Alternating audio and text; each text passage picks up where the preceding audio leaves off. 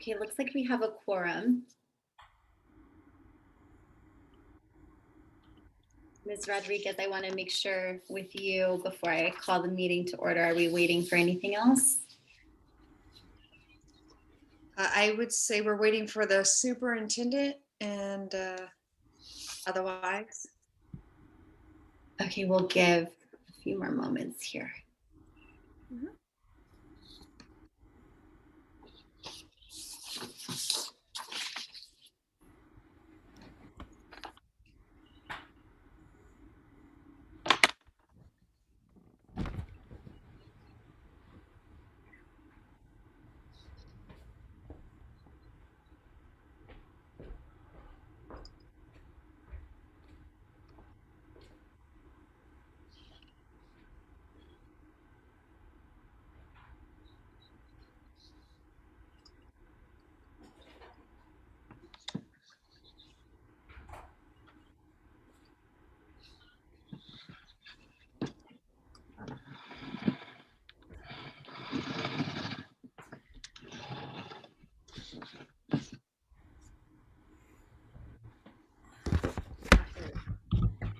Oh, there he is. Okay, we good to go? Yes. Go right ahead. Okay. Oops, sorry, let me.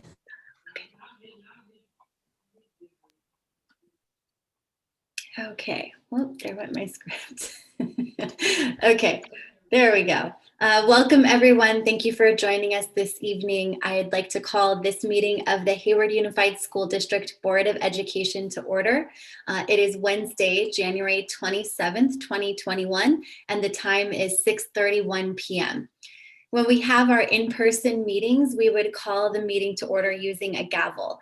But due to safety precautions during this global pandemic, we are holding our meeting in this online environment instead, and that means that there is no gavel. Therefore, I'll be calling on Ms. Rodriguez to mute participants as necessary to help manage the meeting. Please note this meeting is live stream on YouTube beginning now, and the URL is located on the HUSD Board of Trustees webpage. So HUSD translator, Ms. Quesada, is hosting a Spanish translation of this meeting on a dedicated telephone line. Please expect minor delays during public speaking periods. The Spanish-speaking community will be allocated the full 2 minutes of speaking time, and afterward, Ms. Quesada, our translator, will address the board on your behalf. Please note this may not be a word-for-word translation, but a summary in some instances. Ms. Rodriguez, would you and Ms. Quesada make the announcement, please? Great, thank you. So our primary source of Spanish translation and communication is going to be on a telephone number that is on screen, and I'll read it aloud. Area code 727-731-1872. We have already activated the Zoom tool, the dedicated audio splitter, and so we will ask all panelists to select for English at this time. If you look at your toolbar, there should be an interpretation icon, select for English, and that way the Zoom tool will function properly. The only folks who can take advantage of that tool must have already downloaded the Zoom app to their computers. Meanwhile, others will need to use the area code 727-731-1872. Thank you. And speaking of that, you'll need to use two devices, a cell phone and a computer, or a telephone rather, and a computer. And we'll need you to, we're asking that you mute out your computer so it doesn't send feedback into the meeting where we would have to maybe disconnect your line. Señora Quesada, por favor.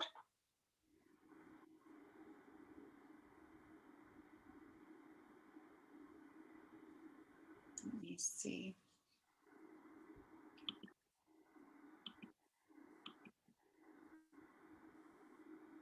Señora Quesada, ¿están en la línea de inglés?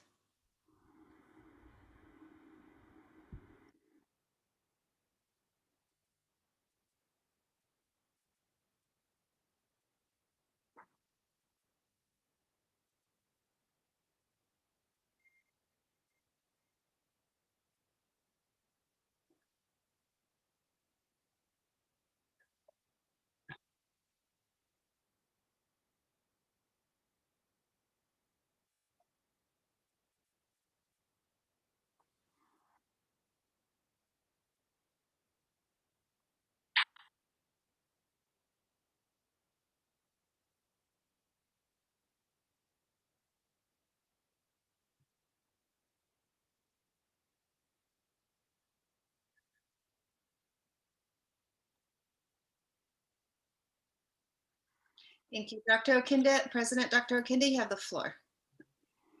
Thank you so much. So at this point, we will do, let me get my notes back up here. Our announcement for public speaking. Please wait for the board president to ask for speakers at each item. And when it is time, you can virtually raise your hand if you're attending online via Zoom.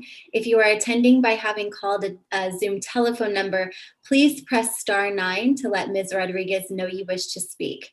It is important that you raise your hand right away since we take speakers in the order they appear and since we adhere to the guidelines and time allocations for public comment. If you are attempting by having called the Spanish telephone line, please let the interpreter know you wish to speak and she will raise her virtual hand on your behalf. And when called upon to speak, please unmute your line and state your name. Reminder that because some viewers are watching this meeting online on YouTube, there is a 25-second delay. And when we call for public speaking, board members and cabinets, please expect that delay in responses from the public. Trustee Buffette, would you please read the rules on public speaking? The agenda for every regular board meeting provides an opportunity for members of the public to address the board on any item of interest, providing the subject matter is within the jurisdiction of the board. Public comments are welcome. However, the board is prohibited by law from having a discussion with the speaker during this segment of the meeting. Board members may only respond briefly, refer an item to staff, or ask clarifying questions. Speaker requests on any agenda item will not be accepted after the item is open for discussion by the board. Individual speakers shall be allowed one single appearance per agenda item to address the board. In keeping with board governance policies, we have asked that speakers be muted and time discontinued if their commentary does not adhere to the rules found within BPE 9323, including staying on topic of the agenda item being presented. If you hear that a speaker has spoken on essentially the same issue, please consider limiting your agreement to a simple affirmative statement, and that can be recorded and waive the balance of their speaking time. This will preserve time for others in the audience to speak. For each speaker, 2 minutes of speaking time is allowed. Speaker time cannot be waived for another speaker. Disrespectful and personal comments are not permitted and may cause your speaking time to be discontinued. Okay, thank you. And we're on D4. Dr. Wayne, I don't believe we have any actions to report from closed session. Is that right? Correct. Okay, thank you. And then D5, may I have a motion to approve the order of the agenda? I move. I think I heard Mr. Buffette first, seconded by Mr. Rowden. Okay, so we'll call the vote. All those in favor? Aye. Aye. Okay, passes 4-0. Okay, now we get the joy of hearing from our student board members, their comments here. So we'll begin with Mr. Yang from Hayward High.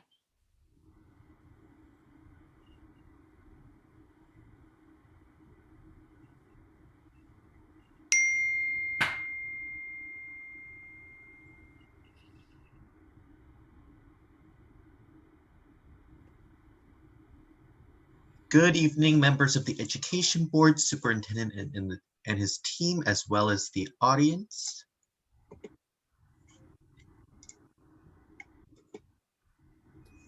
The first thing I would like to discuss today is NIMSY. Starting this week, NIMSY has begun to graciously offer preparatory virtual sessions for AP students in getting ready for the AP exam. I know that AP students are really grateful for this wonderful opportunity that the district and Hayward High School leaders have been able to coordinate, as it most definitely helps students academically as they prepare for the AP exam in the May of this year. It is unfortunate, however, that the grant for NIMSY will soon expire, as I'm sure that many students benefit from this grant, both academically and financially. Therefore, even if the NIMSY grant will soon go away, if the district can still find a way to help AP students academically and financially in the future, that would truly be great.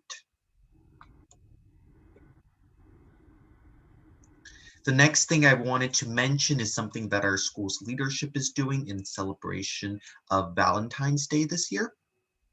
We're doing virtual distributions of Valentine's Day's cards for all students interested in giving a compassionate virtual card to someone that they care about. We feel that this project will really help to show the gratitude that everyone has for others in being able to get through these tough times together.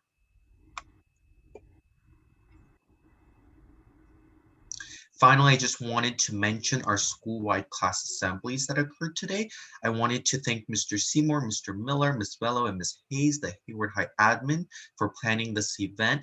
It really helped to refresh many academic things that students should keep in mind during distance learning, and it was really beneficial to all students that attended.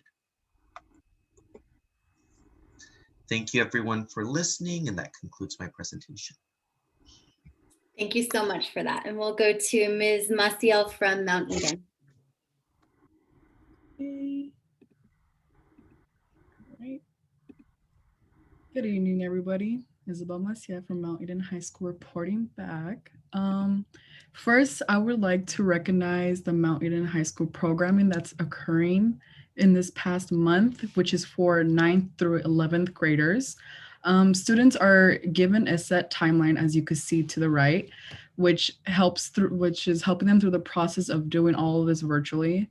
There are tutorials posted for both students and parents in English and Spanish to help guide participants through the process. And in the midst of the programming, there was an AP and Honors Night where there were actually student speakers who were able to share their input about how all the AP classes work at Mount Eden High School and the ones that are offered at our school. Counselors will be meeting with students virtually to work out their schedules individually. And I think this is a great way to kick off the new year with getting students ready to get the classes they choose to take next year. Moving on, like Calvin's school we also had a virtual assembly today for each grade level. It was hosted via Zoom by our administration, and it was held by each grade level. And I think this was a perfect way after finals, the new semester, just a way to check in with each grade level, remind them what they're working for. So this is a great way to keep on the students motivated. And finally, I just wanted to give a shout out to Trio ETS Tutoring. It's a program through Chabot College that offers tutoring in English and math for all students. They offer tutoring, workshop services, academic advising to all students at Mount Eden High School. And their main objective is to help guide students and parents to help provide support, especially during these unprecedented times. And currently at Mount Eden, there's algebra and geometry tutoring, English tutoring for students of all grade levels. They help both English and Spanish speakers, and I just wanted to shout them out because they deserve to be recognized for all the help they're providing during these times. And that is my report from Mount Eden. Thank you. Thank you. And then our last report from our student board members, Ms. Venegas from Tennyson High School.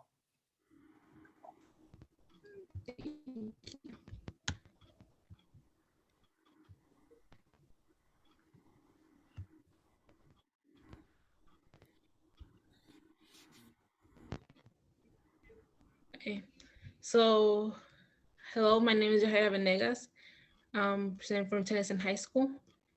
So first I want to start off sharing how from the 150 computers donated from Cornerstone Fellowship Church in Hayward, organized by Pastor Sanders, 25 computers were already given away on Thursday, on January 14, to students with the highest grades for the quarter. And the other computers will be given away during February. So here's some pictures that they took that day. And then recognizing students. So admin has been trying to find ways of how they can recognize students for all their hard work that they've been doing throughout the semester. And they came up with the idea of having student of the month, and it will be taking place second semester. Teachers will be able to monthly choose a student who they see that deserves it. And they will also be sending out student academic achievement awards for this semester based on attendance, grades being B or higher, and good behavior. So another thing I want to share is our Puente senior class. So our main focus of the Puente program is community service. They're training us to identify issues in our community and finding ways that we can help in the present, but also in our future, because part of the Puente mission is to return to the community as mentors and leaders. and this is a great way to start. Our Puente teacher from our senior class, Mr. Bowie, implemented the Global Glimpse CAP, that stands for Community Action Project, as one of the main focus of this school year. He wanted to make sure that even though we can't do everything we did before, we continue to make a change in our community. Some of us are working on rural house, climate change, homelessness, and leadership. And I want to share the incredible job our homelessness group has been doing. So they're planning to host this charity event during spring, and to gather donations that will be following all COVID protocols. They want to create baggies with essential personal hygiene products, canned food, water, and have any blankets, jackets, beanies, and gloves on the side to distribute to everyone as much as they can. So they want to reach the less fortunate in our community. And they have already started to test how everything is going to work. And they all pitched in $20, and they bought waters, gummies, bars, chips, and more items to make sandwiches. So here are some pictures where you guys can see the items, and then Lisbeth, Stephanie, Ilse, Hector, Eduardo, Jocelyn, and Andrea were part of the homelessness group. And they went around the community, around Hayward, around like the streets and everywhere, and they were able to distribute like food to the people that they saw the most needed it. And that'll be it. Thank you. Thank you so much. You all are always the highlight of our meetings, and we appreciate hearing not just what you're doing to stay connected in your own schools, but also with what, the ways you're staying connected to our communities. Thank you so much for sharing. So we will move to item E now. E2, that's general public comments for items not appearing on the agenda. And 45 minutes have been reserved for any speakers who wish to comment in general. This would be for subject matters within our jurisdiction that, again, is not on the agenda for this evening. So I'll turn it over to Ms. Rodriguez. Great, thank you. We do have speakers. We have 7 at this time. And recording the time at 6:47, our first speaker is Charles Jones. Your line has been unmuted, sir. If you will unmute on your end. All right, can you hear me? Yes, go right ahead. Oh, perfect. Hello, my name is Charles Jones and I'm a teacher at Tennyson. I had some questions about the bond money we had to repair schools from a few years back. Tennyson was supposed to have its roofs replaced over the summer due to leaks causing flooding and other damage in classrooms and hallways. You repainted our school, but the roof was never done. And with the current rain, I'm concerned about the damage and how well that new paint is holding up. My other question is, what did you do with the money earmarked for Tennyson to repair roofs and flooring? And why didn't you use it as promised? What kind of account is the money being held in? And does that money draw interest? If it does draw interest, what are you using the money from that interest on? And are you delaying school repairs in order for the district to profit off of the interest? These are serious questions with which our community and schools deserve an answer to. It was barely 2 years ago that this district said we were around $7 million in debt during bargaining when trying to cut services, and then suddenly found that 7 or so million again after questions started being asked about the financial records. You ask why parents might be pulling out children from HUSD, as if functional buildings isn't something parents find a top priority for their children. So where's our bond money going that was promised? And can you please acknowledge that some of the responsibility is on you? Lastly, we have built these STEAM buildings for millions of dollars. They're amazing and they're beautiful, but they need a full-time staff member in them to make sure that they are maintained and kept up to standard. Otherwise, they'll start having issues and will cost the district even more money down the road. So please put somebody in a position there to make sure that those buildings are running properly. Thank you, and I yield my time. Thank you. Our next speaker is Chantaine Fauntleroy. We have unmuted your line. If you will unmute yours on your side. Chantaine, can you hear me?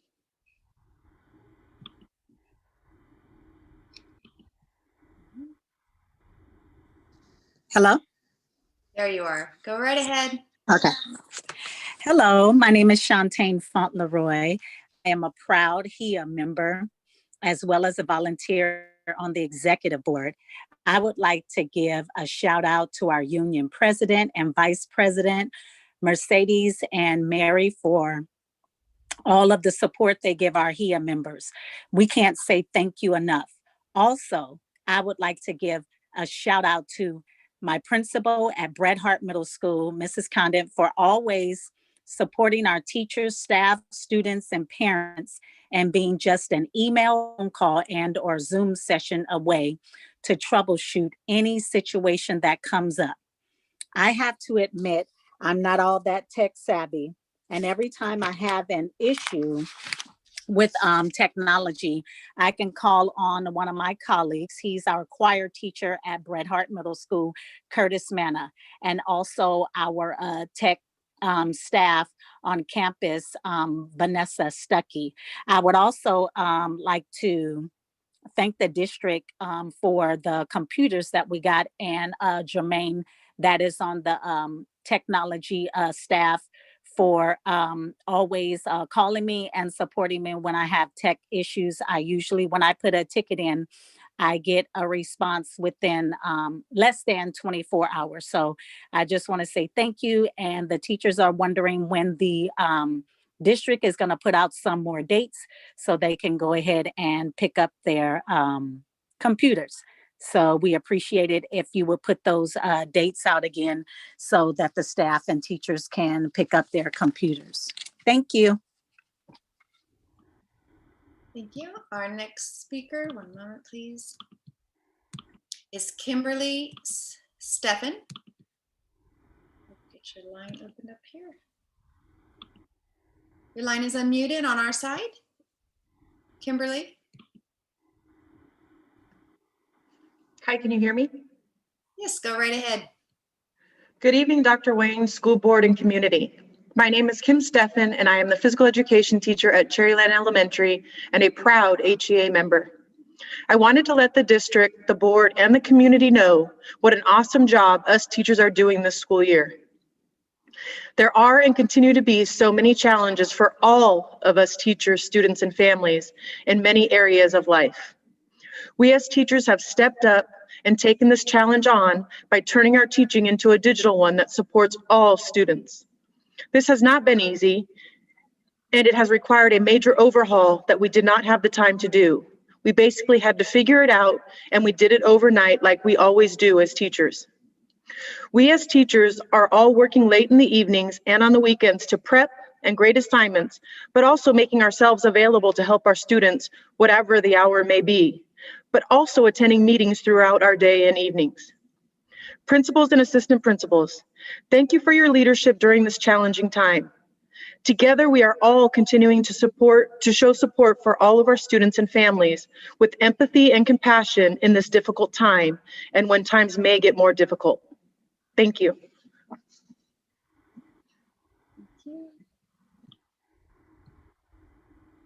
Our next speaker, excuse me, is Elena Lepe.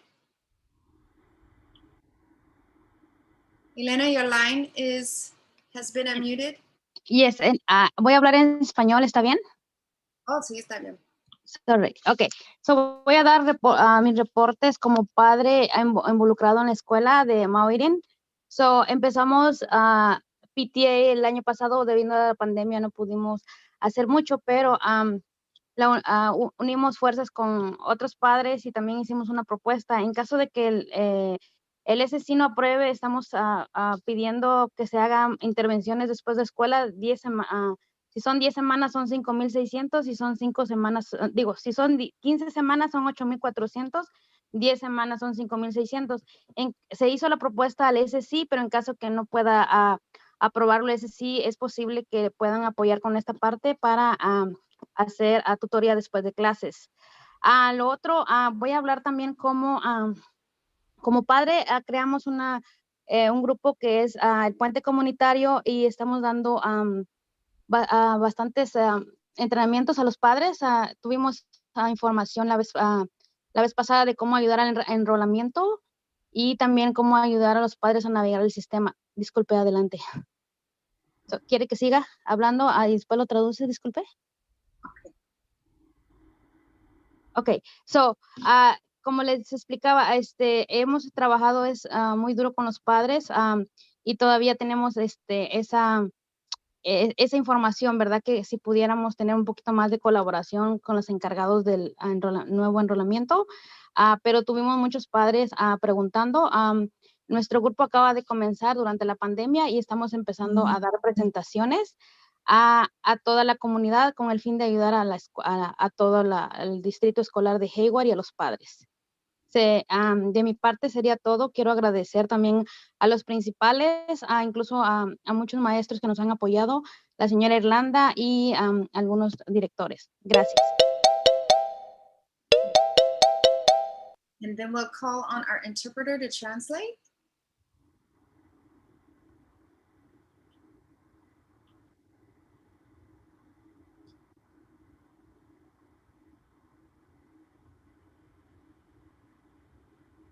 Señora Quesada o es señora González, ¿se van a repetir en inglés, en la línea de inglés, por favor? Barely, but yes.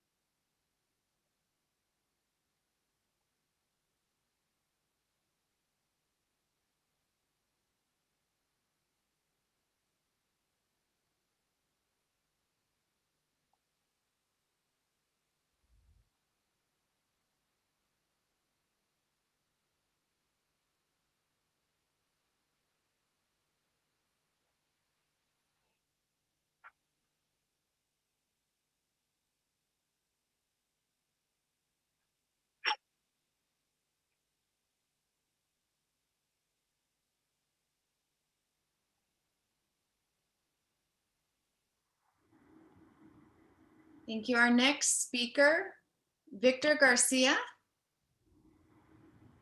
Your line is unmuted. If you will unmute your side.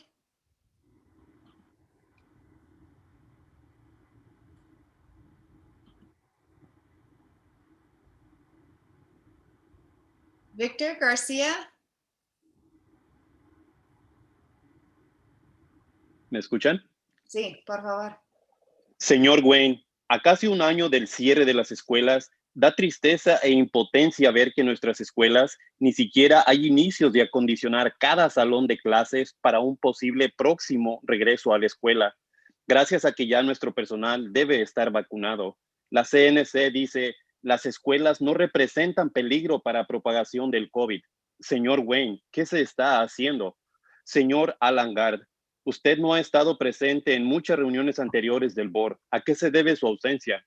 Ahora es cuando debe de mantenernos informados sobre el impacto económico, apoyo a programas para estudiantes, los grants estatales recibidos y qué programas fueron beneficiados con tal aportación, dinero ahorrado en el cierre de las escuelas, informe de cuántos estudiantes y maestros han sido contagiados, no solo cuando se necesita informar impactos negativos que perjudican a nuestros casi 20,000 estudiantes. Hoy, el Distrito Escolar de Chicago anunció su enfado contra la Asociación de Maestros por falta de interés a dialogar para regresar a clases, diciendo que usarán sus mismas tácticas amenazantes, donde los padres han considerado no asistir a clases, establecer un distrito de escuelas charter. Los padres pudieran hacer un recall a los miembros de su mesa directiva. Hoy, el Distrito Escolar de Las Vegas cree conveniente regresar a clases ya que el incremento de suicidio y depresión han aumentado alarmantemente. Además, estamos dañando su desarrollo emocional e intrasocial. La Unión de Padres Grupo Poder hemos estado asistiendo por más de un año a cada board meeting. ¿Por qué no agendan nuestras peticiones con la misma prontitud con la que se movilizaron en el caso Reynoso? Se dice que somos la unión de padres problemáticos y que siempre nos quejamos viendo todo negativo. Esos mismos padres que han estado presentando propuestas, ideas, sugerencias, métodos de trabajo en conjunto y demás, pero que todo ha sido desechado. Esos mismos padres donan, sí, donan. Señora Quesada.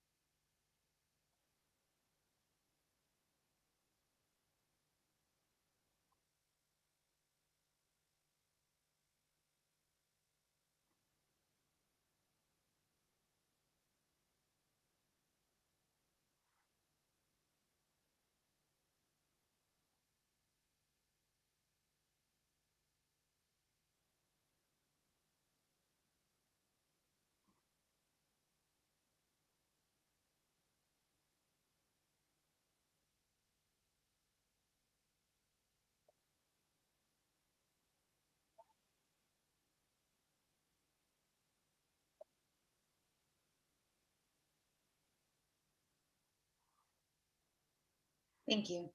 Our next speaker is Mary Walsh. Your line is open. Thank you. Can you hear me? Yes, go right ahead. Hi, good evening, board and the community. My name is Mary Walsh. I'm a math teacher and department chair at Hayward High School. I'm also the vice president of HEA, the Teachers Union.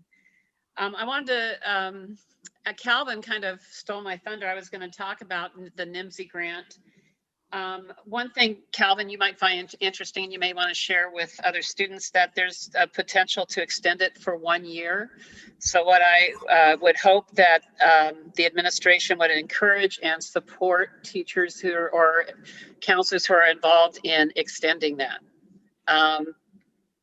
and get that done. I also want to say I was part of the NIMSI grant.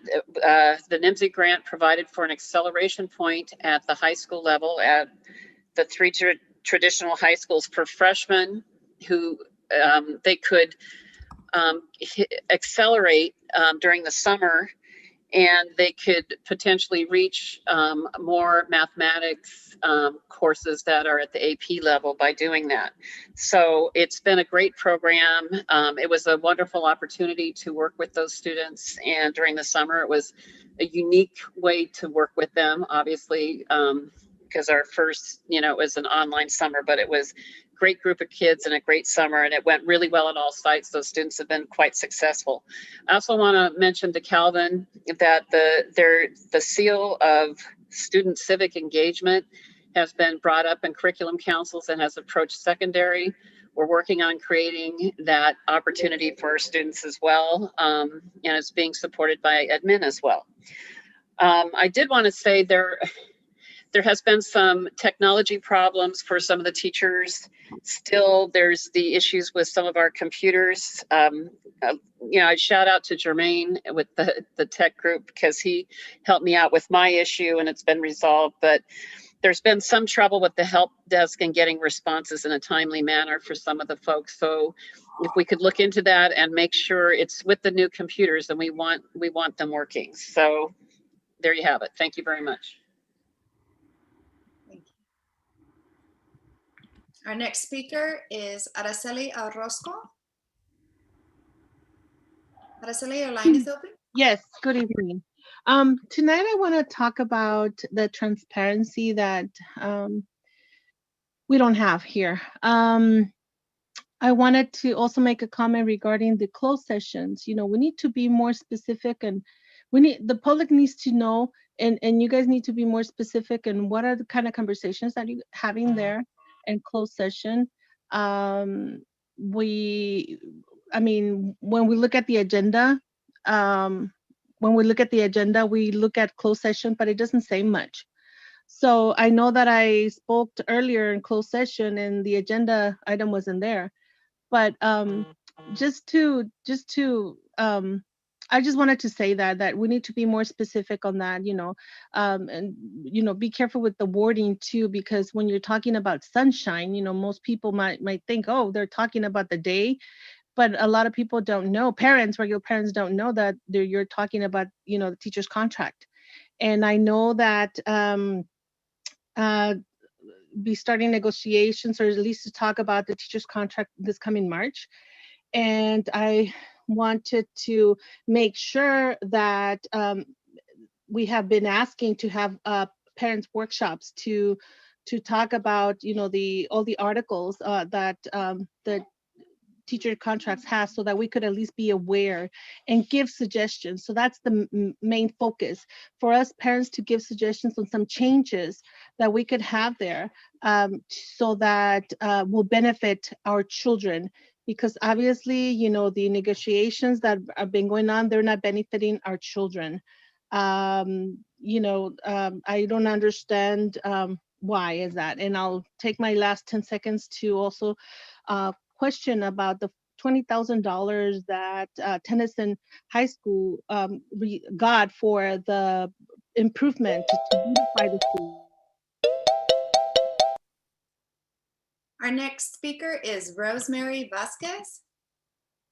Rosemary. Yes, good evening, everyone, and Happy New Year. This is the first time I'm actually speaking to all of you. Thank you for the opportunity.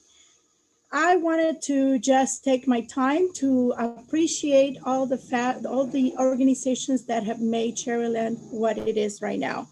Eden United Church with Pastor Arlene with the hot meals and tutoring program, Alameda County Food Bank, wonderful people. Four Seas of Alameda County, they gave diapers and wipes and food to 200 of our children. Hope for the Heart, Miss Victoria Pojoy is giving us USDA boxes for months and months, and so appreciative. Hillary Bass with the Alameda County Sheriff's Department and the Sheriff's Department, which tomorrow will be putting up tents to protect us from the wind and the rain tomorrow for our food distribution at Cherryland. My thanks, and I love them.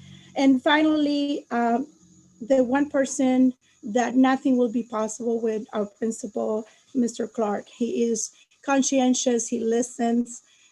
He wants to help the community. He wants to hear everything that's happening, put it in consideration, and move forward. And that is exactly what our family needs, what everybody and every single administrator out there, together with our assistant principal, which gives me quite a bit of support as well. We really appreciate it, and we are blessed. Thank you very much for the opportunity, and I yield my time. Thank you. Our next speaker is Euphemia Maynard. Euphemia? Hi, can you hear me? Yes, go right ahead. Okay, thank you. Good evening, board and community members. My name is Euphemia Maynard. I've been attending to these meetings for 2 years plus, 4 years, I believe. But anyways, today I wanted to talk about my situation at my son's school. I don't usually talk about my situation, but this is my situation. My child is in a special education. The whole school district receives so many millions of dollars for our education, and I would like to know what happened to that money, because in my child's class they have different levels of learning disabilities with the kids, and they're all in the same class. My child's staying behind because there's kids that are even worse than the case that he has, and they all attend this in the same class. And without counting that they only have 2 hours. This is ridiculous. We're talking about millions that you guys have for education, and you're not using it for our students. You can say that we parents, a lot of parents complain a lot, but this is for our kids' future. Money that it should be invested in the education, and you guys are not investing. What happened to all the money that you got? You got millions. And I'm not the only parent that is having this situation. You know, I'm a vocal parent, and I'm struggling with this situation. Can you imagine parents who don't speak English at all, or don't understand what's going on, and they have kids with disabilities? I would like to remind you that a lot of parents are suing a lot of districts because you got the money and you're not investing it on the students' education. I also was one of the parents who raised their hand for private closed session, and I would like to get more information of what are you guys talking about in closed session, because we as a parent wants to be involved in that too. Thank you. Our next speaker is Alexandra Slatoff.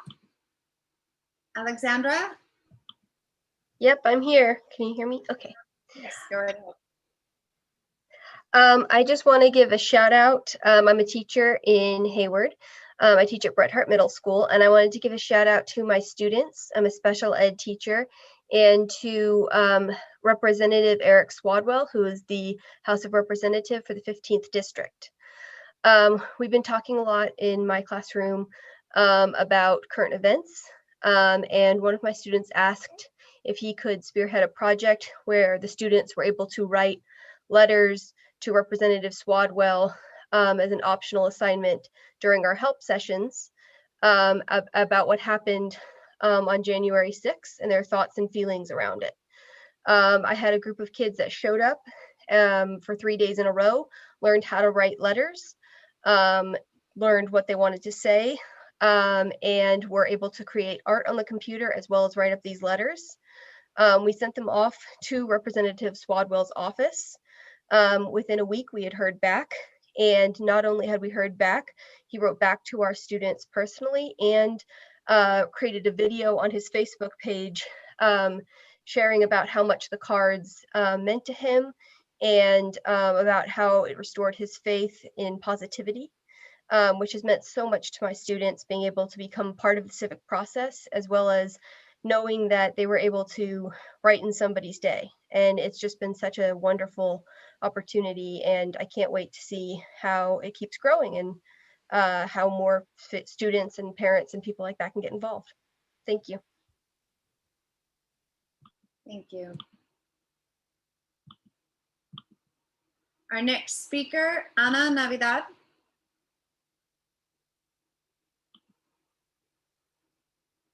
One moment. She's an older version. Hello. Yes, go right ahead.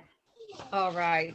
Hello, everyone. My name is Ana Navidad, and I just wanted to also give a shout out to all the teachers and the staff and the apparas, the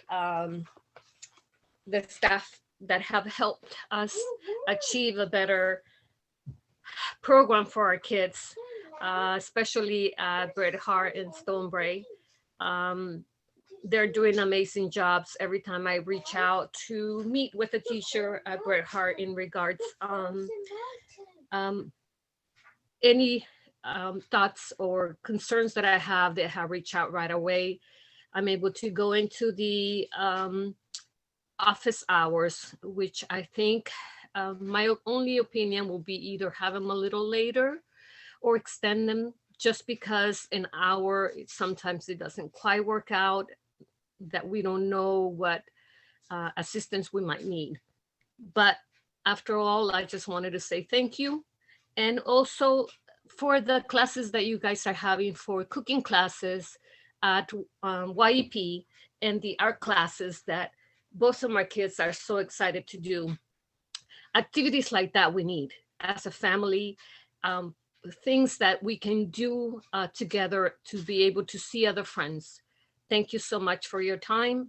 I truly appreciate it. Mr. Matt Waney, thank you for helping out our families with the boxes of food. I truly appreciate that. And I just wanted to say, I'm so excited to continue on things like that for our district, for our kids, for our teachers, our students. The support is wonderful. Thank you.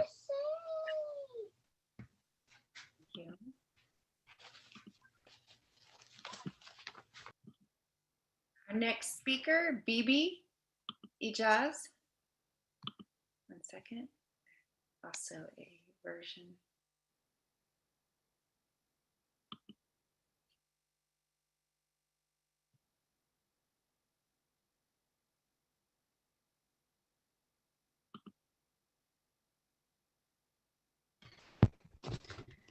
Hi, can you hear me? Yes, go right ahead. Hi, I don't really have much to say. I just hope that the community and everybody can just come together and move forward with whoever the new board member is. And let's just come together and support the process. I know that things have been so difficult in the past with HUSD, but I think with everything going on in politics, it is so vital for us to just unite and work together to better HUSD education system. And I hope that we see more support and love, and also parents who do have complaints. I hope that you guys do look into those complaints, because they are coming from real experience. Just as when my son was in HUSD, I had a lot of issues, and I feel like they were not addressed. So I do continue to speak on my personal experience. So I do hope that you guys just have the decency to look into fixing the problems that the parents are raising, because they are coming from real life experience. That's all I have to say. Thank you.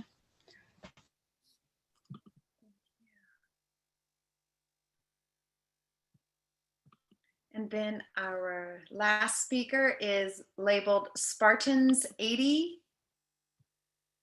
Your line is unmuted. Yes, good evening, board members. My name is David Hernandez. I'm the Executive Director of the Association of Education Office and Technical Employees, AOTI. And I just want to give a shout out to the backbone of the district, your classified unit, your education support professionals. A lot of times during this pandemic time, our classified units are kind of in the background, making sure that the district is running properly, from the district office, payroll attendees, to human resources, to especially our EIT unit, which is keeping the community and children's all on board with technology and making sure that the students are getting the education that they are getting. As well as at our schools, we have those office managers that are still going, checking in, making sure that the communication is there and that they're making sure that things are being run efficiently. And to those library technicians who are still helping the students out and they're teaching every day, as well as our family engagement folks that are working with families constantly every day to make sure that they get what they need for their resources. Classified units are the backbone of the district. They are who keep things, they keep things moving and running properly. Let's just hope that now and in the future that we don't forget your backbone and to support your classified staff. Thank you very much. Thank you. That concludes the public speaking. President Dr. Okenda, you have the floor. Thank you so much, Ms. Rodriguez, and also to all of our speakers for sharing what you have with the board and our staff this evening. We will move forward to E4, which is board comments. Each board member will have 3 minutes to report out on any committee memberships they have updates about or any other district information. So I'll just ask if there is someone who would like to begin.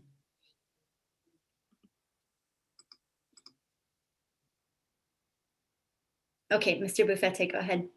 Yeah, good evening, everybody. I just wanted to share the feelings I walked away from with our last board meeting. I found it very refreshing to hear how often mental health awareness was brought up on that meeting on January 13th. All 3 of our student board members shared with us the events on their campuses that were designed to build community and normalize the speaking openly about mental health. Hayward High had the Among Us event community building. Mount Eden had mentioned the Spotify collaborative playlist of Mental Health Week, and Tennyson had the Mental Health Club. This is a true reflection of the need in the community to make mental health awareness a priority, and I'm encouraged by our district's dedication to serving the social, emotional well-being of our students and the continued expansion of these programs and initiatives. To our HUSD employees, I want to let you know that I believe that our business, that a business and organization's most valuable assets are its people, it's human capital. Our product and service is providing a quality education, and we are serving the students of Hayward Unified. I want to thank you for all that you do. Just as much we talk about social and emotional well-being of our students, I want to make it clear that I want to say how much we care and value your own social and emotional well-being. So I look forward to exploring how we can continue to make HUSD a great place to work and continue to support your professional development. For the board and district leadership, our district is subject to a previous reputation of how HUSD has handled situations in the past. And I invite us to acknowledge this unavoidable circumstance, but also to accept that this is a challenge and to be optimistic in our own success in overhauling our previous image. I have faith in this board and district leadership to draw from our community's rich diversity in order to create an engaging and equitable educational experience delivered in a safe and supportive environment. Thank you so much, Mr. Buffete. I'm going to forego comments tonight. There's a lot on the agenda and it's going to be a long evening, so I'll forego comments tonight. Thank you. Yeah, I would just like to say that I'm looking forward to next month, beginning of Black History Month. I'm looking forward to doing African American read-in with Fairview Elementary. It's always been one of my favorite things to do. I usually do the read-in at Burbank because that's where my kids previously were. So I'm looking forward to all the virtual events that are coming up. And I am also looking forward to just from hearing from parents, students, classified staff, teachers, just this past month, I'm really looking forward to all of us actually being here for our students and supporting them in their education and really listening to them, you know, and really listening to, because they have a lot of the answers. And oftentimes, you know, we tend to silence the youth when we need to empower their voices. So I'm really looking forward. I love hearing from our student board members. It's like one of my favorite things. And I'm just looking forward to just being more supportive in the future and as a community, being more supportive in the future to our students. Thank you. Okay, thank you, trustees. So I just have a specific thing that I want to share this evening, and it's about the conversation that we'll talk about this specific to COVID response, but this is a little bit more general what I want to say, so I'm saying it here instead. And it's the conversation about grading practices that continues to be relevant. And I'm really grateful that our district staff and our teachers are having meaningful conversations about this topic. This coming spring semester, school for me starts tomorrow, and I've adjusted my own curriculum based on what I've learned about grading for equity. And an example of that is that a common grading practice is to grade students based on the final product that they submit. And that focuses on the outcome rather than the learning process. So an equitable approach instead would be to assess students on their growth and their learning. So this is something I'm trying to implement in my own class. And grading for equity really invites us to apply the theory by examining all of our practices and by centering the lived experiences of our students. So I agree with Ms. Prada that they really know best what they need to succeed in school and academically and also emotionally and mentally. So this examination of how we're doing our grading, while it's crucial in these times of distance learning, it definitely must reach beyond this school year. Changes to our grading practices won't happen overnight, I know that, but we can continue to prioritize now this integrating the changes across our district to bring our grading practices into alignment with our commitment to equity and to anti-racism. And that's all that I wanted to say for this evening. So we will go now to our superintendent comment. He also has 3 minutes allocated.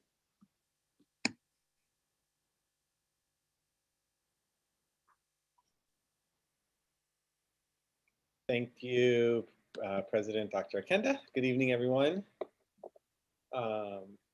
And first, I just want to provide some updates related to COVID-19. I think you all may have heard the regional state home order has been lifted. That doesn't impact us much at schools. We're still in the purple tier and schools are not allowed to open.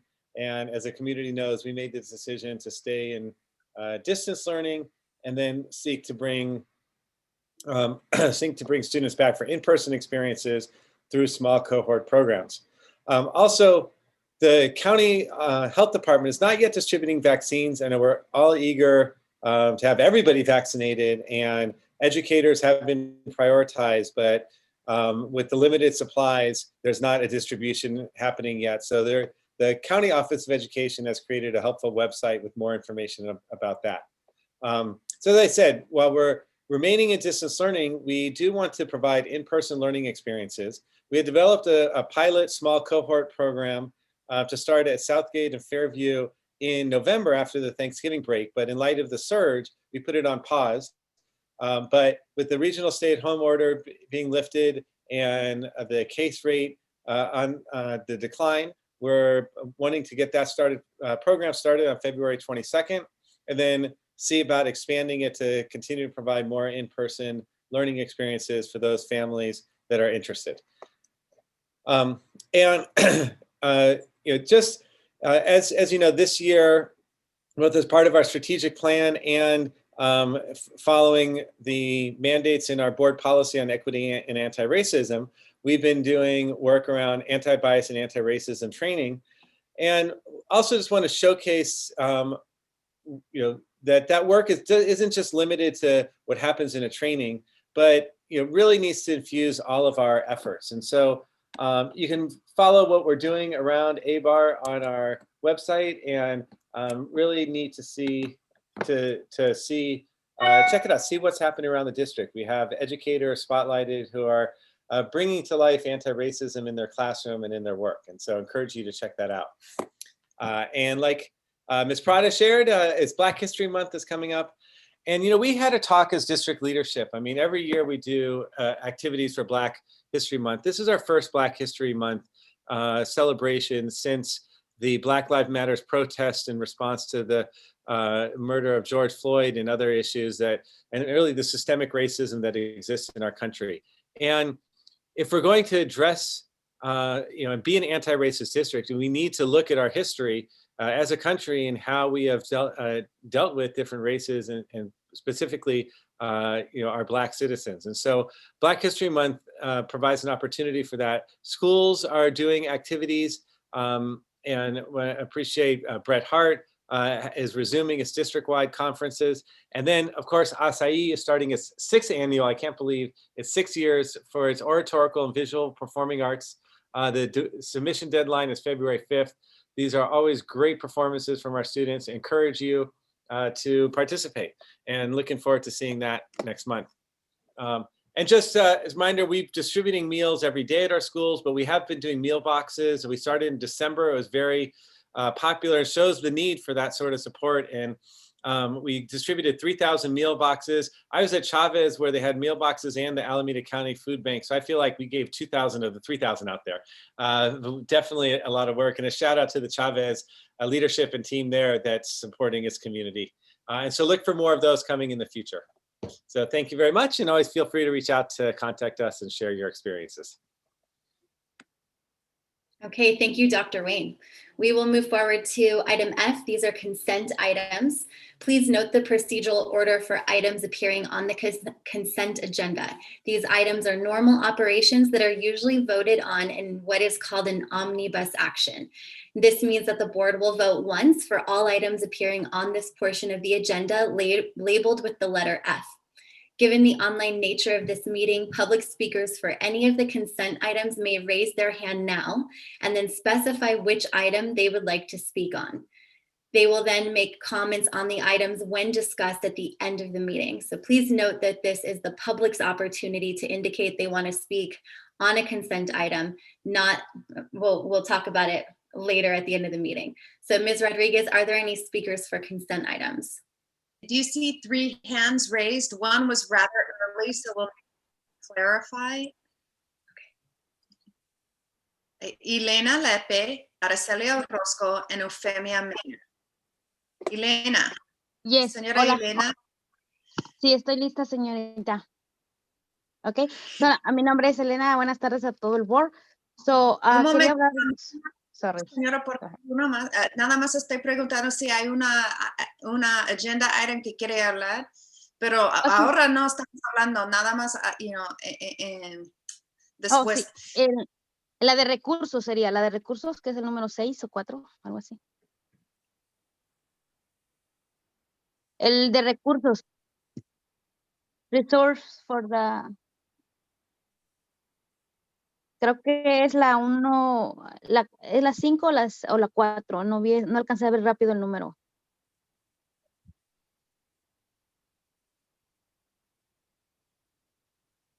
Okay, let me take a look here.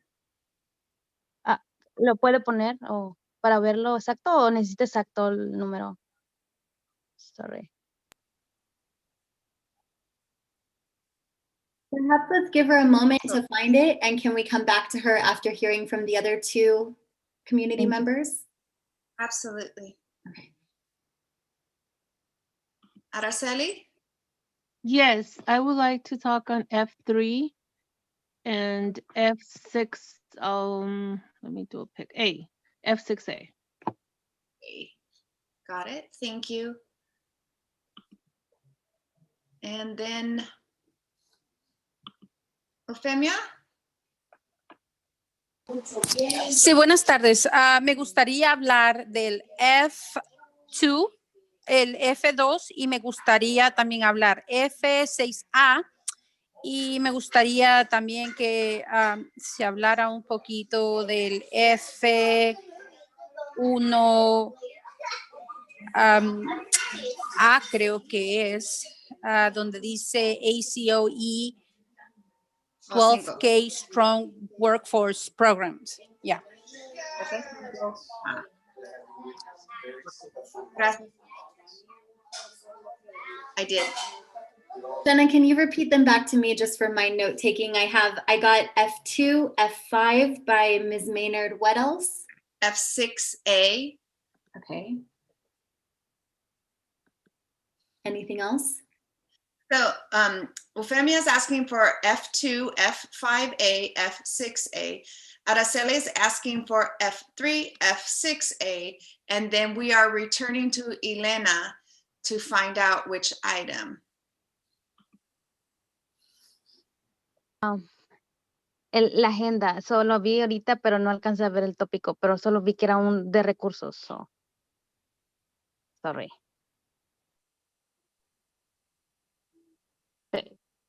So, ¿ya puedo hablar para lo que estaba pidiendo o necesito ver la agenda? Es que no alcancé a ver la agenda, disculpe. Un momento. Sorry.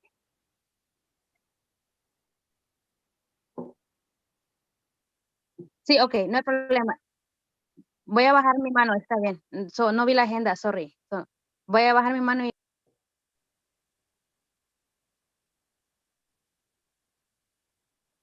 Yeah, okay, great. It sounds like it's on the action side anyway, from what I'm gathering. But yeah, we're going to need to move on though and pass the balance. So Ms. Lepe, if you can quickly jump in here, otherwise we're going to need to go forward.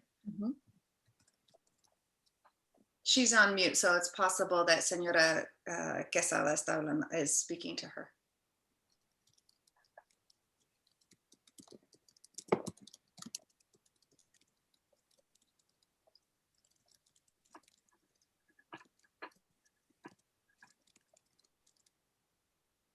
Señora Quesada, ¿nos podemos seguir? Okay. Okay, yes, Dr. Arquette, you have the floor. Okay, so we are not putting Ms. Lepe on any of the items to speak for later. We never. Consent items, no, not at this time. Okay. So I see we have 1, 4, 6B through F, 7, 8, 9, 10, and 11 as the balance. Is that correct, Ms. Rodriguez? Do you have the same? 1, 4, 6B through F, 7, 8, 9, 10, 11. Yes. Okay, may I have a motion to approve the balance? I'll move it. Second? Second. Okay, all those in favor? Aye. Aye. Okay, passes 4-0. We will move on to our action items now. I just want to note the 6 steps for procedural order that will follow for action items. We'll hear staff presentation, followed by board questions. We'll hear from our public. We'll call for the motion in the second. Then we'll do board deliberation, and then finally the motion with the vote. Okay, so we will move to Reimagining School Safety, the SRO program follow-up. Thank you, Dr. Akenda. This is a board item I know our community and the board have eagerly awaited for us to talk about proposals for how to reimagine school safety, proposals that include what school safety would look like with our school resource officers and without the school resource officers. And so previously the board gave us direction to return with these ideas with several proposals and to include the community in the conversation when developing these proposals. So I want to introduce and greatly appreciate our Associate Superintendent Chinwu Fernandez and our Director of Student Placement, Kat Hanna, who have worked tirelessly these past couple months leading those conversations and developing the ideas which you'll see before you tonight. And so with that, I'll turn it over to Ms. Wu Fernandez. Thank you, Dr. Wang. Good evening, members of the community and board. Tonight, we have prepared a presentation for you to update you on the progress we made with the support of our community on reimagining safety in schools. Before we do that, I just want to make sure that members of my presentation team is here. So Jenna, will you help me make sure that they're on the panel? Yes, I'm moving them over now. Thank you. Mhm. We will be presenting this information as a team, and so I just want to take a moment to introduce the team members that are on screen with us tonight. So Hannah, if you wouldn't mind waiting, she's our Director of Student Placement, who's joining us tonight. We also have Taslyn Kimball, teacher at Mountain High School, joining us tonight for the presentation. In addition, we have Lonnie Yamido, a parent at Eden Gardens, as well as a parent ambassador on the call with us tonight. There's Lonnie. And lastly, Aubrey Gossett, who is a student at Hayward High, who is also joining us for the presentation tonight. All righty. Kat, would you mind putting up the presentation for me?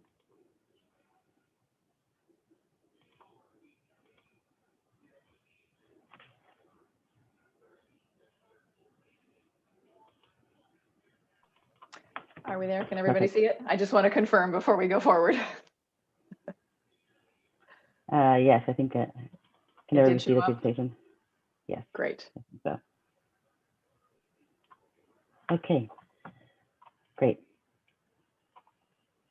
So the Hayward Unified School District has a memorandum, just as a background. So Kat, if you can go to the first slide. Perfect. So just to give a little context on the presentation tonight, the Hayward Unified School District has a memorandum of understanding, or MOU, with the City of Hayward to implement a school resource officer program in middle schools and high schools. On June 24th of 2020, when the MOU came up for consideration, the Board of Education made a decision to pause the renewal of the MOU, pending getting additional input from the community. Subsequently, there was a joint town hall meeting held on July 13th and a joint City Council and Board meeting held on August 4th to gather additional input from the community. In addition, the district works with an independent evaluator. Their names are Hatchell, Tabnick, and Associates, and conducted a student survey on this topic for our 7th to 12th grade students. As a result, the board met on September 9th to consider the information collected, and as a result, the staff, the board was able to provide additional direction for the staff on how to move forward on this particular topic. And moving forward, the board asked us to work with our community to gather input and create options of how we can move forward to address safety in our schools. The options should include options that included as well as not included the support of SROs in our schools. And all this is with the understanding that the options that we create needed to focus on the creation of a safe, inclusive, and supportive school environment. In addition, the board wanted us to ensure that we include a student voice as part of the process. In response, the staff moved forward to conduct a student focus group in December and develop a process for staff to work collaboratively with the community in addressing this particular issue. The process we developed consisted of convening a planning group and advisory group to focus on the issue. The planning group and advisory group met from November to January, and the participants in the committee included staff, parents, students, labor partners, community members, and partners for our school district. The group worked together and helped us design options to present to the Board of Education. As part of the proposal, the committee was tasked to do the following. One, defining the elements of safety and identify current safety tools and strategies that we currently have already in place. 2, look at student survey data. 3, learn about current SRO program services and the district protocols. 4, identify strategies and tools for the different proposals. 5, review student focus group input, and finally give input on the final proposal that we'll be presenting for the board consideration, which is what we're doing tonight. In the next 2 slides, I just wanted to extend a great thank you and our deepest gratitude to members of our planning advisory team meeting. They are truly an invested group of committed leaders in our community and their perspectives were critical in helping us think through the best options to consider, ensuring that we have a safe and supportive environment for our students. We are lucky enough to have some of our team members tonight to help us present, and those what the presenters have introduced to you earlier. And so with that, I'm going to turn it over to Ms. Hannah, who's going to help us with the next part of our presentation. Thanks so much, Chen. I really appreciate it. So to ensure that we included student voice in this process, we were able to conduct some focus groups. And we chose to work with Circle Up Education to help us with this, because they're an organization, a local company that's known for their integrity and their transparency. Their work specifically is focused on equity, inclusion, racial justice. That's what they do. They work with schools, businesses, small organizations and large organizations, and they train large and small groups of folks to develop the capacity to be inclusive and to address bias. We asked them to help us with this process for the focus groups to ensure that we could hear directly from students and that no student would feel pressured by a relationship that they have with one of us as adults to say anything that we might want to hear, but to in fact be able to speak honestly from their perspective and to have that honored. Every student who participated and their parents signed a confidentiality agreement in order to be able to participate, because all of the focus groups were recorded in order to enable Circle Up to do a word-for-word transcription of what the students said. The full report from Circle Up, including all of the word-for-word transcriptions and the summaries of each of the student focus groups, are in the appendix of the larger document that is attached to the board agenda item G1. We held 6 student focus groups facilitated by Circle Up staff. 4 of them were high school, Tennyson, Mount Eden, Hayward High, and Brankwitz. 1 of them was a combined middle school group with students from all 5 middle schools. And 1 was a group specifically of English learners, including World House students from both Chavez and Tennyson High School. The focus groups were held the week of November 30th to December 4th, and Circle Up facilitated all of these focus groups. We were intentional in our recruitment for students. We wanted to ensure that there was diverse student population in these groups. And so we recruited intentionally African-American students, Latinx students, English learners, including World House students, students who are learning English as newcomers, students in homeless situations or housing insecure situations, students who've experienced out-of-school suspension, students with disabilities with a 504 plan or an IEP plan, and LGBTQ+ students. Our team outreached to 109 families personally and spoke with their parents and their students. The group of students that we were able to talk to, the lists of students were shared with us by the secondary administrators for all of the schools, and all schools participated. Of the 109 families that we spoke to, 59 said yes, that they would participate and help us with the focus groups, and 42 participated in these focus groups. We were able to share the student focus group summaries and transcription, all of this data, with the planning and the advisory group to ensure that they were able to layer it, the student voice, into the strategies and the considerations for the proposals. As you can see, the demographic information of the students who participated in the focus groups: 31% were African American, 2% First Nations, 10% Asian, 7% white, 43% Latinx, and 7% Pacific Islander. 55% were male, 45% were female. 33% of our students were English learners, and 5% were in the World House program.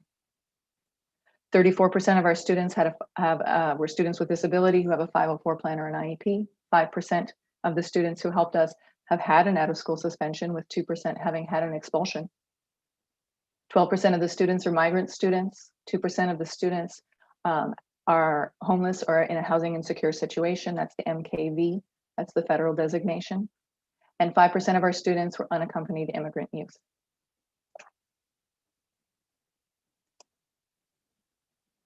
The Circle Up facilitators began each group with the students with a definition of some key terms. They wanted to ensure that all the students who participated were clear on campus safety officers or CSOs versus school resource officers or SROs.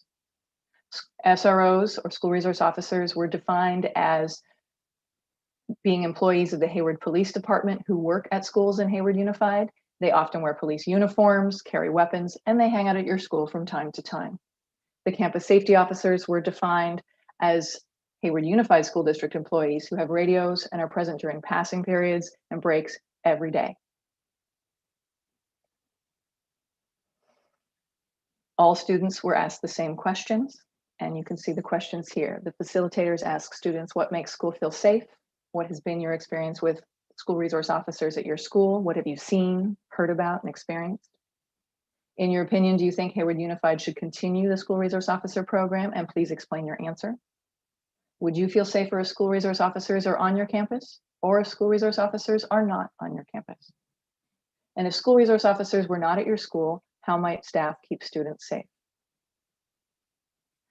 The report prepared by Circle Up included all of the transcriptions, the word-for-word transcriptions of the information that students shared, all of their comments, and the summaries for each focus group. Based on the analysis, and the summaries are based on the analysis of what the students had to say. I'm really pleased to be able to introduce you to a member of our planning group and our advisory group, Ms. Aubrey Gossett. She's a student who has demonstrated such leadership in this process, and she's going to share with you information from the report from Circle Up.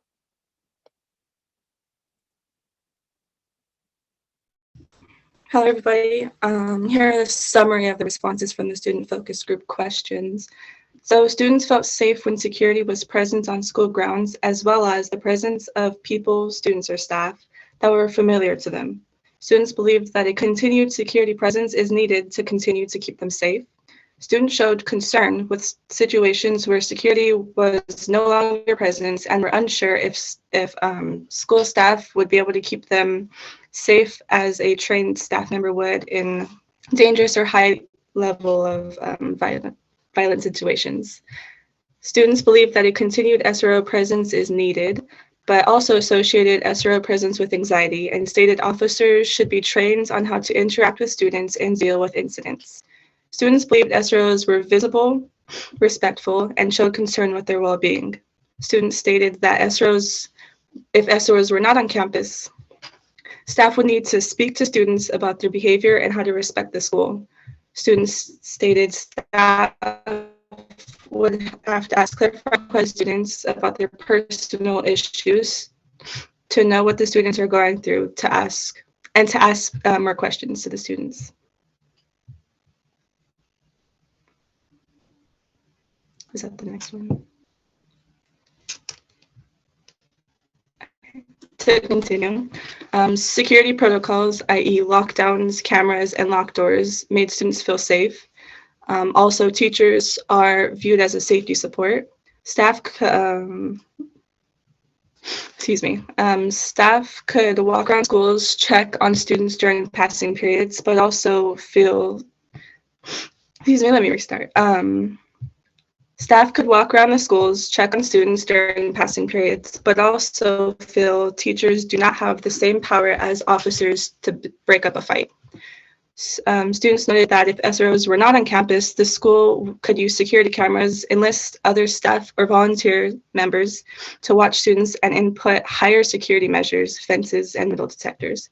Students felt staff projected biases and teacher interactions affected student safety.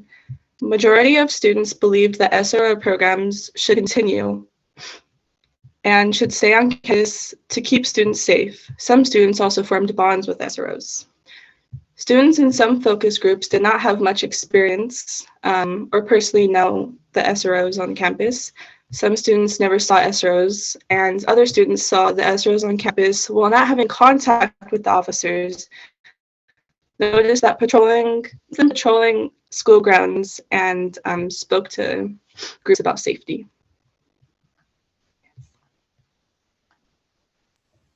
Thank you so much, Aubrey. I appreciate that. Thank you. Just to share, I seem to be having difficulty with my camera. I'm sorry. I'm not actually shy, but thank you very much for your patience.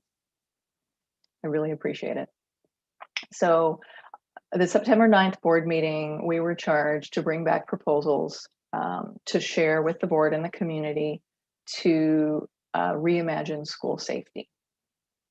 And we were able to really work with this group, the advisory group and the planning group, to capture the best thinking of this multidisciplinary group in order to develop these proposals. Option A, the proposal, is the School Resource Officer program as it currently exists. Option B is the reimagined School Resource Officer program. And option C is no School Resource Officer program.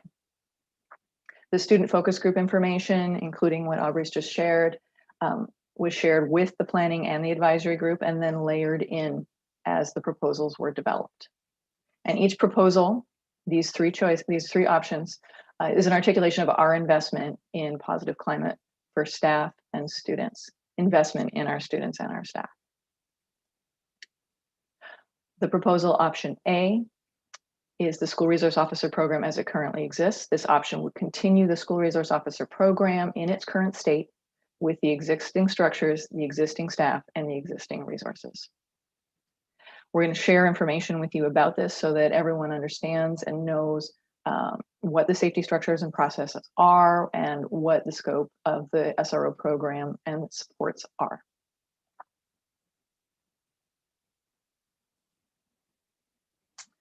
The School Resource Officer program is part of the Youth and Family Services Bureau of the Hayward Police Department. The Youth and Family Services Bureau has two primary pieces to it. One is the Youth and Family Services Bureau Counseling Wing, and the other is the School Resource Officer Wing. And the whole program is supervised by a clinical psychologist. There are 6 full-time dedicated school resource officers, or SROs, for 9 Hayward Unified secondary schools. There is also a supervising SRO sergeant. These are specialized officers with more than 300 hours of training around youth and schools and expertise in that specific area. When they're assigned for when they are appointed after applying for the position, they're assigned to the position for 3 years. So that gives them the opportunity to develop a 3-year relationship with students, the schools that they work with, and the staff that are there. The SROs have the shared goal of safety for everyone and preventing entry of students into the juvenile justice system. The primary elements to the School Resource Officer program are focused on prevention activities, and they do provide support with Hayward Unified Schools, the secondary schools, without having to be called or there having to be something wrong. They provide on-site supervision on campuses. Their focus is relationship prevention.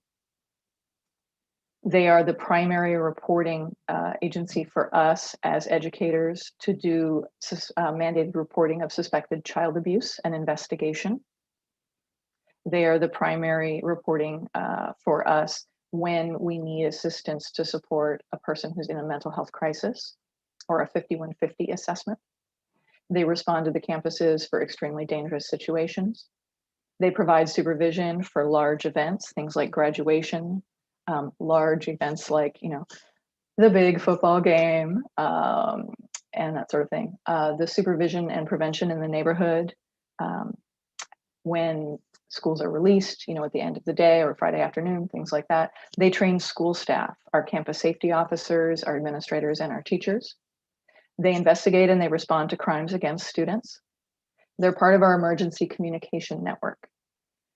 The school resource officers all have a district radio, one of the radios that can cross the city, so that they're looped in to be able to hear from school staff if there's an issue. And they're also part of our Share 911 system so that they receive notification if there's ever a critical incident in real time so that they can support us. They participate in conflict resolution on the campus and with families. They provide student workshops on things like cyber safety. They provide mentoring, and they partner with the school district in safety planning when we're talking about developing the school-based safety plans that are reviewed annually, as well as the district emergency operations plan. They investigate threats to school safety, and they connect students and families to mental health services.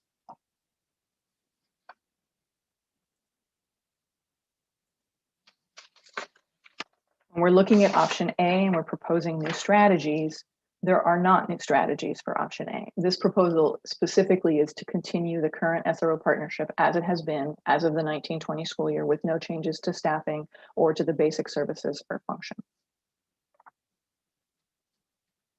And now that we know a little bit about option A and the status of the current SRO partnership, I'd like to introduce you to Miss Lani Amito, our parent ambassador, and she's going to share with you some of the considerations from the planning group and the advisory group that are part of this proposal.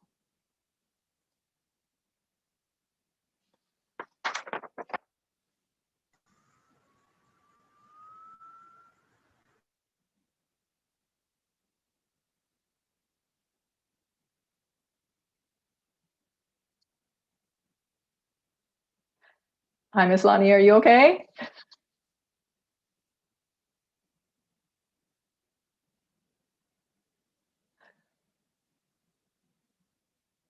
I know the weather's not good in some places, and so internet connectivity or power may be an issue. Muted. I think she's muted. Uh-oh. All right. I apologize about wonderful. that. Hi, Miss Lani. So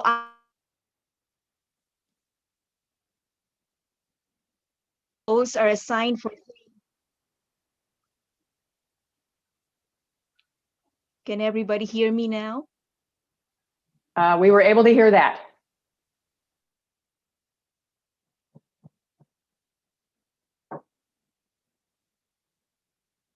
I feel like we're in a cell phone commercial. Can everybody hear me? We can hear that.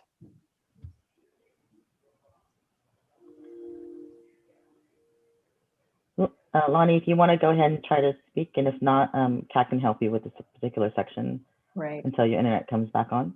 That'd be great. Do you want to give it one more try?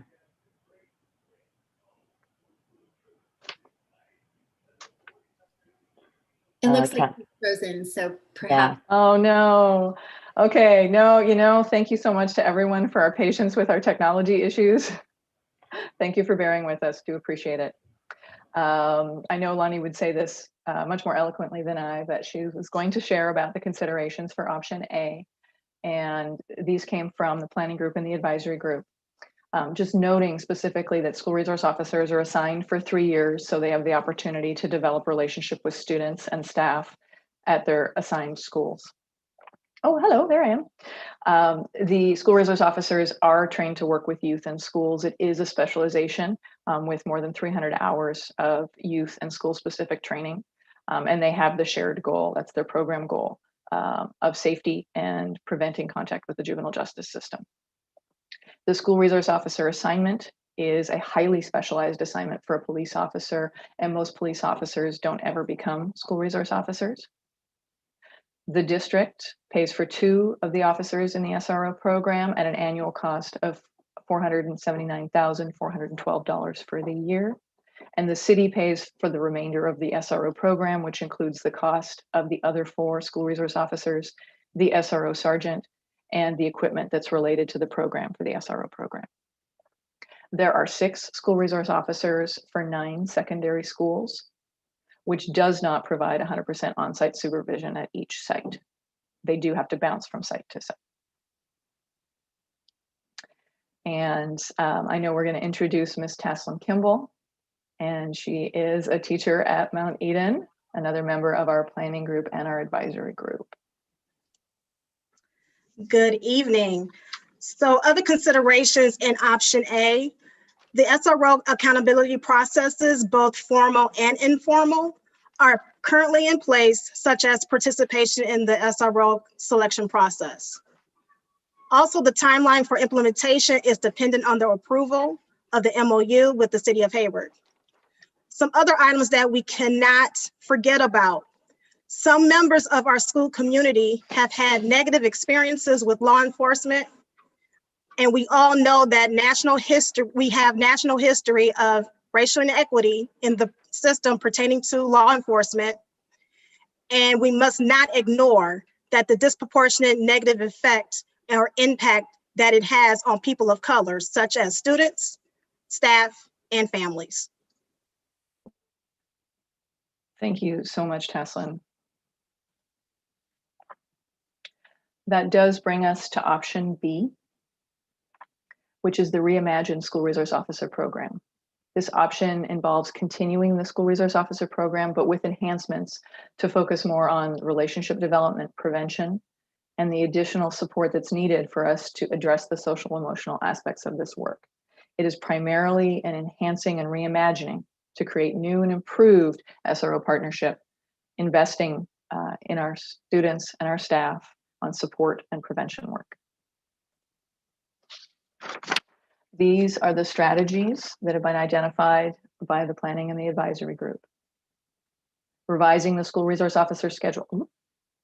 Yes, revising the school resource officer schedule. These are new strategies to account more for the supervision at the high traffic times at more schools. So we're talking about things like lunchtime and release time at more schools. Revising the school resource officer schedule to include supervision of after school time and YEP time after the regular school day. Expanding informal relationship building opportunities with students. Expanding the SRO presence in middle schools. Presence in elementary schools to ensure that there is relationship development and prevention. Expanding the SRO mentorship program. Including school resource officers in regular school events as part of the school community. Increasing school resource officer visibility as members of the school community. Some of the suggestions from the planning group and the advisory group include things like office hours, having the SROs on the school webpage, being part of the staff directory, communicating and enhancing the school resource officer accountability processes, and providing an annual review prior to contract approval.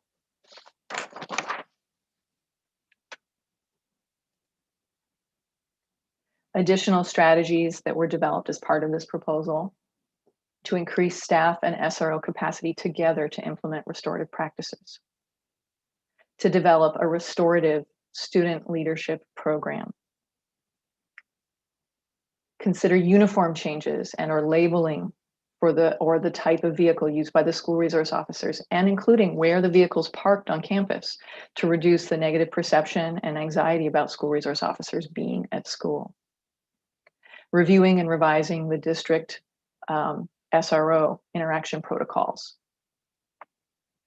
Looking at our cameras. This is something that came up very much for our students, and they talked about it a lot. Consider the placement and the functionality. That's something that helps students feel safe. In the focus group, students shared that. Installing Share 911 on all district devices. Share 911 is something that's district-wide, and it is our critical incident emergency communication system. And currently the SROs are part of that process, as is HPD. So should there be a critical incident like an active shooter threat, they're notified immediately, just like all of the folks on the campus are for a lockdown, so that they can respond immediately. To increase site-based services such as counseling and social work.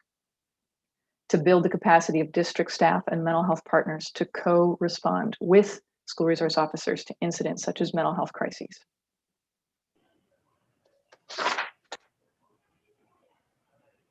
Hi, Ms. Lani, can I share with you? I hope our sound is going well. I'd love to share with you the next slide, the considerations. I do. I'm ready. I apologize. Hey. I apologize about Welcome. that. My connection is acting up. Under option considerations, which includes the option A, there's a proposed strategies that are primarily an expansion of current strategies and responsibilities, specifically relationship building and prevention activities. The reprioritization of responsibilities to be more prevention focused is cost neutral. Any considerations of additional officers for expansion will incur a cost and need to be negotiated with the city. The revised protocols also requires staff training using the current training structures. The expansion of the restorative practices requires staff with expertise that incurs cost amounting to $125,000 for staff or specialized support. And lastly, restorative student leadership program requires development, staff to support, and ongoing training. And we have Ms. Taslin to continue.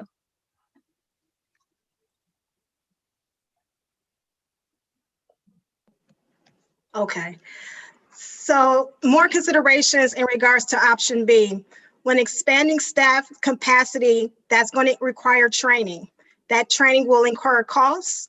That cost for all secondary staff will be $255,000, and training will take 6 hours throughout the school year. Please keep in mind that training for all staff, we do undergo training, and some of that training is mandated. And because of that, there may be some competition involved in regards to how we're going to prioritize these trainings. Increasing counseling and social work services, especially in the area of mental health, may incur an ongoing cost of $125,000 per full-time employee. And when it comes to expanding and augmenting any scope of work for any staff member, that must be negotiated. And the timeline for implementation will depend on the approval of the MOU with the City of Hayward. And that will definitely be launched approximately during the 2021 and 2022 school year. Thank you so much, Tesla, and thank you, Lonnie. Option C, no school resource officer program. This option ends the school resource officer partnership and develops new protocols, provides additional training to staff, and forges new community partnerships to meet the safety needs of our school communities. This proposal contains significant investment in support and prevention, and the strategies that are here are explicitly called out because there is a need to develop new protocols if there are not SROs, and we have to have the capacity to address the gaps without school resource officers.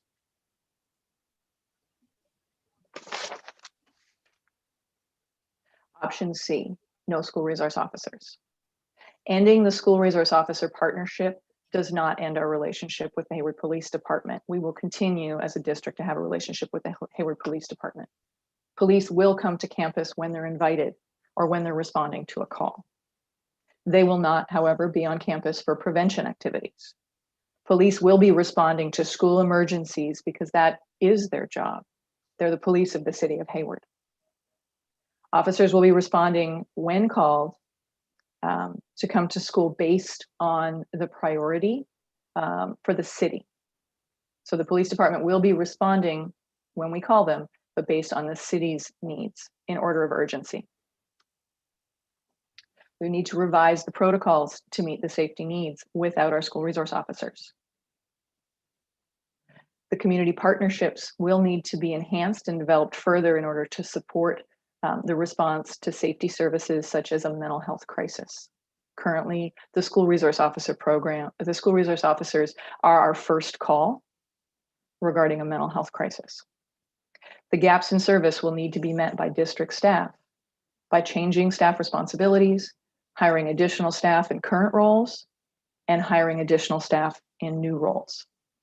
The strategies that we're going to be sharing were developed by the planning and the advisory group to address the gaps for needs that are currently addressed by the school resource officer program.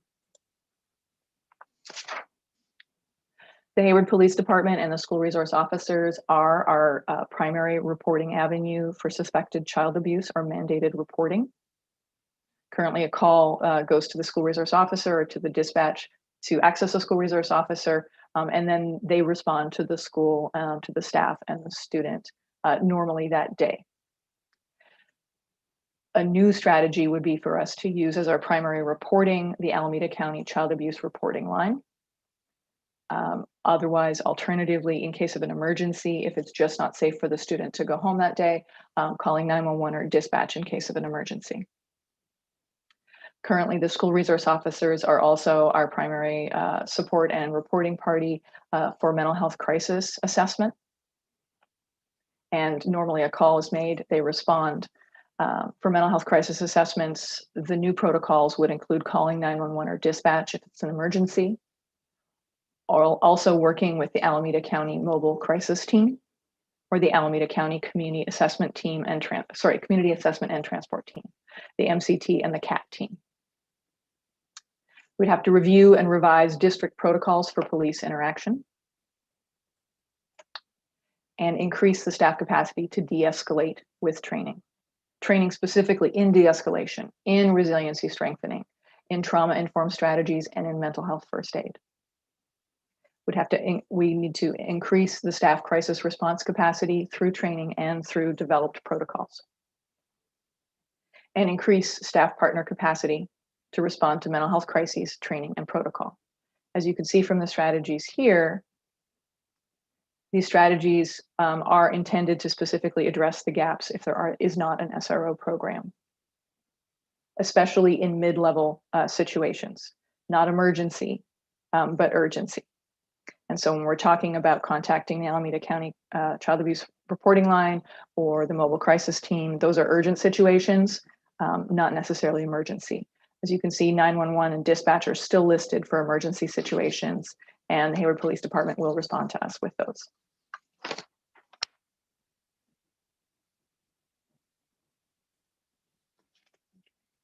Continuing the new strategies that were developed, increasing the staff capacity to implement restorative practices, developing the restorative student leadership program, developing a peer mentoring program, increasing site-based services such as counseling and social work services, installing Share 911, which is the emergency communication tool on all of the district devices.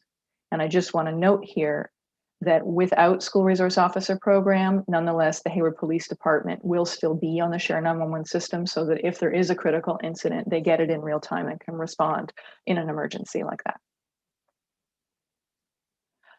Without school resource officers, there is going to be a cost for large event supervision requiring support from the police department for things like graduations and large games or other large events where normally police presence is requested. And our students in particular in our focus group talked quite a bit about cameras and other security features. So it will be important to revisit the placement and consider the need for additional cameras and the use of cameras for real-time supervision. Another strategy would be the addition of supervision staff at our school sites.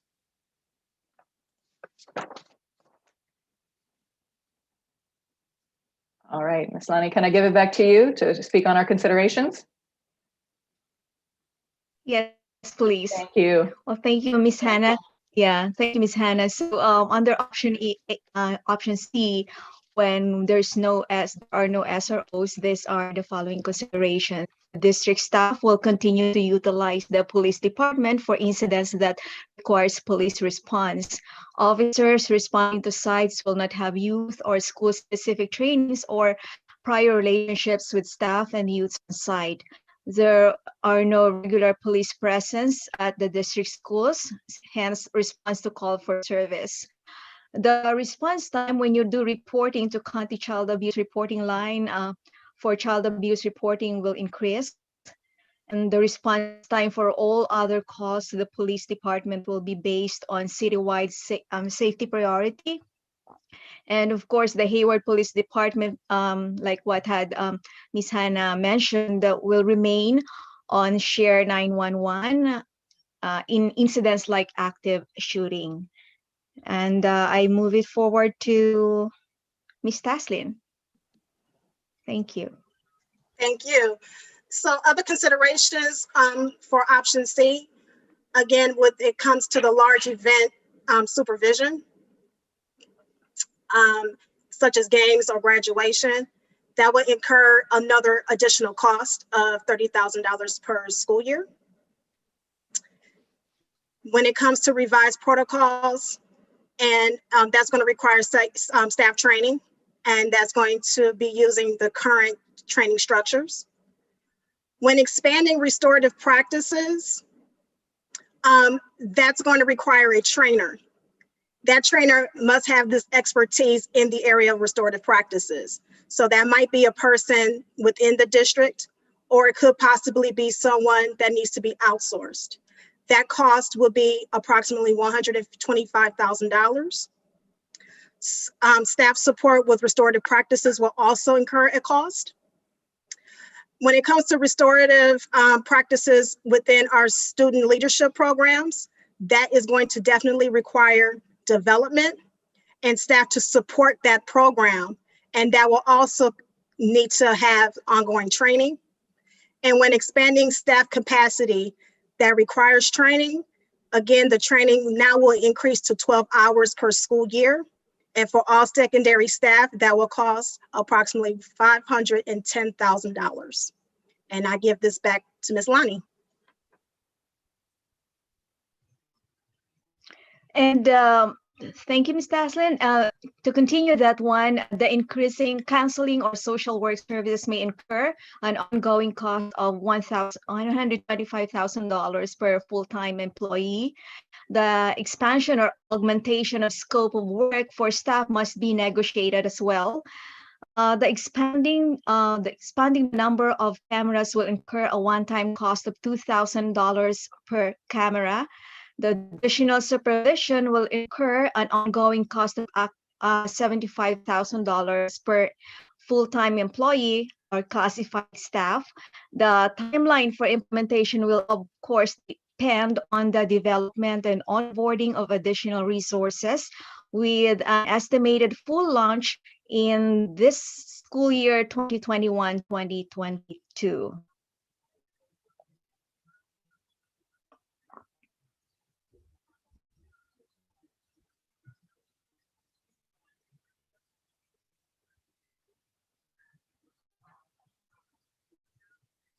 There you go. So thank you to Lonnie, Taslin, and Aubrey for presenting. In summary, there's a couple of slides that we want to just give to the board as you begin your discussions around this particular topic. In this particular slide, you'll see that in each, it's a summary of the costs associated with each option. So in each option, there were considerations and strategies for the board to consider. Some of the strategies require us to reprioritize the work and create additional partnerships, and other strategies may incur additional costs. This chart provides some information on the potential costs so the board can have the information for the discussion tonight. These are not created as bundles for approval, so it doesn't mean that if you pick option A, that is the cost that we must associate with that, option B and option C, but rather these should be viewed as individual components for the board to consider that's related to particular strategies that we talked about and some of the considerations in development of additional strategies. Ultimately, these costs reflected here are what we believe are areas that we should consider investing in to make sure that we meet our goal of creating safe, supportive, and inclusive schools. Next slide, Kat. So finally, to just recap, these are the three options that are in front of the board for consideration tonight in discussion. Option A means that the school resource officer program will exist as it currently exists. So this option will continue the SRO program in the current state and with existing structures, staffing, and resources. Option B is our option of looking at how we can reimagine the school resource officer program. And this option would involve continuing with the SRO program, but with the enhancements to focus more on relationship development, prevention, and additional supports needed to address social emotional aspects of the work. And finally, option C that requires us to sunset the SRO program, or meaning no SROs in our schools. We will end our SRO partnership, and in place of it, we propose the development of new protocols and provide additional training to staff and forge new community partnerships to meet the safety needs of our school communities. Finally, I just want to give a great big thank you to the group that helped us present it tonight and open up for the board for any questions or directions. Thank you so much to all of you for the presentation and to the many stakeholders who put together really behind the scenes in the months leading up to this conversation. Your time and your investment in this process is really appreciated. So I'm going to turn it over to our trustees, and whoever wants to begin. I want to remind us though that this is a time for questions. So please do your best to keep your questions specific to a question form. I have a question. Go ahead. Yes, are the SROs protecting our schools and unincorporated our charter schools that are covered under HUSD? Are they currently operating on those campuses? Yes, so to respond to that, Ms. Prada, the SRO program, which is the personnel we talked about before, they are responsible for our districts and then in terms of being on our campuses and responding to our calls, but they do also respond to calls at other school sites, including Moreau, Community Day, Connie Carabello, which is an alternative school in New Haven, and some of our charter schools, Silver Oak and Impact, as well as ROP. In Cherryland? No, so Cherryland's actually in an unincorporated area, which is are some of our unincorporated area schools, which are all elementary schools, are served by the county sheriff's department. And do the Alameda County Sheriff Department, do they operate a similar program that rotates Alameda County officers on our unincorporated campuses? So the Alameda County Sheriff's Department has their own SRO department, which serves our districts as well as other districts. They respond to calls. So if we have a critical incident on site or we have issues that require police response, they will respond to that as part of their role. Okay. But they are not on our sites unless we ask them to come in for particular incidences that require a police response. I see. So would that be considered an example of one of a couple of our school sites that do not have an SRO program and are functioning currently without an SRO program? Yes, so the SRO programs currently serve our secondary schools. So our elementary schools do not have SRO programs. So they would call for response from the police department when they need the support that requires a police response. So they don't have a presence at all at our elementary schools? Not unless we invite them in for an incident that's related to police action. Our current elementary schools that aren't unincorporated have no relationship at all with our SRO officers. They do not have SROs assigned to them. They will come if we invite them to come. So if they're coming for an event or they're coming as a response to a particular incident that requires police response, they will respond, of course, as they will for anyone else. But there is no assigned SROs to the elementary school sites currently. I have a lot of questions. Board President, do you want me to just go through my whole list of questions, or go through your whole list, and then we'll try to have everyone just go once then, and then we'll go to public comment. Yeah. Okay. So I would like clarification. Is the city of Hayward saying that they won't insist on training their officers on how to interact with our children if we discontinue this? Because right now it's educational money that we're funding towards the Hayward Police Department. So the city has not come up with said that statement to us at all. What we do know is that to be a school resource officer, there is required training of the 300 additional hours that was referenced earlier in the presentation that they have to take to be labeled as SROs or categorized as SROs in schools. I'm not familiar with the trainings that other officers get and whether or not they are able to expand their current training to include some additional training around youth and that's similar to an SRO program would get. Okay, so that's 300 hours that the rest of HPD does not have as far as interacting with children.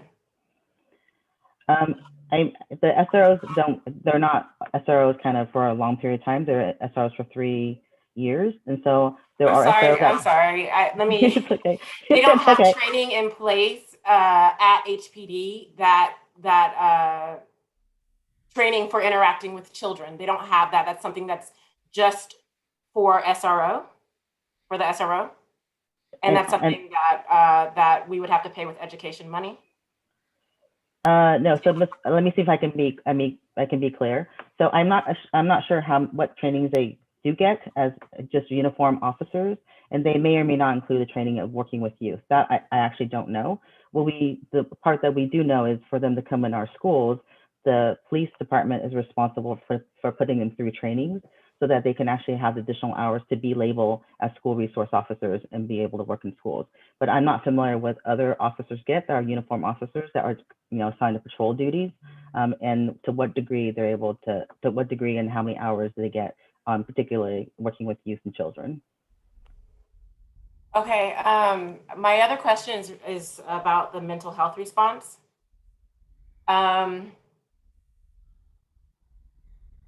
Police officers, are they normally the preferred response for mental health 5150? I've heard that, I know that MCT and CATT are the preferred response, especially if a student is having a 5150, it could be, more traumatizing to encounter a armed officer in that state and then have to go into a police patrol car. Have we looked into possibly just changing our protocol with that, just to make it so that we're putting the student and their care first? Just because it can be seen as scary for a child who's going through a 5150 to then encounter a armed officer. Luciana, are you going to answer that? Yeah, thank you for raising that. And I definitely just want to really honor the fact that any person who's in a mental health crisis, for anyone that person and for the folks, their family and the folks who are supporting them, it is scary for everyone involved because that's a person in crisis. And so historically in our partnership with the school resource officers, because of their expertise with youth and schools, they have been our first call. However, the other community resources that are continuing to be built out through Alameda County, those are certainly partnerships that we've begun talking to folks with, and we would look to build that out further. Okay. So if we can go back to the survey and focus group, if you could actually go to, I don't know if you can pull back on slide number 6.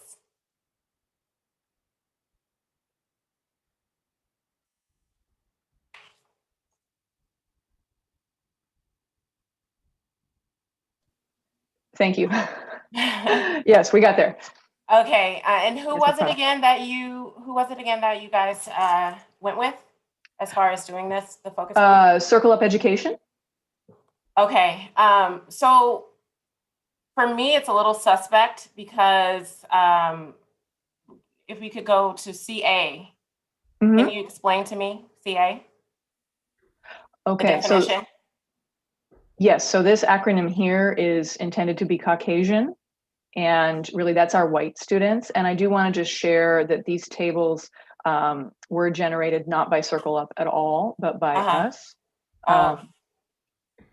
Because like Caucasian is not a definition of an ethnicity.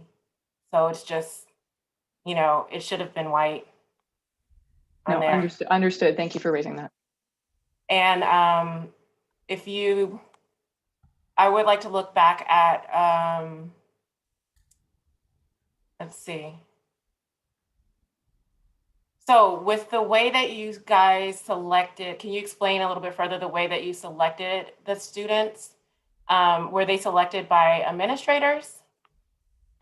So the outreach that we did is we did reach out to the leadership for all 9 secondary schools, shared with them specifically that we were looking to ensure that there was the opportunity to talk to this diverse student population and hear their voice and their opinions regarding school safety and considering specifically the school resource officer programs.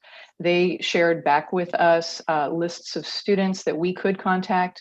Folks in my department called the families individually and spoke with the parents and the students. And they were successfully able to contact and touch base with, talk to 109 families, the students and the parents. And of those, 59 said, yes, we would be happy to be part of this. And it did include a confidentiality agreement because there had to be consent for them to be able to record so that they could capture the word for word transcription of what the students had to say. And the confidentiality agreement specifically said, we would strip out any identifying information so no one would be able to say, you student said this, so that students would feel free to be able to share their actual experiences without any concern about follow-up. And so, and then they destroy the recordings afterwards. So that's not. Okay. So this isn't a non-random. That is correct. This is non-random. Yeah, no, we were seeking a representative sample, but it is non-random. You are correct. But with a non-random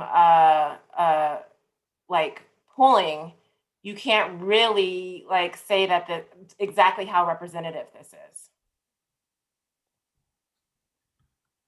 We were really, just trying to speak to students about their opinions here. Within the time frame that we had available, we wanted to be able to speak to students and include voice here. I think if we really, were to go back and redesign. But they were selected? They were just lists of students who the administrator shared with us, said that they might be willing to talk to you. Okay. And can you go to option B again? Okay. Okay, are you looking at the strategies or the considerations? Or You can just go to page 1 of option B. Okay. Yeah. Okay. So, yeah, I went through option B and it was actually, it looks, I have a question. Does option B expand the SRO program in a bit? Like, is that an expansion? There were a lot of different comments and ideas that were shared by the advisory group and the planning group, because we had left it very open-ended and really asking for their best thinking of what would, we didn't put a limit on how you reimagine that. It's what would make this better. If we continue to have a school resource officer partnership, what would make this better? How would we invest? What would we do? What strategy? In comparison to option A, is it an expansion? Many of the elements do look like expansions, and some of them are reallocations or reprioritizations or a change of protocol. But yes, there are some folks who said, hey, it would be really great to have a dedicated middle school SRO so that middle school students know and see them and have those relationships all the time. Okay. But those are suggestions from our community group. Okay, and my other question is, when you guys were selecting stakeholders, did you identify the campus safety officers as stakeholders in this conversation? Yes, and there were 2 campus safety officers who participated in this, and we're very grateful that they were able to bring their voice to this. That's great. I'm happy that you guys did that. Yeah, and the campus safety officers are awesome. And if you read the transcriptions, you'll certainly see that our students really appreciate them as well. They spoke well. And so that was a part of consideration, was actually how we could further support campus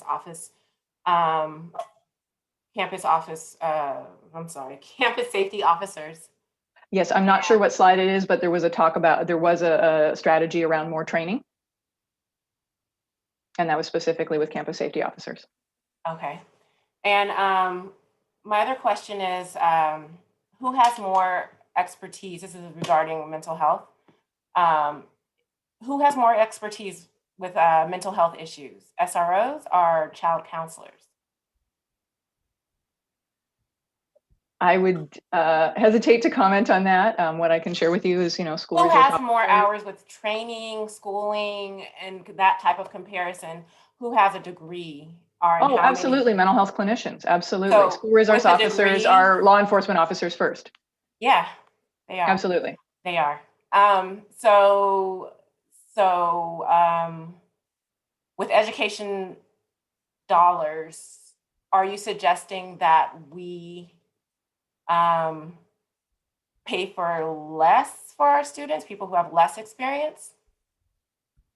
As far as with mental health, I'm just talking about mental health right now.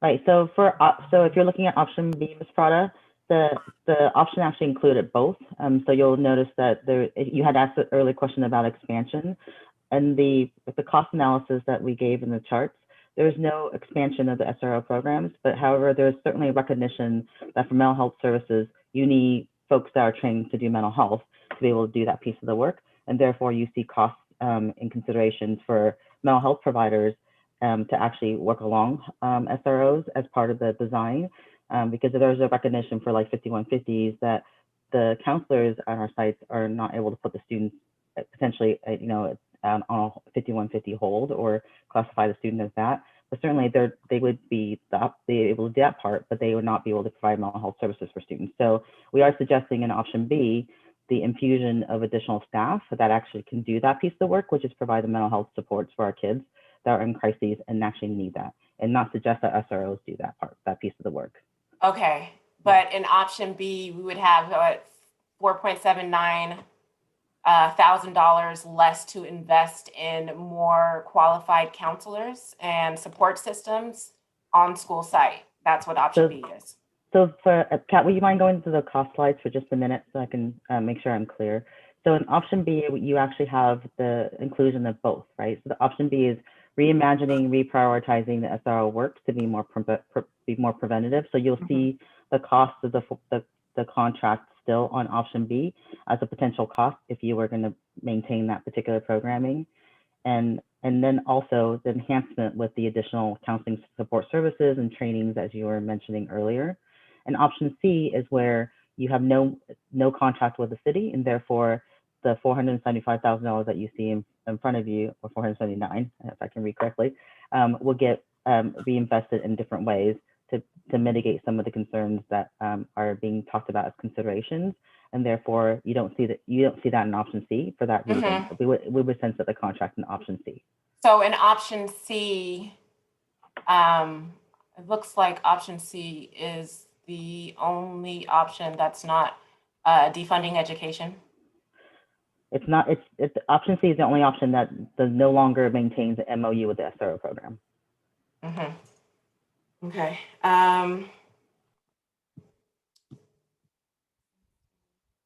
My last question in regards to numbers, let's see.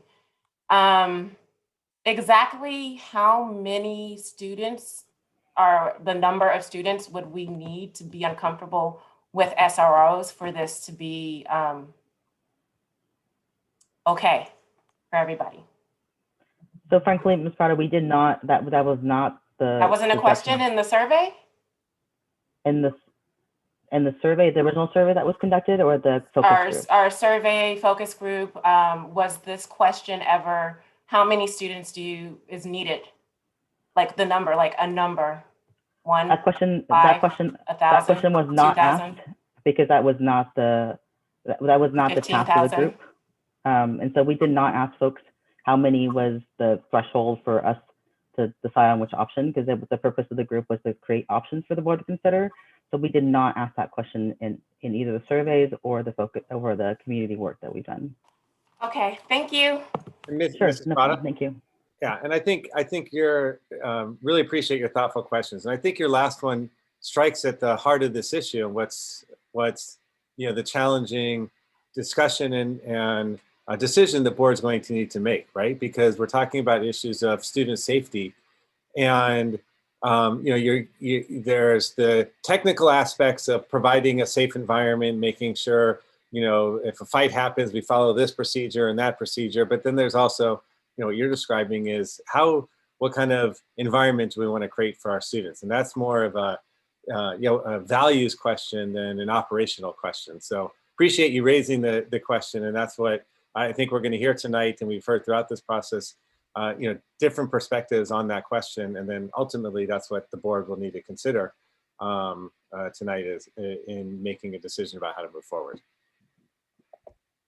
Thank you so much, Ms. Prado, for those questions. And I'm going to go to Mr. Buffette next, because it occurs to me that the two of you haven't yet had a chance to address the staff about this. Ken and I have had a couple conversations now. So Mr. Buffette, do you want to chime in?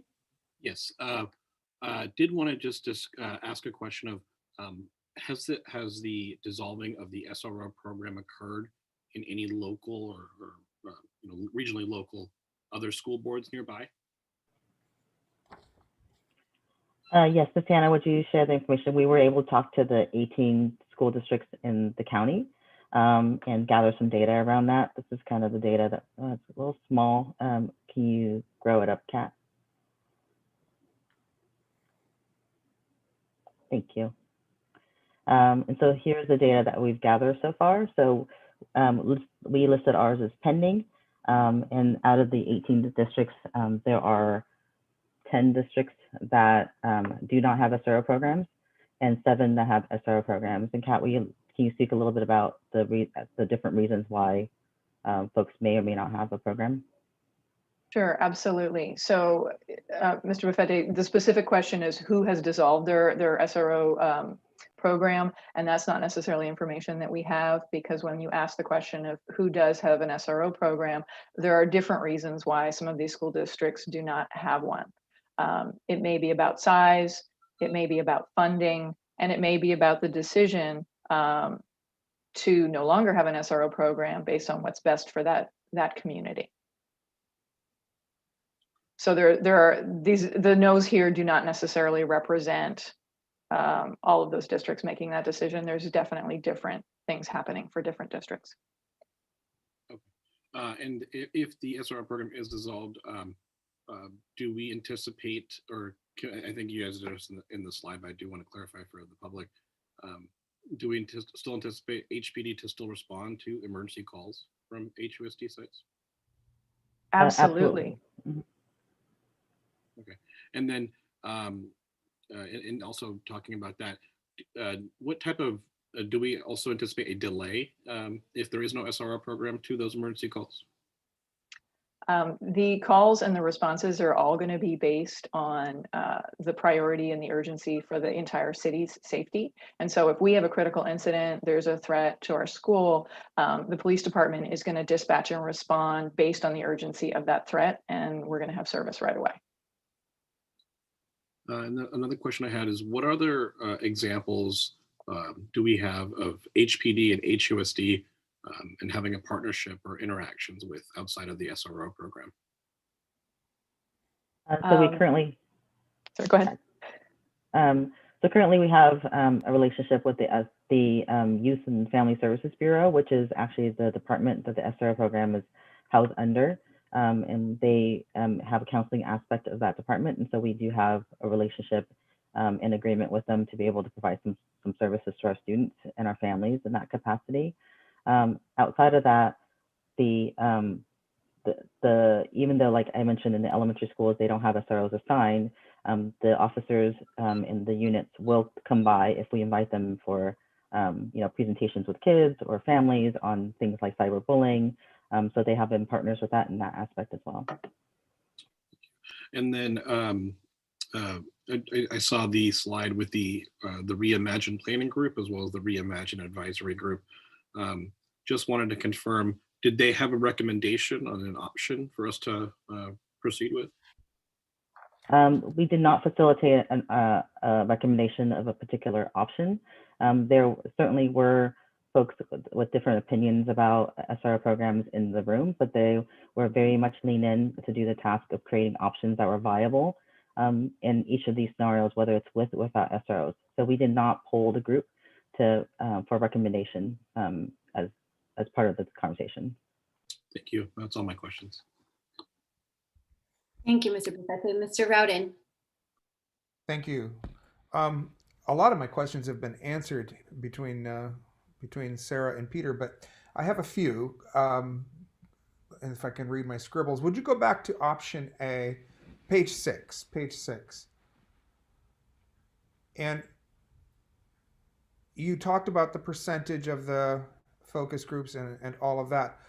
What I didn't see, unless I'm just missing it here, how many students actually see, and I just answered my question because I see it, 42 students participated.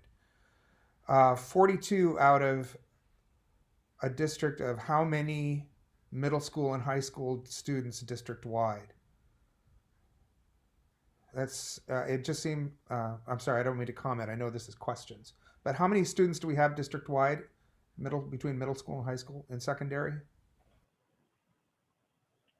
I'm not sure I have that. Oh, the data. minute you asked secondary, I don't know.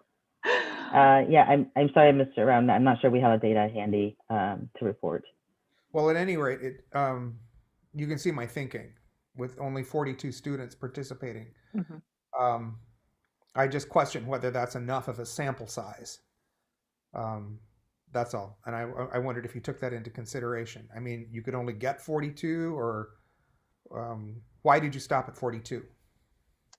So as I had shared before, we reached out to 109 families, the students and the parents. 59 said that they would be able to participate, and then 42 were there.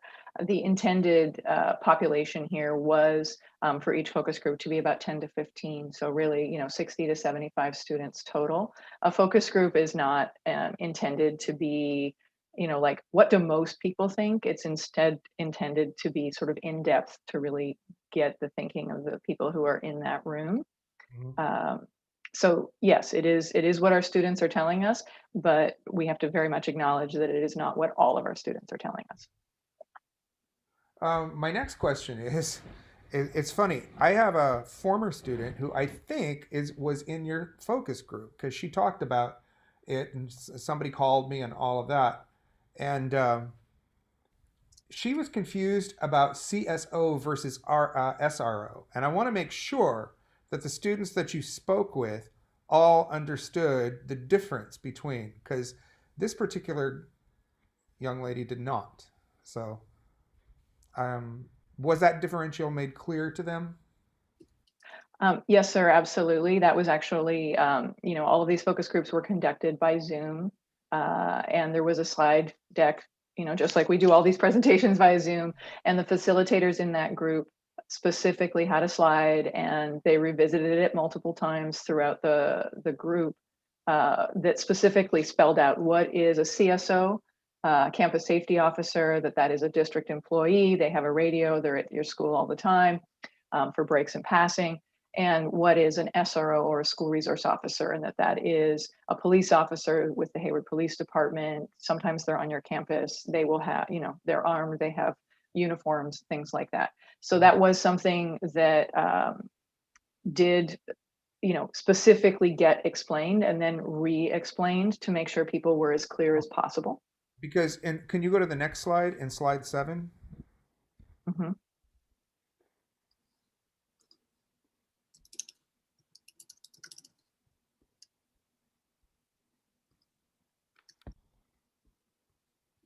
Am I on the right slide, sir? Yeah, I'm just kind of okay. I'm sorry. I don't mean to take up so much time with it. Okay. No, that's okay. All right. Can you go to page, I believe I have here, I think it's page 15. Option A, considerations. Does that sound right, sir? The question is going to be about connecting to mental health services. Yeah, the fourth, no, that's not it. Maybe it's 13. While she's going right there, there, Ms. Madden, we have 9,700 secondary students. And we Thank asked, you, Dr. Wayne. And we asked 42. Okay. All right.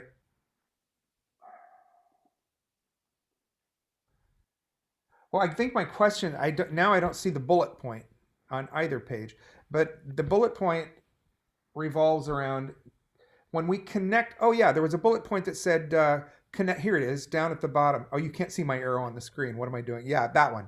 That one? Yeah, connection to mental health services. What does that look like when we do that right now? So normally where things start is specifically with school-based services and the coordination of services teams and all of the partners that are in schools with us. One of the partners that's in school with us on our campuses, but that also has a further reach, is the Youth and Family Services Bureau counseling arm. And so when a student has a need, there can be a connection to site-based services through coordination of services team, the cost process to get them connected. Is it a phone? Or they can be, referred for service offsite through like the Youth and Family Services Bureau, because the school resource officers are in the Youth and Family Services Bureau,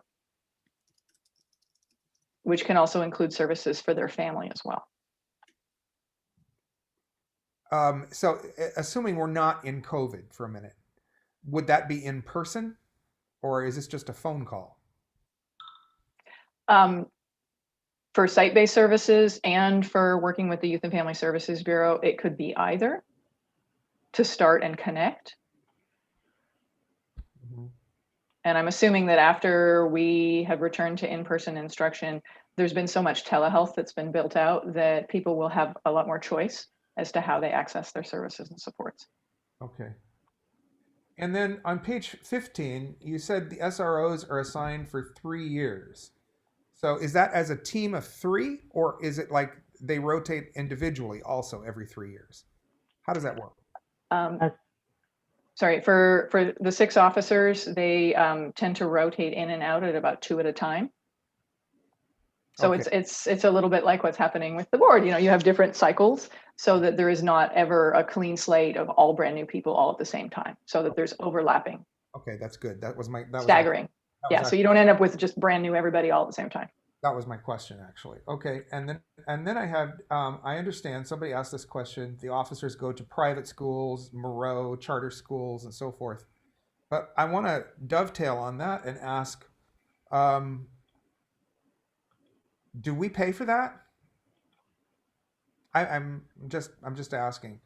Does, like, for example, do private schools like Moreau or Catholic schools, do they kick in and pay for any of this, or are they just riding on our coattails? So just to clarify, the overall cost of the program for the SRO program is about $1.7 million. It's a little over that. And so the city chips in the rest, with our contribution being the $479,000 around here that you see. To my knowledge, the question is, do like Moreau and other schools chip in? Not to our knowledge, they do not chip into the overall cost of the program that we know of. They have a different model for service. However, they receive service from the school resource officers when they call for service, as opposed to the on-site or the prevention. But when officers go there, it's these same officers that are assigned to our schools, right? Right. They're city school resource officers. But we don't know if they chip in and pay for any of this. We do not believe they chip in and pay for the overall program. Okay.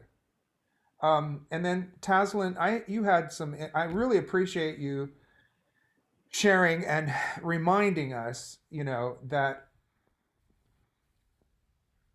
a lot of our Black and brown students have had negative experiences with law enforcement. And like it or not, when they come on our campus and they're wearing uniforms, that screams out enforcement. It doesn't scream out, "Hello, I'm your friendly neighborhood counselor. I'm here to help you." So my question to you, Taslin, is can you, you said that in general terms, but can you point to any experiences where they've had bad experiences with our officers? I'm just curious. I mean, I don't have, and I'm going off the anecdotal based on what I know has been happening nationally. I have talked to, because I'm also a parent of the district, I have spoken to other parents and I've heard their concerns. And so, but to give you actual specific examples, that I can't give you. But again, I'm going based on what I know has happened nationally, and being a woman who is Black, this is concerning. And I have to be honest with that. Yes. So I just want to answer your question, but I want to be fair to tell you that as far as actual experiences within HUSD, I can't speak on that and give you that information. But again, I'm just going off of what I know and me being who I am. Right. I understand. Thanks. Okay. Then I want to look at option B. Some questions came up. Would YFSB still exist for HUSD if we got rid of SROs? And so YFSB is actually a department of the city, and so they will exist whether or not we have SROs in our schools. I mean, will they exist for us to have access to them? If we continue to forge our partnership with them and continue with the MOUs that we have in place with them, they will continue to work with us as partners. So right now, the way it works, if we refer a student, say a student, is emotionally just a mess in class, and the child has to go to the counselor because that's where the teacher sends them, and then the counselor says, "Let me send you over to YFSB. I believe they can probably help you." And we hand them a bus pass. Is that how it works? No, so if a student is being referred out to YFSB for services, we do have YFSB services at some of our school sites, but for the school sites that do not have them, YFSB does take referrals from our schools for mental health services for families or students. We do not hand the students a bus pass. We basically, we'll refer them to YFSB and create a warm handoff, what we call it a warm handoff, to make sure that we triage the parents and students to the agency for care. But we do not give them a bus pass to go. No. Okay. You talked. I see why Sarah. I think it was Sarah. Yeah, I think it was Sarah that said in option B. I can see why it looks like you want to expand the school officer resource program, the resource office, the RO. What do you call it? The school resource officer programs. Right. And so in option B in the cost analysis, we did not put in additional costs for the expansion of the program.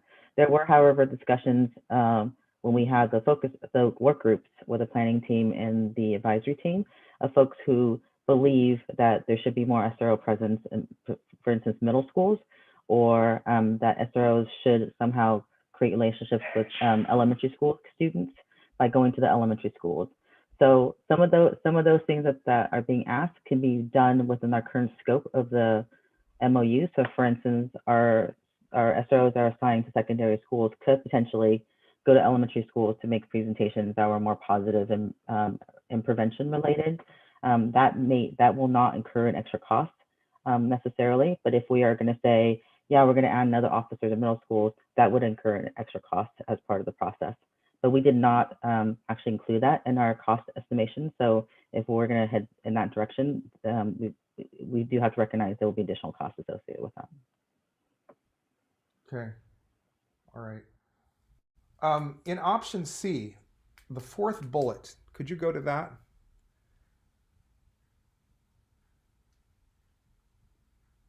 Sorry, in considerations or strategies, sir? Oh, I don't remember. I think it's strategies. Okay.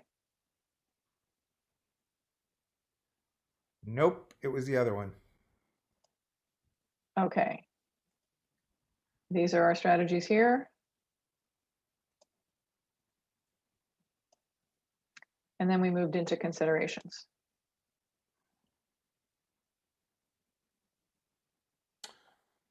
I don't know. I don't see it now. My question though is, the thing was, it said something about revised protocols. Can you find that, whatever it was? Yes. It's right there where you were, second bullet. Oh, I'm sorry. 25. There we go. Right there. There we go. Yes. Okay. Oh, it's the second bullet. Duh. Okay. Revising the protocols requires staff training. What would that look like? Revising the protocols. So for example, currently we have a mandated reporting protocol that's been developed specifically with knowledge that the School Resource Officer Program and the Hayward Police Department are our first call for mandated reporting. Legally, any mandated reporter can report to their local police department, or they can report to their county child abuse reporting hotline. Both are legally acceptable. And because the Hayward Police Department, the school resource officers are here and on our schools, the agreement has been over time that the school resource officers would catch those, and they would prefer us to call them first because they can come to our campuses, intervene, investigate, and support faster than a phone call to the Alameda County child abuse reporting line, just because they're taking and accepting the report, they're going to consider it, and then if they want to forward that to the local police department, wherever the jurisdiction is to investigate, they do that. And that just creates some time delay. And the police department had said, hey, if we're going to get the call anyway, can we get it sooner rather than later? We would like to be able to provide service, especially if a student's in trouble and needs help, that we do that sooner. And so that's a protocol that has been developed. And so if we weren't reporting to them as our primary but we were instead reporting to the child abuse reporting line for the county as our primary, then we just would have to, revise those protocols so that we train everyone to not, try to call their school resource officer, instead that they would call the county to report that way. So really, it's just a matter of making sure that, especially for things where a student's safety is of concern, or things are really kind of high stakes and important, that we train everyone in how to do it quickly, properly, and get it done. And so we would revise that protocol and then train everyone to do that.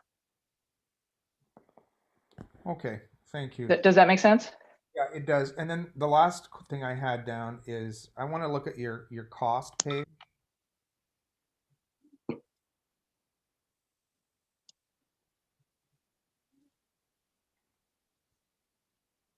So what you're telling, I'm sorry, while you're doing that, so what you're telling me is that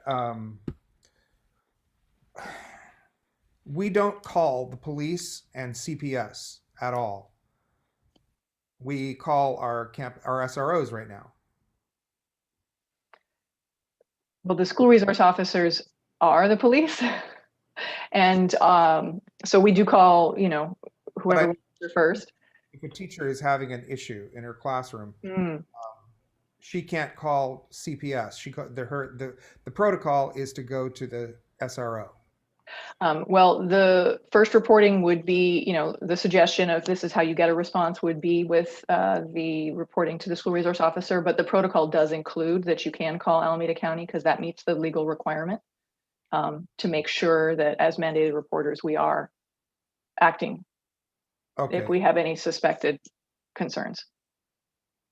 Okay, because I've had some concern expressed to me that a lot of times SROs are not at hand, not available, so they end up calling CPS themselves. And I was wondering if you knew how. You don't have any data, I'm sure, on how often that happens, but. Honestly, it's the prerogative of the person who's the mandated reporter to be able to call based on what they think is going to be, the best to get help for the student the fastest. It meets the legal requirement if you contact the police department or if you contact Alameda County. And it's really important to know that they cross-report. So if you call the county, they let the local jurisdiction know. If you call the local jurisdiction law enforcement, they let the county know. Child abuse reporting is extremely serious, and there's like a registry so that this stuff is all captured. Okay. The only thing I want to make sure I'm interpreting this right. So the $479,000 and $479,412 would be money saved under option C, which we could then put forth towards some of that cost that's over there, right? Because at first glance, you look at option C and it looks like, gosh, this is going to cost us nearly $1 million. But then about half of that could come from the money saved. Am I saying it right? You are saying it right, Mr. Roden. So, and just to be transparent, in the first chart, because it is an option A, because we're saying exactly the way it is, there is no change to the cost. So the $479,412 is what you see. Option B is saying we retain that particular contract and add additional strategies. And they're broken down so that there's an estimate for the board to consider, right? So for example, counseling social worker, we gave the option of we gave the number of $125,000 for the board to consider, but that pays literally for one full-time equivalent employee. Okay. And so depending on how many we're thinking about, or if we want to exercise the option, these are cost estimates for the board to be able to look at and consider what would make the most sense. Option C, you are correct. We would no longer have the contract with the city, and therefore the $476,000 figure is not reflected there. But there are different options being considered for option C that the board may want to look at implementing in terms of how we can address safety and the creation of safe and supportive environments in our school sites. Okay. Does that help clarify it some? Yeah, that answers my question. Thank you. You're welcome. Those are all my questions, Dr. Okenda.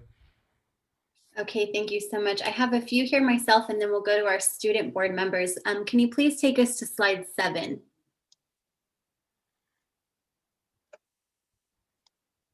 the last question there, number 5. Mhm. Was it explained to students that the trade-off would be to remove armed police officers in exchange for hiring more campus safety officers? Because that seems like it would make a difference in how they respond.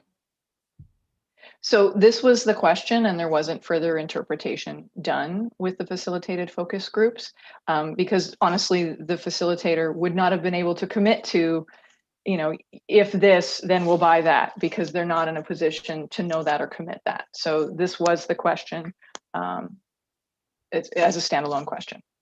Just what do you think? The next one is would be on needed? slide 9. Mhm.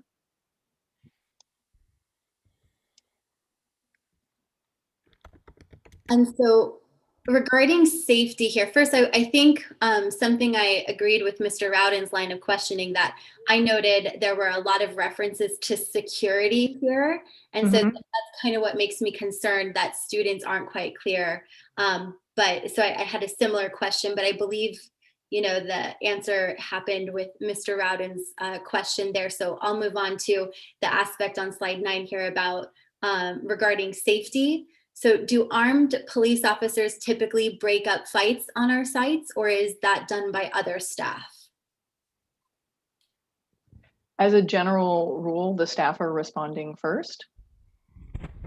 And if they need further assistance and a school resource officer is available or is called and can respond, then they will. But our school staff, you know, that's the priority, and that's the place where it starts. Well, and our staff are there 100% of the time. And that's Absolutely. my next question, which is that based on the fact that the SRO program only funds 9 to I'm sorry, 6. How many do they provide total? 6 school resource officers, and we have 9 secondary schools. So yes, they're not 100% anywhere. They're all over. Plus the other charter and private schools that they're servicing. So my question is, given that, on average, how often per day is an armed officer at one of our sites? Can we guess that at all? I wouldn't want to guess that. Yeah, no, I'm not sure there's an accurate answer for that. I mean, it really depends on their availability and what's happening, both in the schools and kind of in the area as well. And so they certainly will prioritize it if we say that we have, you know, an incident where we're concerned and you need to be here more often. But on average, they do rotate between the high schools and the feeder middle schools. And so it's hard for us to guess how often they are anywhere, because I think it kind of depends on the day and where they're needed. Right. So the likelihood of them being there when a fight did break out in the first place is not high, I guess, is the answer you're getting to here, right? Sorry, I just did want to share that part of the scheduling is with the intention, in particular for the comprehensive high schools, that they are there as much as possible during sort of the more high risk times when lots and lots of students are together. So the break times, lunchtime, and after school, just because those are the more likely times for there to be a conflict between students. And that's part of the scheduling consideration. But as you mentioned, there are 6 school resource officers and 9 campuses. And so that's prioritized, but they can't always be everywhere. Okay, and then slide 15. This is concerning, I think, the relationship piece.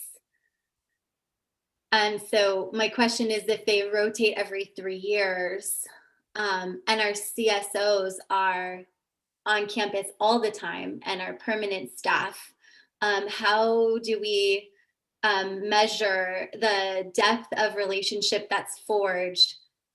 You see what I'm saying? It seems like the chance to build a relationship with a CSO would be higher than the rotating every 3 years armed police officer.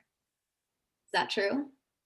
Yeah, I mean, there's certainly a higher percentage of our students having, you know, deeper relationship with our CSOs by far, just because they're on site all the time. And most of the students have known the CSOs kind of their entire career. So if you're high school students, you have a potential of knowing your campus safety officer for 4 years in a row, who see you every day at passing and every day at lunch, potentially talks to you as a result of it. Our SROs have some ability to create relationship with students, but they're certainly not on site, one, as much, and two, they do work on a rotation cycle of 3 years, and so they're not with our students quite as often or frequently or as long as our campus safety officers. Okay, thank you. And then the next one is on slide 16. There's a question here about, do we track student interactions with armed police officers when they happen? And then if so, where do we see disproportionality? We do not currently track that data, Dr. Kinda, and so I do not have that report. We can certainly check with I believe we did at one point through our discussions check with the police department, and I don't believe they track that information either. Okay, yeah, I mean, that's definitely something that should have been being tracked, I think, given the tendencies we see and the evidence we have of the disproportionality there. So my guess is that the answer is we also would be disproportional, but without the data, it's hard to tell that. And then slide 18.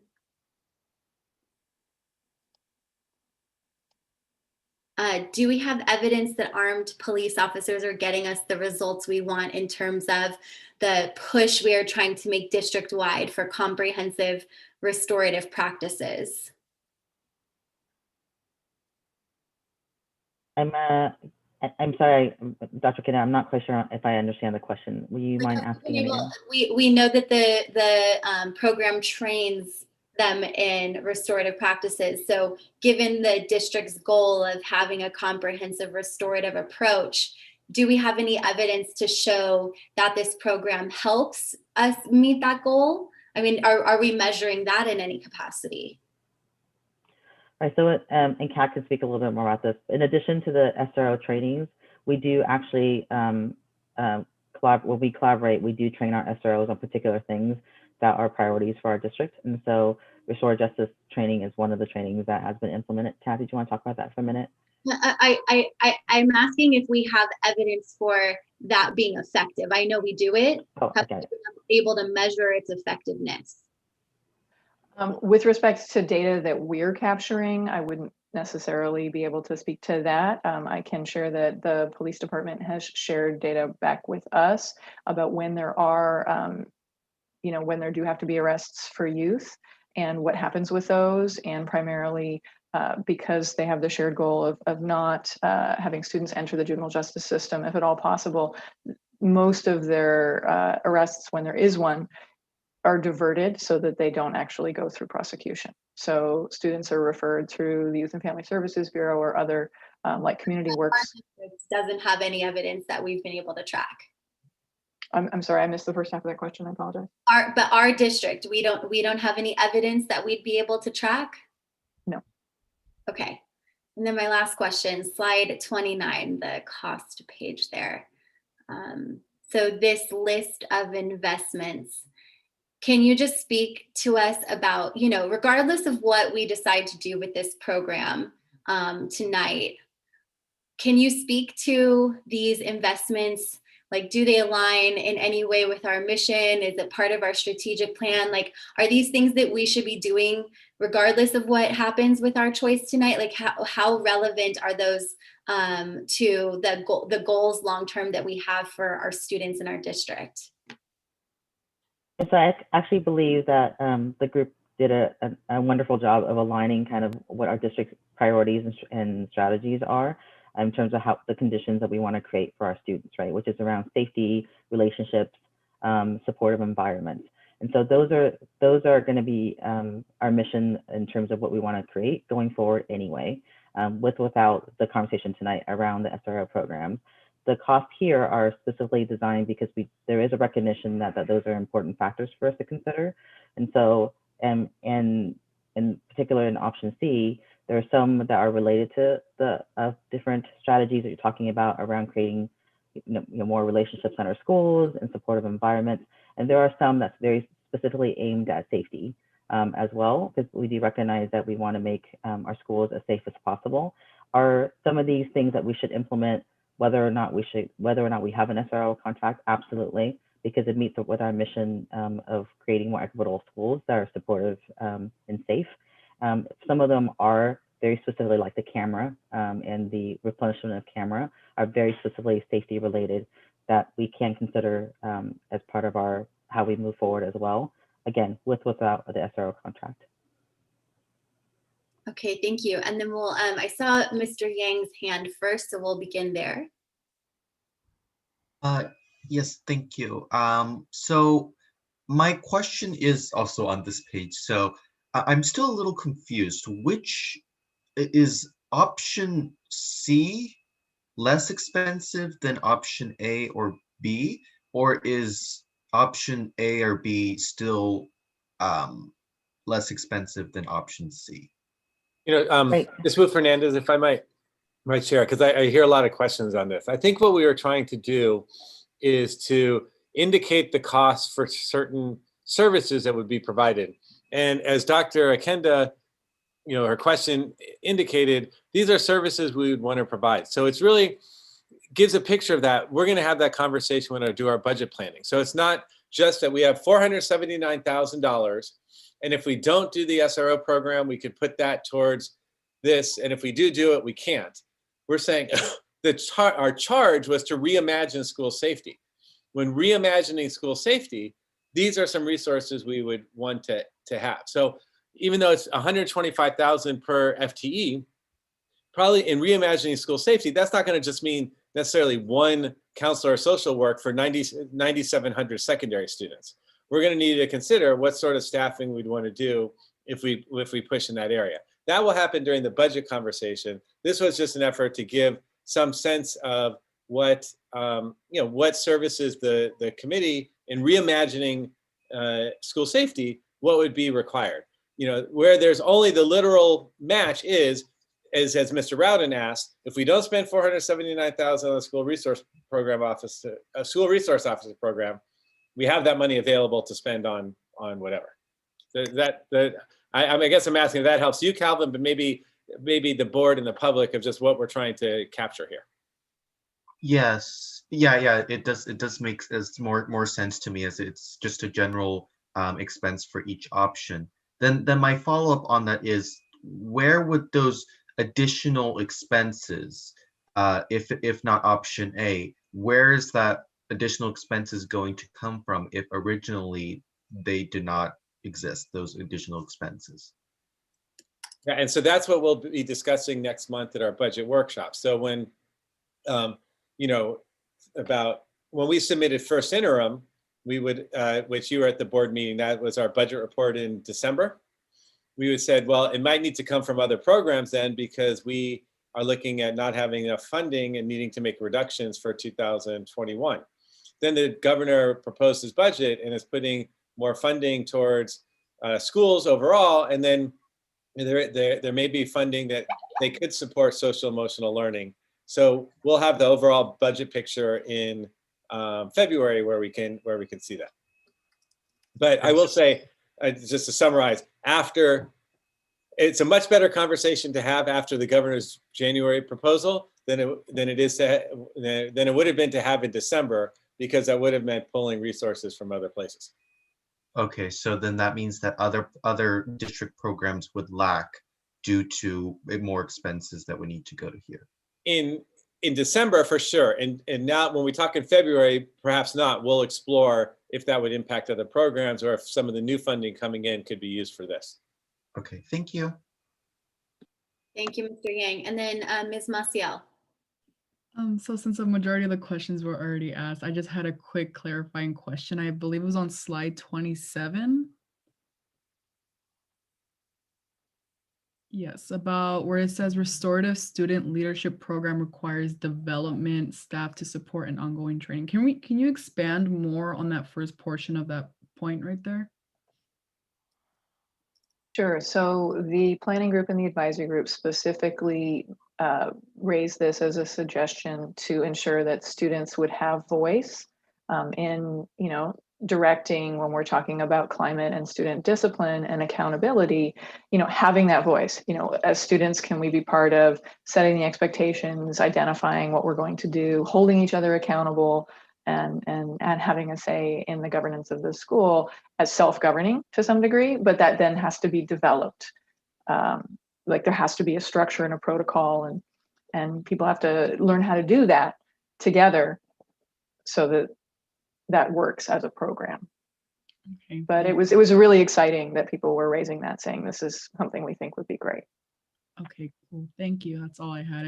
Since a lot of questions were already asked before. Thank you for asking that, though. It's really nice to be able to share that part.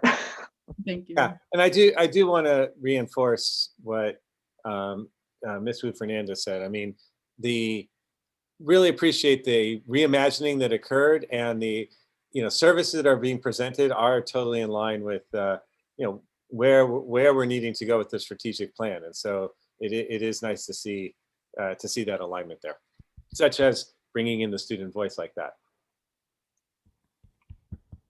Okay, thank you. We will move now to public comment for this agenda item. Yes, thank you. Tracking that we have 20 minutes assigned to this item. At 9:21, our first speaker is Isaac Harris. Isaac? Hello, can you yes. hear me? Yes, go right ahead. Thank you so much. My name is Isaac Harris. I am a Hayward community member, and I just want to speak out against the police in schools. You look at the SROs and the gear that they're wearing, and it's exactly what Member Rodden mentioned. It's essentially having police officers on campus, and after massive protests and uprisings across the country, speaking out against the police as the main source of dealing with our problems in society, especially when they harass and commit violence against Black people. We need to take steps to get away from that method of security, and there are other ways of ensuring student security. According to the interviews with students, there was a clear confusion between the SROs and the CSOs. It's clear that students enjoy the presence of some CSOs on campus, but it's not clear that they're actually referring to the SROs themselves. And what we've seen in other districts, in Oakland recently, they removed the SRO program and they're transitioning their CSOs into more of a restorative justice role. So this can be done. You saw the chart of different school districts in neighboring areas that other school districts are either didn't have SROs to begin with or have transitioned them out. We know this is an equity issue and that this decision should take into account that Black students and students of color are most likely to be negatively affected by having SROs on campus, and that we need their input the most. And we cannot be sure that the student survey presented is an accurate reflection, given that only 5% of the students in the survey had been suspended. So we have to take that into account. Thank you. Thank you. Our next speaker is Jesse Gunn. Jesse, you have the floor. Hello, can you hear me? Yes, go right ahead. Thank you. I had the privilege of being on the advisory group, and it was great working with people and sharing different ideas. It is 100% something that I would do again. But being part of this group, I've spent a decent amount of time looking into the data that we've discovered, and I've noticed very clear trends in the student focus group transcripts. If you look at the actual things that are being said by the students, and there's a very strong connection where they would ask them about SROs, and the answer was very clearly point to the fact that the students are thinking of security, the campus security. So when they say, should we remove SROs, I absolutely think it's a false implication to say that somehow students are for that. They would be completely against removing CSOs. They know them, they talk to them, they see them every day. So I think that's an important distinction to make. I also think that looking at option B, it actually seems to be doing the opposite of the intention that we're going after. It seems like option B is ramping up or increasing the amount of police presence in our schools, which is not something we're trying to do right now. This is absolutely an equity issue. And I think that we need to refocus ourselves and realize this is the reason that we're talking about this. We need to pull SROs out of the schools. We need to reimagine our schools without armed police present. And I think that option C is the closest we have. I have concerns about it. There's things I don't like. There's things that I'll petition you on later, but at least it gets us in the right direction. Thank you so much. Our next speaker is Corina Basaure. Corina?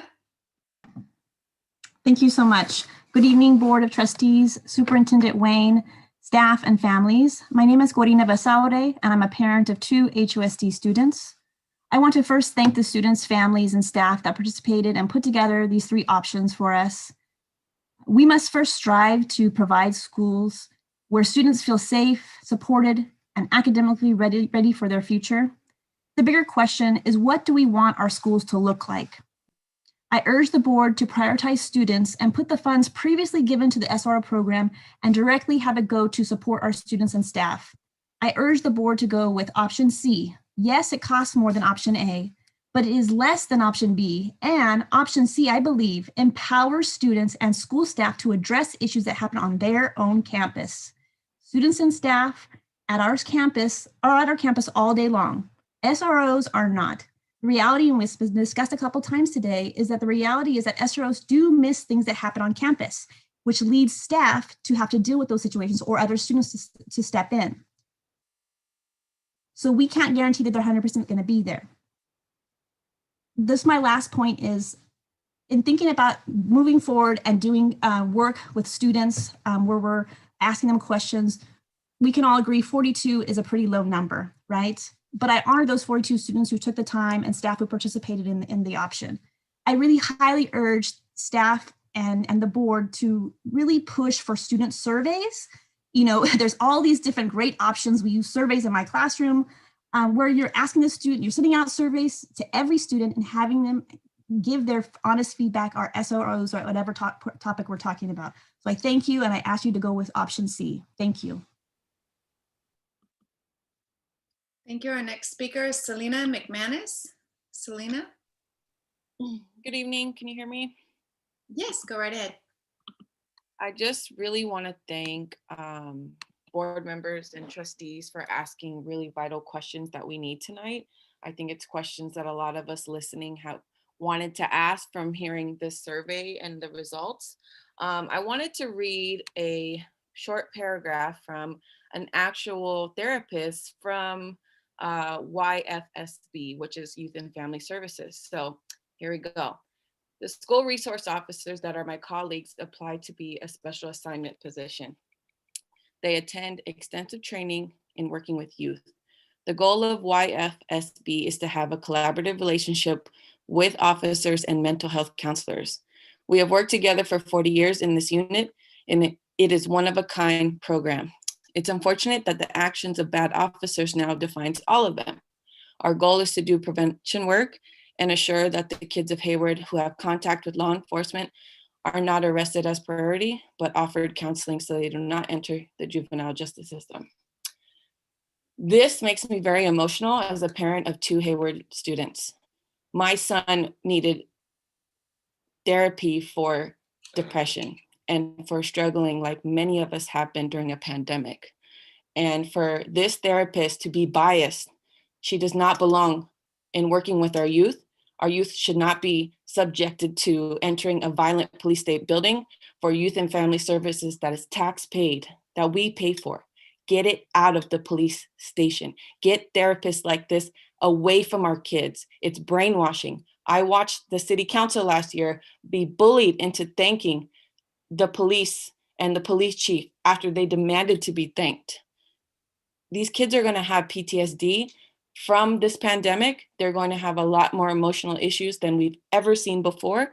And I'm sure if you surveyed these same 42 kids after.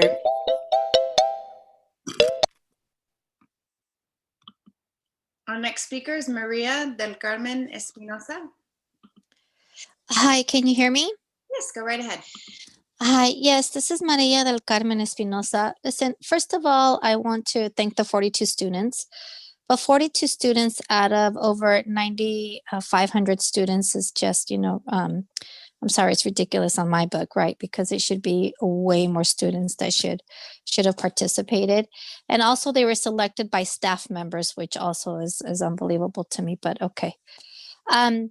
Second of all, Staff should be trained either way. I mean, they're there with the students every day. They work with the students all day long, sometimes even longer than the parents sometimes. The fact that you guys are still considering paying, let me read that. Let me see. Let me see. The district pays for 2 officers at an annual cost of $479,412. So in other words, $479,412 is just being used on 2 officers. Is also mind-boggling because that $479,000 could be used to train staff, 4 counselors, to train even students to help in these situations. So I also urge and plead with the board members to consider option number C, because at the end of the day, the staff should be trained. Students, certain students should be trained. There should be, security officers or whatever you want to call them in the schools because they have a better relationship with the students. So, and again, $479,000 for 2 officers is just ridiculous. Plus, and they're thinking of even sending these officers to elementary schools. Come on, people, how young do you want to? Our next speaker, Mary Walsh.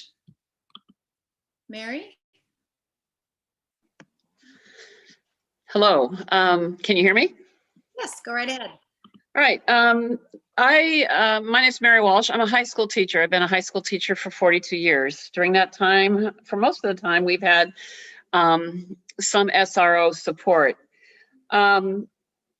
So we've had, basically we've done 2 student surveys. The first survey, the district sent it back because not enough kids responded. They felt there should be more. This survey was more of a cross-sectional thing because you have to interview people. We're not going to be able to interview 9,000 students. That's kind of extraordinary to be able to do. But there was a more real cross-section. Students have been expelled, etc., kids of color. Both surveys that were taken said that most students believed SROs should stay on campus. And by the way, our students know the difference between a cop and a campus security person, April. They definitely understand that. We need to listen to them and not let our personal biases, because of what has gone on this planet lately. And maybe so few answered because they know that they're not going to be listened to anyway. You're going to let your biases control what's going on.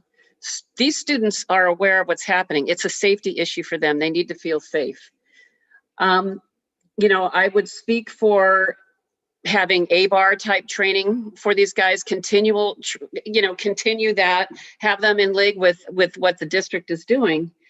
But we aren't even, the people that are most impacted on this, we're going to disregard their voice and listen to people who don't live on those campuses. You have not interviewed teachers, you have not interviewed principals, you have not interviewed the other folks, but the primary people are the students. Listen to the voice of the students. They have a right to be heard and you're not listening to them. That's a shame.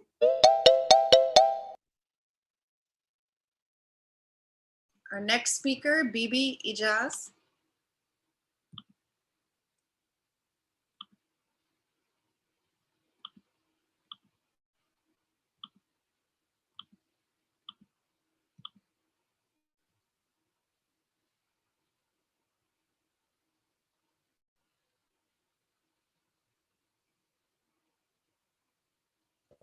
Hello, can you hear me? Yes, go right ahead. Okay, give me 1 second. Something's going on. Oh no. 1 second. Hold on. What is going on? Okay, sorry about that. I just wanted to say I am all for option A and B. We have shut out our officers from being involved with our youth, and we need to bring the support back to the school sites how it was back in the days. We keep abusing our officers by judging them on biased opinions. I also know that our officers have bad rep, and I know that this program will allow students to see officers on a positive level when the officers are connecting with the youth on a positive level. I grew up with officers connecting with the students and had wonderful experience. So please stop being biased. This program will allow struggling students to change their life with the involvement of SRO support, because right now we have none. We also do not live in the best area, and this can provide some sense of safety for our students and even staff. But my only concern is the law. We know that the law enforcement officers have known to cross the line when it comes to the use of their force, and cops apply the same force to take down a student as they do to fight a violent criminal. And that is my only concern, but I am all for it. And I think it's about time we bring back officers to connect with our youth. Our youth need some type of support from law enforcement, because right now we have zero, and we need to change the scenario, the biased opinion, into positive opinion when it comes to police officers, and I'm all for it. Thank you.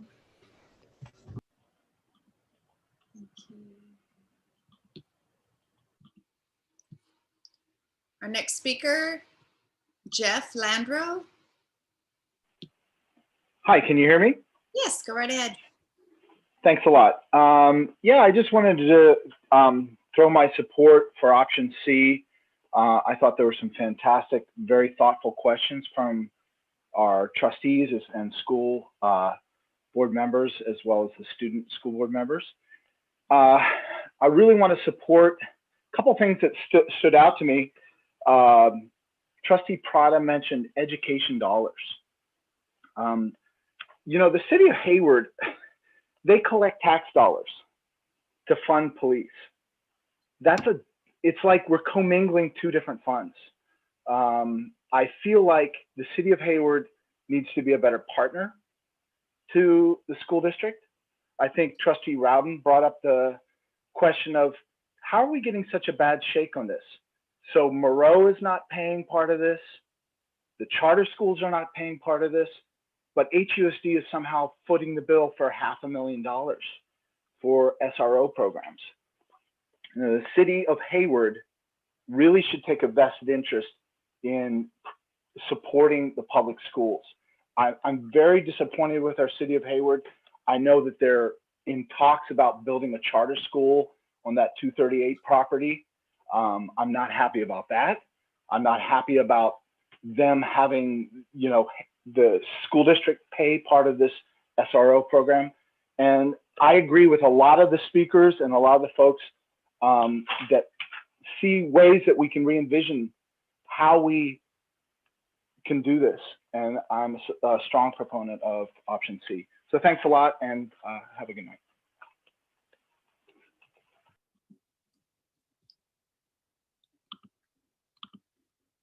Thank you. We are approaching time, and there are 5 more speakers. So unless otherwise directed, our last speaker will be Virgil Hart.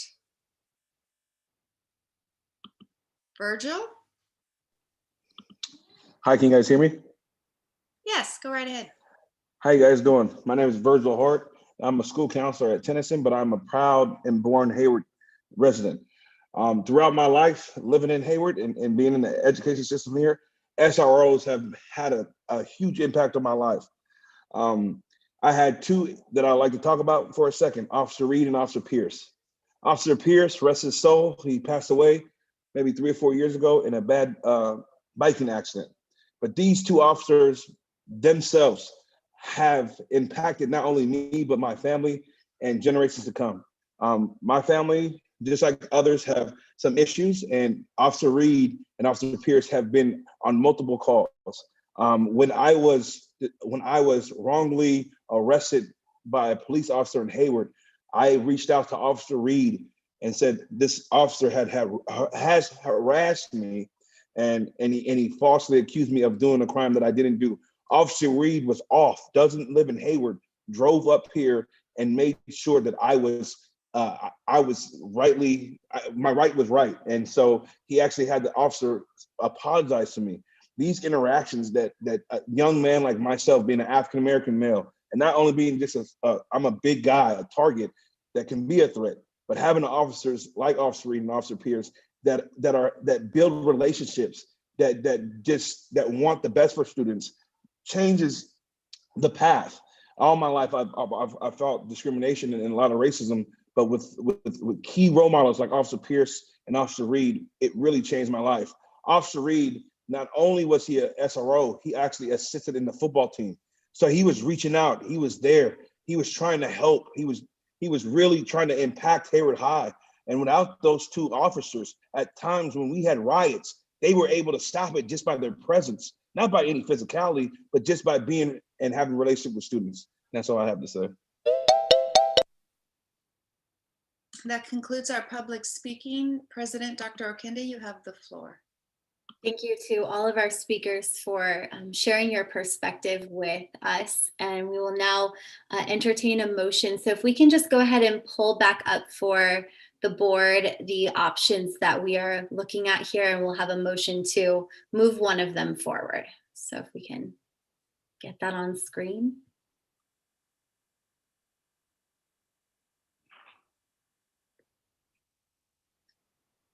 There we go. Okay, any board members would like to make a motion? I actually have a question. So, I'm sorry, Mr. Redden, we need a motion before we can enter deliberation. okay, but the question is about the motion. Okay, then go ahead. How do we,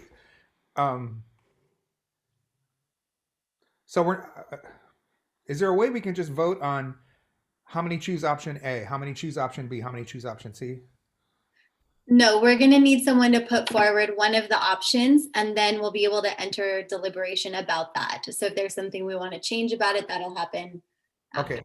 Can I propose a motion that, I mean, this seems like a very simple thing, to just propose a motion that we just end the contract with HPD and stop using education dollars. Like it's not a matter, I feel like we need a deeper discussion on how educational funding would, like these are good selections on how to spend the money, but wasn't the original question was whether or not we were renewing the contract?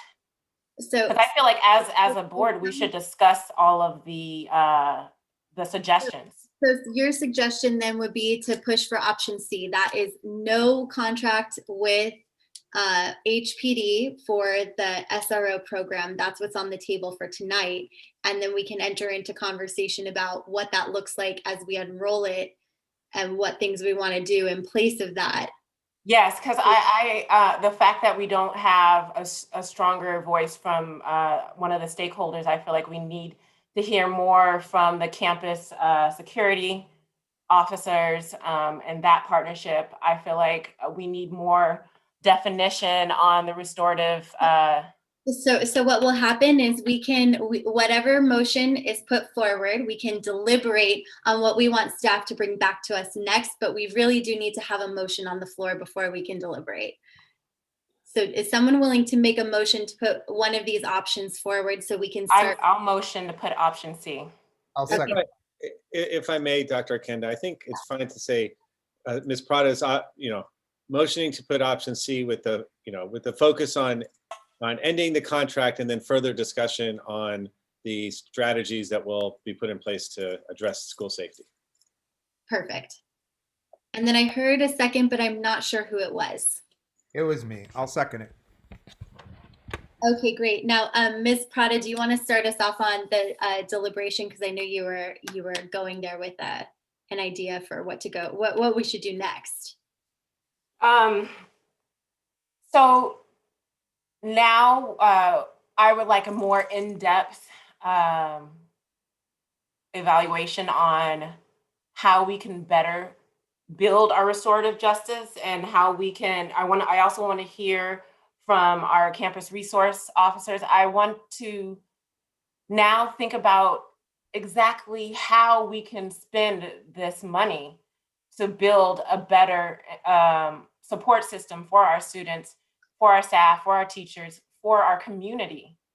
Because really, this is a surplus here. We just got money back, would be if we went with option C. And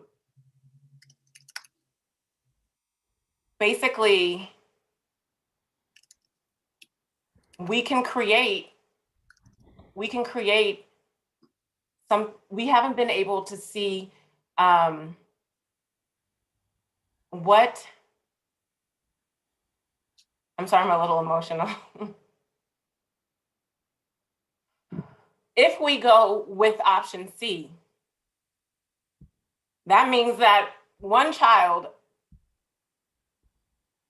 in September who was in the survey who said every time he goes to school and there's a SRO officer present, that he feels watched, and he feels he doesn't feel safe. So we get to take his voice into account. So I really do see how with option C, we really we have a lot of options here, and maybe we can broaden the discussion.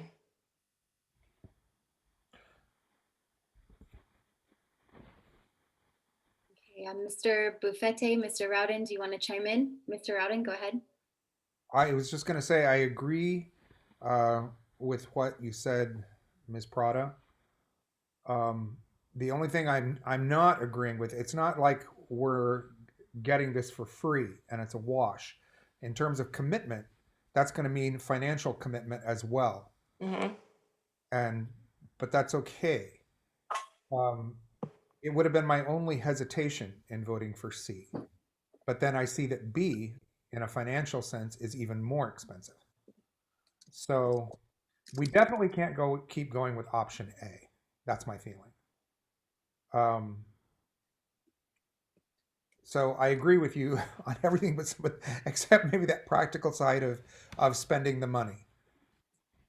Because on the face of it, when they show the budget there, it looks like it's going to be a wash, because we got that $479,000 and now we're going to spend it over here.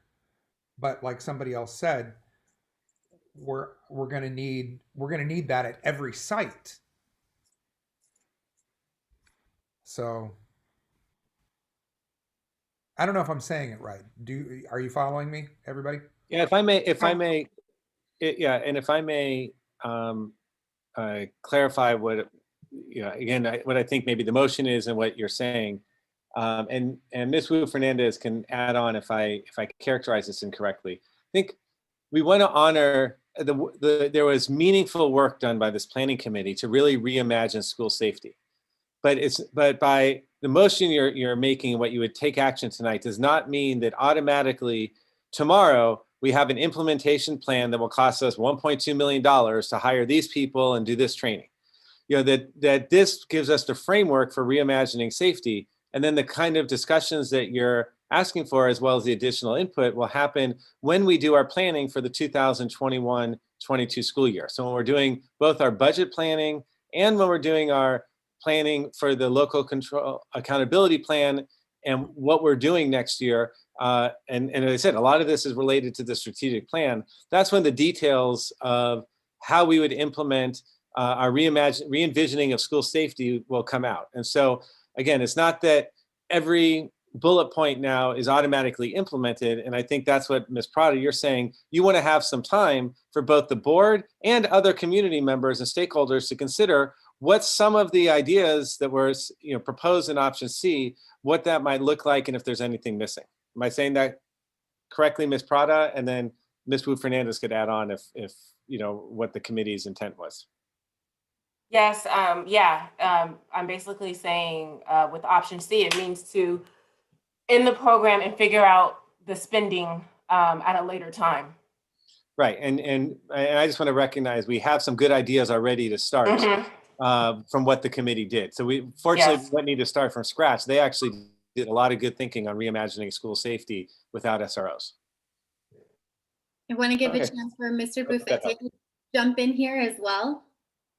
Yeah, I just, want to also clarify. I mean, I think it's clearly laid out as option A, B, and C, but I believe Ms. Wu Fernandez had made it very clear that voting for an option doesn't necessarily mean all the items within that option. Is that correct? You are correct, Mr.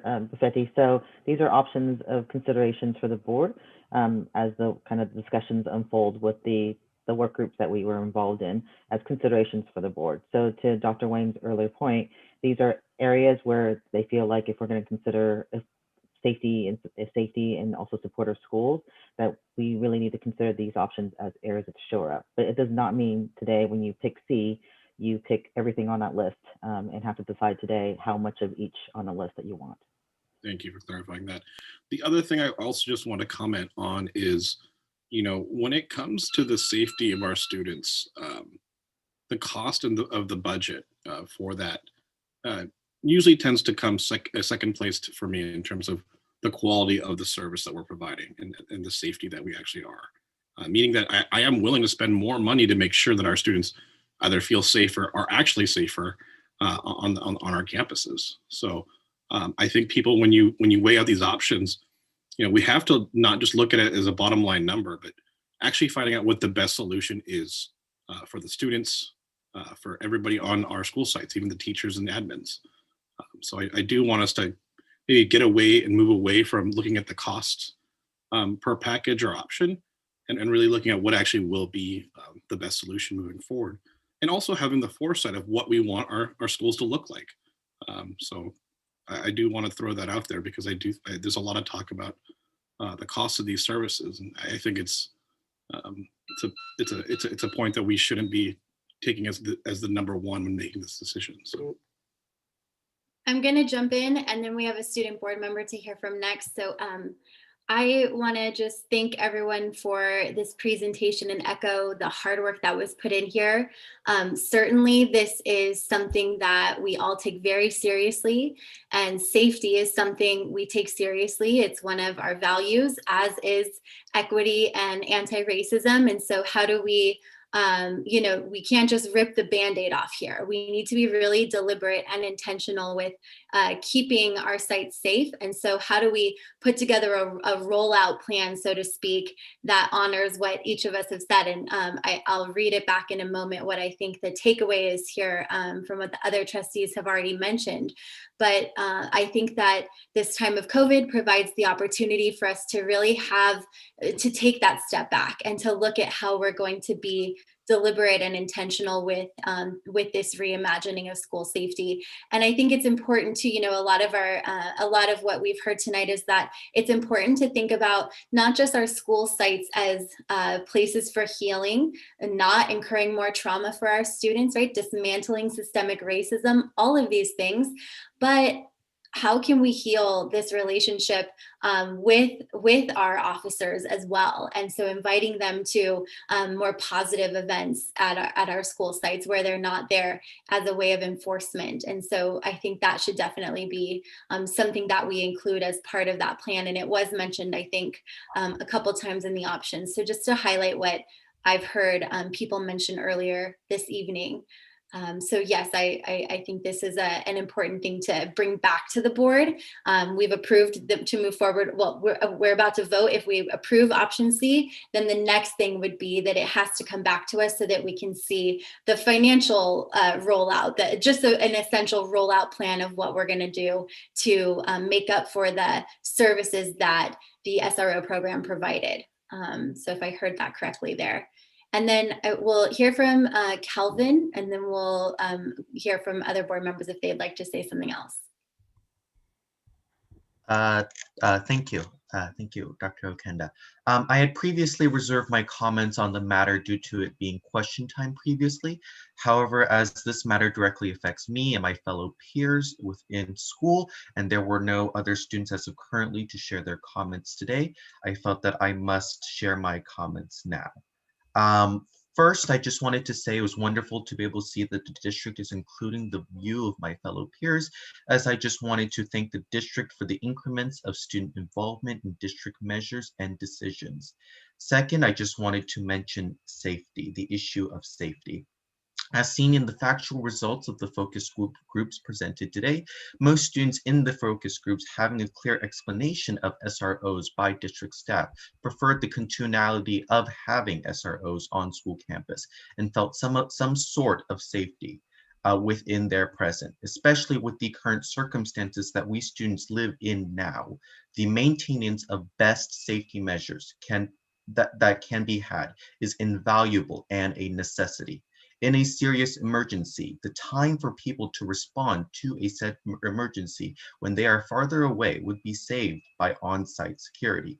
However, also mentioned by these wonderful presenters here tonight, members of the district and the education board, and the public, what cannot be neglected is the racial inequities that continue to persist throughout history and within our society. Therefore, since both measures and racial inequities remain equally important, true positive change, not removal, seems like it would have the most positive effect upon our school campuses, as it cannot be forgotten that before the shelter-in-place mandate, we saw a series of school shootings and other dangers both on the national and local level throughout the years. We must remember the extremely sad event of a student life lost within our own school district in 2017 due to a drive-by shooting in the evening. Even as a motion was made towards option C, I urge that if the district passes a measure that removes SROs in our school campuses, we would have measures in place that would be able to stop a school shooting immediately and not have to wait for police to come in a long extended period of time. Thank you. Thank you, Calvin. Other board members before we call for the vote? Thank you, Calvin. Sorry, Ms. Prada, I Oh, didn't. sorry. Can I not say thank you to him? Well, no, you can. It's my fault. I should have called on Ms. Venegas.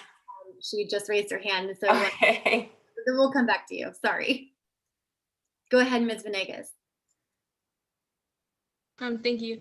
In some point, I do agree with what Kelvin's saying, that we need to find like an alternative way to make sure like the safety of our students, but also being completely honest, like us, like students of color, like we have faced multiple traumatic experience with police, like, and then going to school, like a place that you're supposed to pay attention and feel safe, having them in campus and seeing them every single day, a lot of our students don't feel that way. And how do we expect our students to pay attention in class, learn, and feel like unsafe in an environment that they're supposed to feel safe? But I still feel like we need to find an alternative way to make sure that our students are safe, like in case of school shootings and things like that, what Kelvin was saying. But I feel like option C is the best way to go right now. That's all I have to say. Thank you. And then I see Ms. Maciel also raised her hand, so please go ahead. Yes, I have to agree. And back to what Ms. Prada said, like, sure, there are the individuals, and I respect them for their perspectives, that believe that SROs protect the majority of the students who would feel safe. But agreeing with Ms. Prada, just like thinking back to the previously, before months ago when this was brought up initially, those students who did not feel safe, just against my own morals and understanding that I also know many people at Mount Eden who were actually against SROs. And so it should just be taken into account that those students' voices should be recognized as well. And there needs to be that common ground between both parties. But definitely we shouldn't neglect those students who didn't feel safe with SROs around and who felt just filled with fear with having them on campus. So I also believe that option C is the one that we should be leaning towards. And that's all I have to say. Thank you. Thank you so much, Ms. Prada.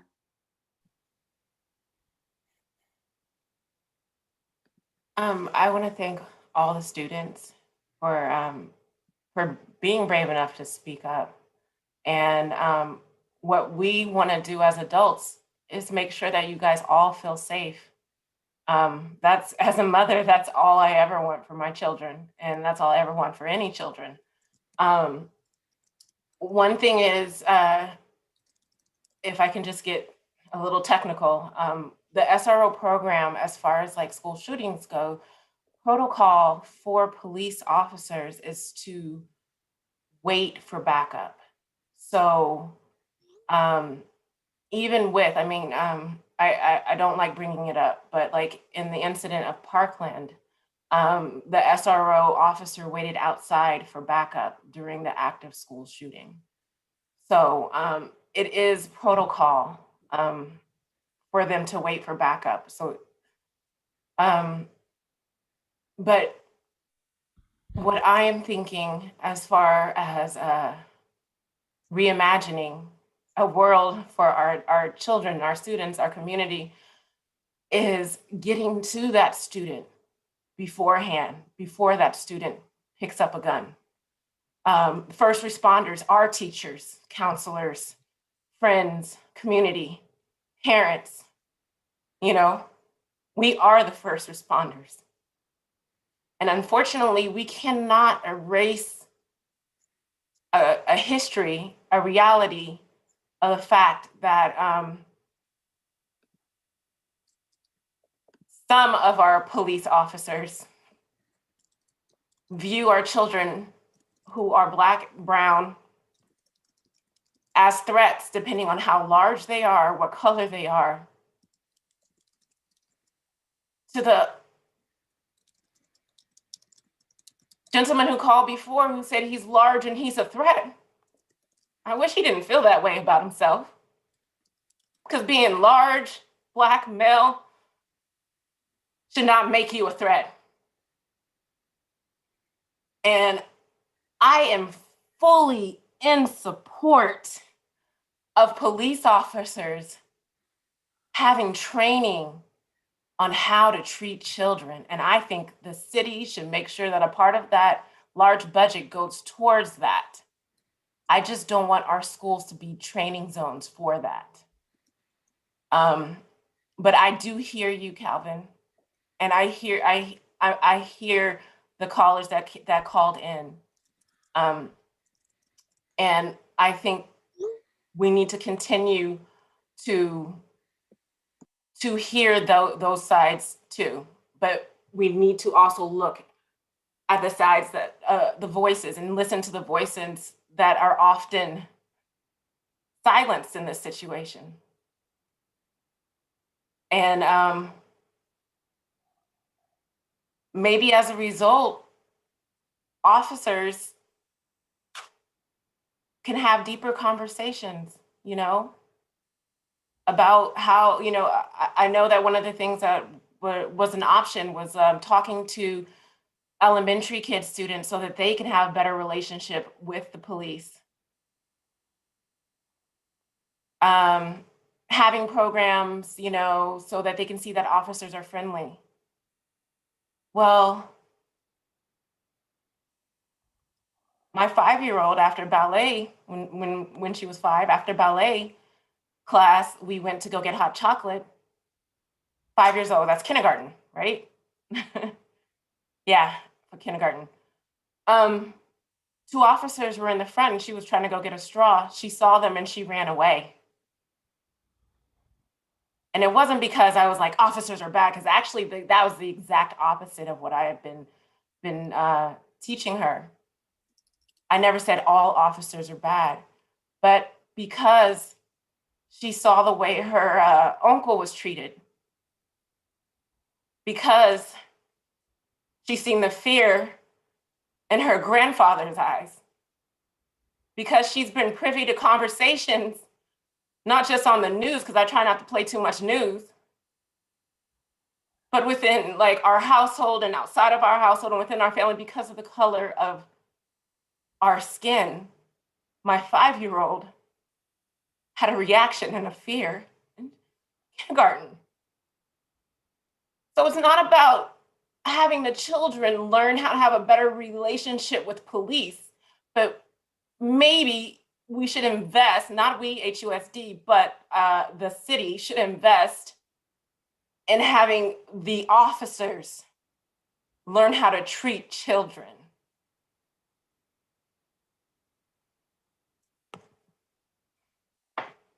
Thank you, Ms. Prada. And I just want to note that what you've shared in that part of your deliberation is really getting at what we know is the heart of this conversation, the heart of this matter, and addressing the racial injustice that is happening around us. And so I really just appreciate the leadership of our staff and the people who participated in this and put forward these ideas. And I do want to go ahead and move this forward to a vote. We have a motion and a second on the floor. So all those in favor of passing option C with, and let me just read back the notes that I took from what each of you said. It's coming back to us with a proposal for how do we spend this money to better support a system for our entire community that includes more in-depth conversations with all the stakeholders. And Jenna, I can email this to you. Thank you.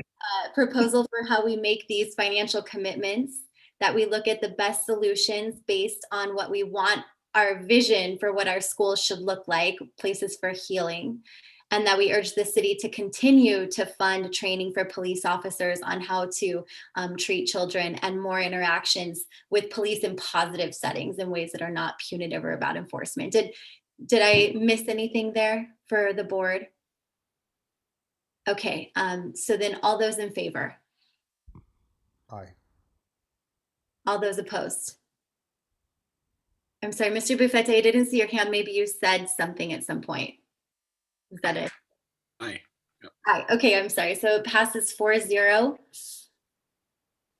Thank you, Dr. Kenda. And again, want to thank everybody involved with this, and just want to appreciate, this has been a conversation since, last June, when we moved quickly to put the SRO program on pause, but then moved deliberately to determine how to move forward. And what I think inspires me most tonight was the work of the committee, the voices of our students, and the voices of our board are really reimagining what the future could look like. And I appreciate that that's how this conversation evolved, to thinking forward, and less focus of what, yes, the result is we're stopping doing something, but more about what we need to be doing and what kind of community and country we want for our students. So thank you for taking the time to really think this through to reach this decision. And so concrete next steps, we will make sure in Mr. Gard's hearing, in our budget conversation, budget workshop, we kind of highlight where where funding towards the kind of services that were described, where that sits in our budget, and so what it would take to increase in those areas. And then when, like I said, when we get to the LCAP, then we'll have time between now and May to have some of the conversations you're requesting. Dr. Wayne, can I say just one more thank you for the community members who joined us tonight and who kind of stick with us through the conversation. I very much appreciate their participation tonight. Thank you very much. Yes, thank you. And again, yeah, thank you. That was a very important conversation, but one that I know is difficult for us to have. So I just really appreciate everyone sticking with it. I know it's late. We have at least 2 more items that I can see that definitely need to be handled tonight. So let's see how, Dr. Wayne, should we just extend until we get through the action items? Can we table any of the consent items? Let me go back and look at what was pulled. So so if you don't mind, making that extension, and then after this next item, I can tell you if we can table any of the consent items. Okay, so we're looking now at item, what is this, G2, board policies, first reading on the high school graduation requirements. And I thank you. And yeah, although it's late, this is an important one because as you have heard at the last several board meetings, and then we had an opportunity to share data with you, which we'll share tonight, we do have in the distance learning environment, it has seen a meaningful increase in the number of D's and F's that students are getting that both can negatively impact their ability and opportunity to graduate, as well as the social emotional repercussions of receiving these Fs. And so, we've done a lot to try to improve the student outcomes, but as we approach the end of the first semester and prepare for second semester, we felt like we wanted to build in some other opportunities for students to be able to be successful. And this is related to actual board policy. So I want to turn it over to Dr. Lisa Davies. She's going to share what we're proposing tonight in terms of how board policy might better support our students who are struggling during distance learning. Thank you, Dr. Wayne. Good evening, school board members and community. I am going to be joined for this presentation with Mary Walsh, the Vice President of HIA, and we are going to, I will walk through the presentation. I will try to do it quickly, and then we'll have conversations around the ways that we are proposing to support students, as well as getting your recommendations on our proposal of the waiving the current high school graduation requirements. And I just want to make sure Mary's was able to get in. So I will continue. So the distance learning under the pandemic has not yielded opportunity for all of our students. We have had students have decreased opportunities to make and show traditional progress, and that's measured on assignments, assessments, and projects. So we've seen students who have not been able to engage at the within these conditions of COVID. Many of members have asked, why do we even report progress during this pandemic? Why can we just not grade and not require any sort of requirements at all? So we do have a group of students who are doing fine within this COVID. We have some students who are really giving, their full effort to try to maintain their grade point averages and get ready for their applications to colleges and universities and to be able to apply for college. So we didn't want to create harm for those students, but we also know that we have to follow the mandates of both state and federal around English learners, as well as reporting progress for students with disabilities and making sure that they're making progress within their IEPs. So that's why we are reporting progress during this pandemic, and we are maintaining our grading process. So unfortunately, Hayward Unified is following the trends that are across the country and across our local county of students failing classes at very high rates. So we have students who are struggling again to meet the learning goals with the shortened direct instructional time and the limited opportunities for that additional support, either in person or virtually, for just getting that extra time with their teacher to ask questions and get that extra help. And we know distance learning during a global pandemic has just decreased the access for opportunities for students, again, just to show that progress, because they're not having that one-on-one engagement as they would in person. I have a couple of slides that show the data from the first quarter, and we did collect a lot of data between the first quarter and the second quarter progress reporting to make this informed decision to bring this to you as a recommendation. So you'll see that in 2019, we did have students who were earning D's and F's, but as we look at the data in 2021, we'll see that it's almost tripled.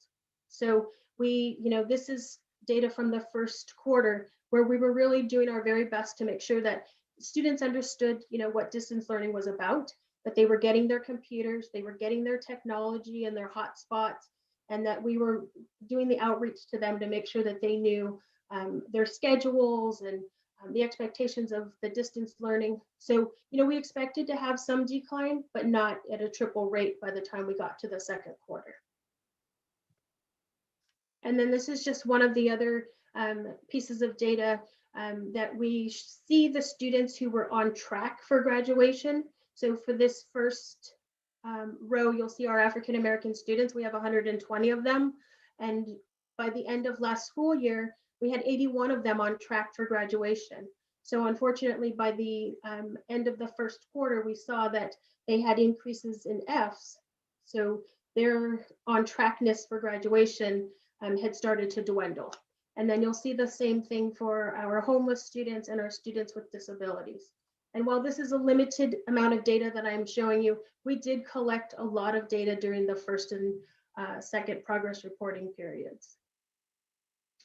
Once we got that data, we went into action. We didn't just sit and wait and say, let's just wait and see what happens.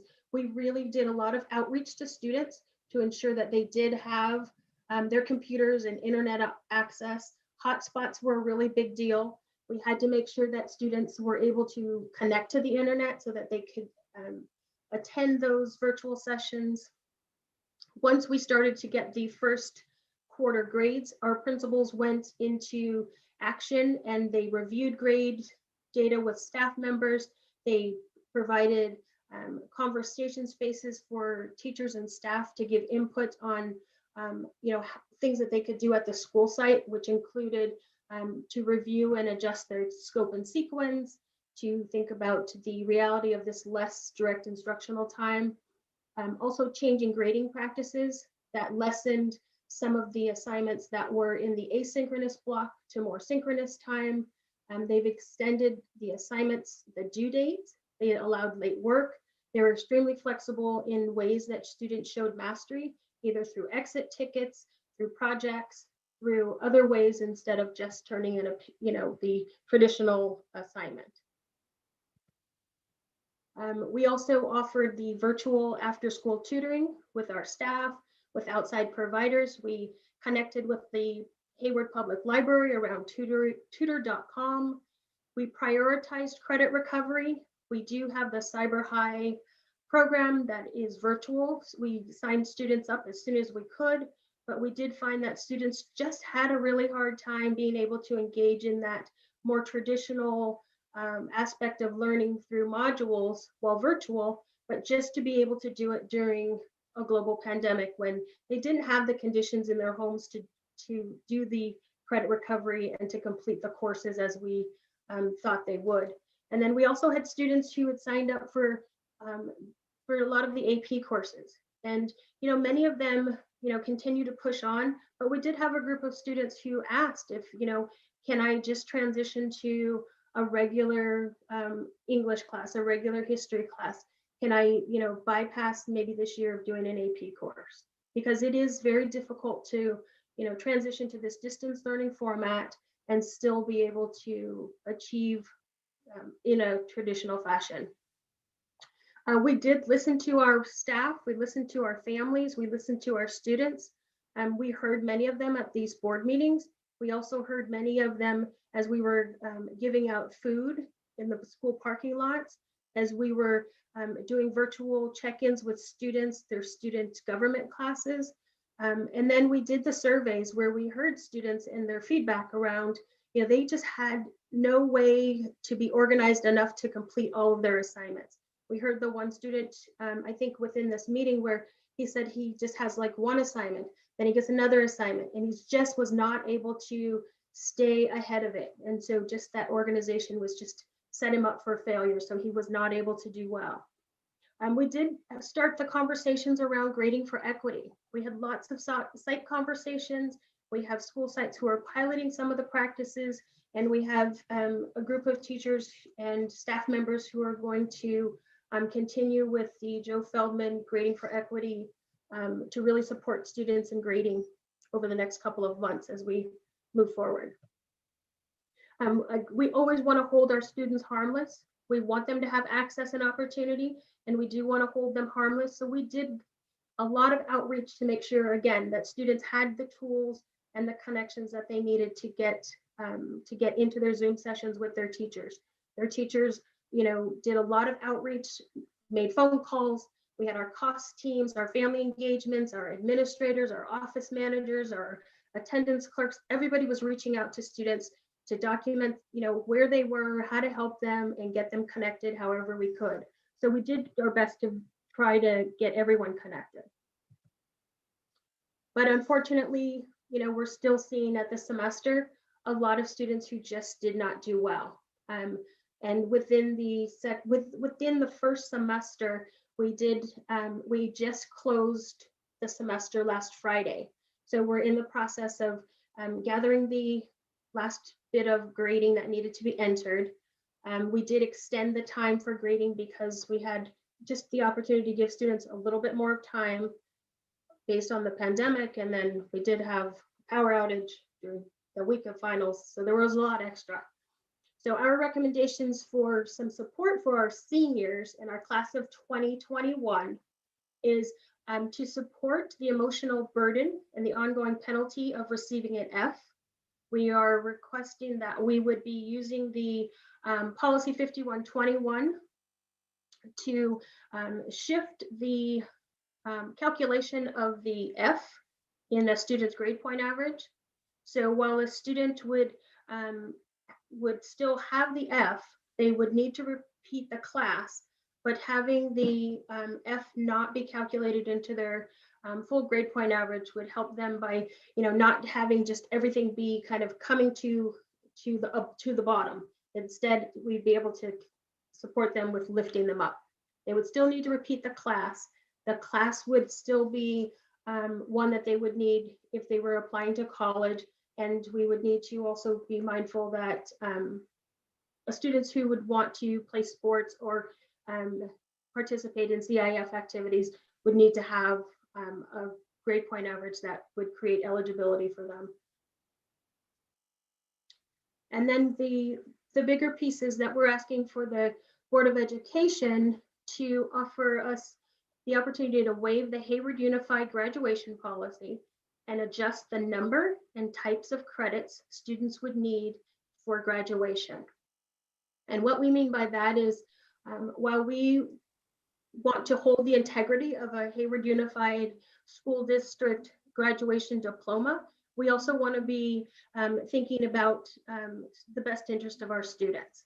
We know that they have not had the full opportunity to engage at the levels that we would normally have outside of a pandemic, and we want to support them in this way. So the California requirements for graduation are in purple, and so in essence, these are the graduation requirements for the state, and they are it's 130 credits and it's 13 courses. But of course, school districts always have additional courses and additional opportunities so students leave high school well-rounded and well-versed in different areas.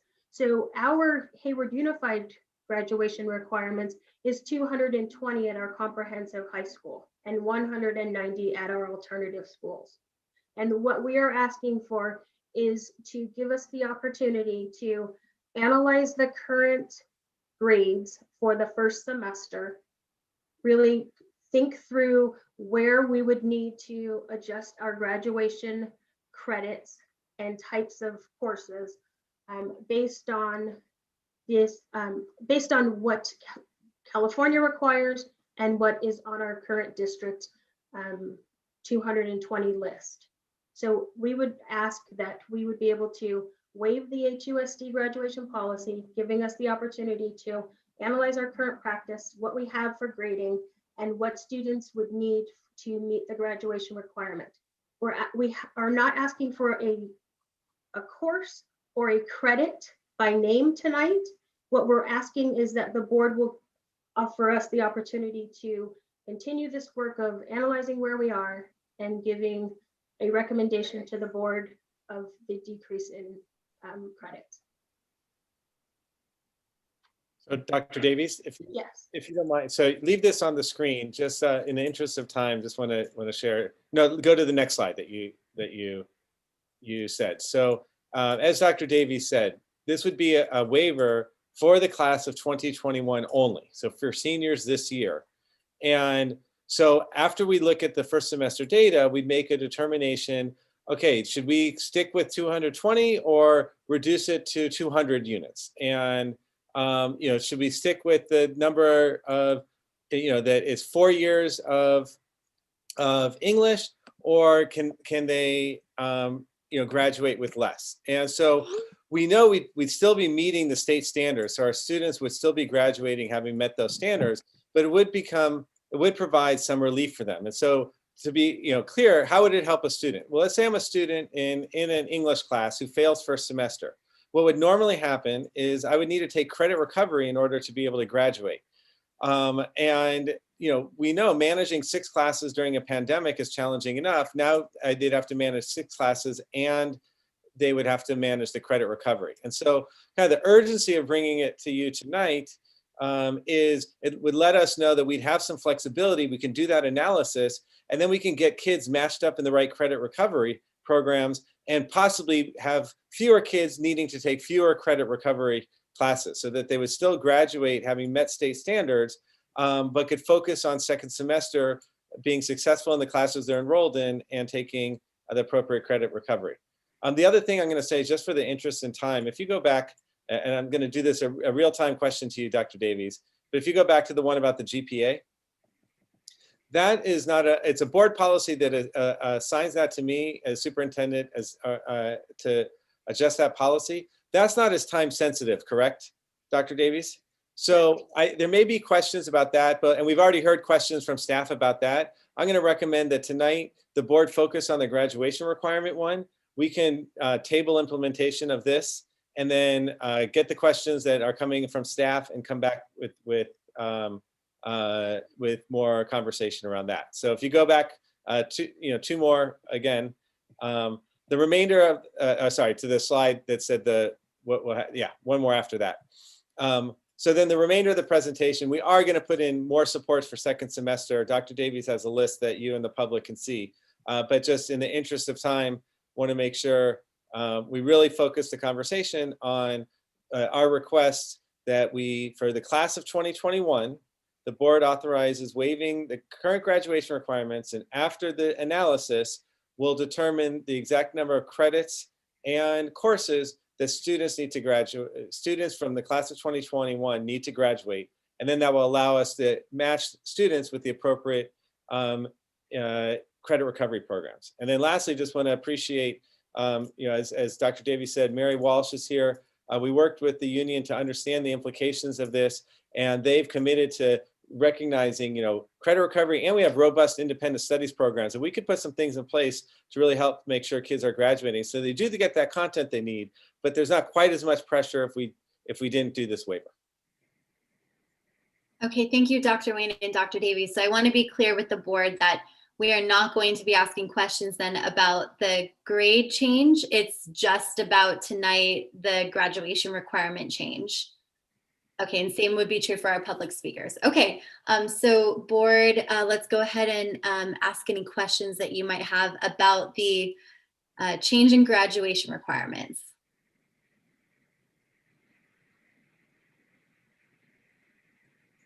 Okay, hearing none, let's go to, Thank you.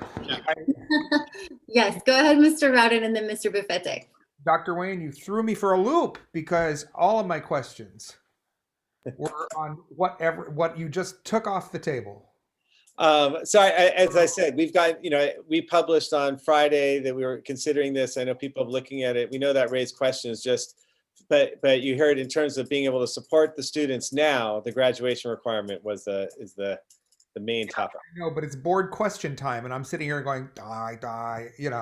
Okay, well, Mr. Rowden, in the interest of time, we can come back to you so you can please do the questions you want to ask. And let's go to Mr. Buffette because, again, it's 10:30 almost right now. So, Mr. Buffette, go ahead.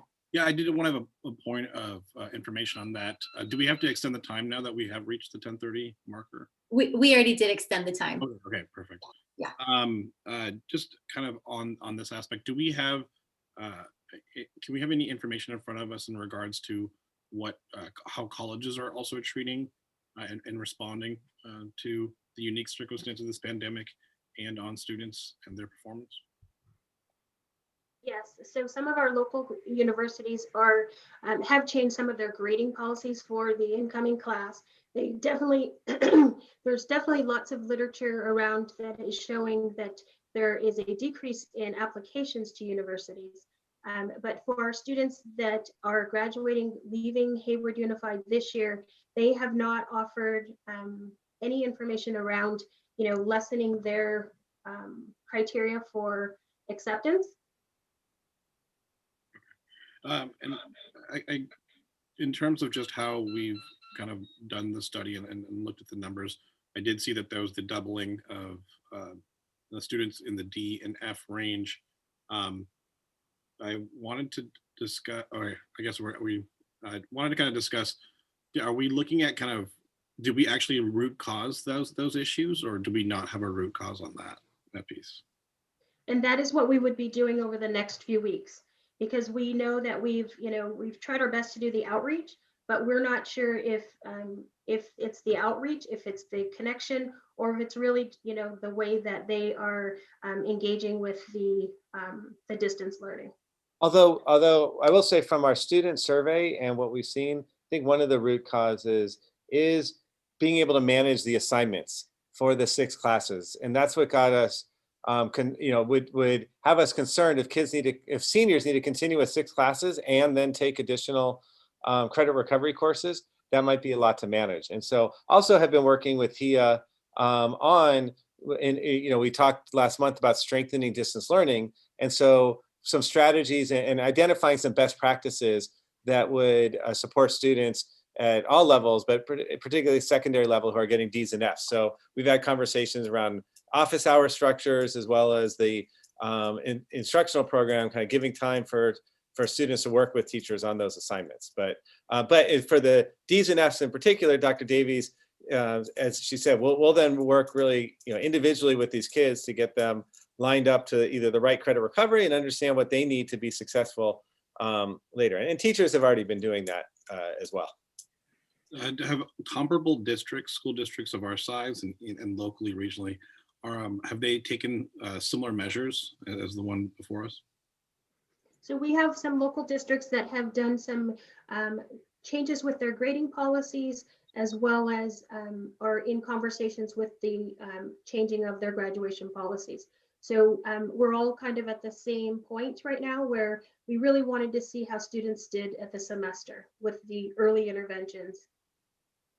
And this change, going back to your earlier question, as far as how colleges will accept it. So they'll accept them they'll still be, high school graduates, right? And then students who are trying to get into, say, California colleges with the A to G requirements, they've already applied to college. So by this point of the year, they've either met those requirements and will be admitted and then need to maintain that anyways, or they'll not have met the requirements and are going to go a different option for education, post high school education. So this change shouldn't impact the students' college going opportunities. Thank you. I believe, can I interject? Would that be appropriate? We have you here to share the teacher perspective, yes. I think our target population here, when we're in discussion, the college going kids are pretty much on track. Teachers are working with those students, and we're working with all students. Your target group are the kids that have been coming but are still having issues.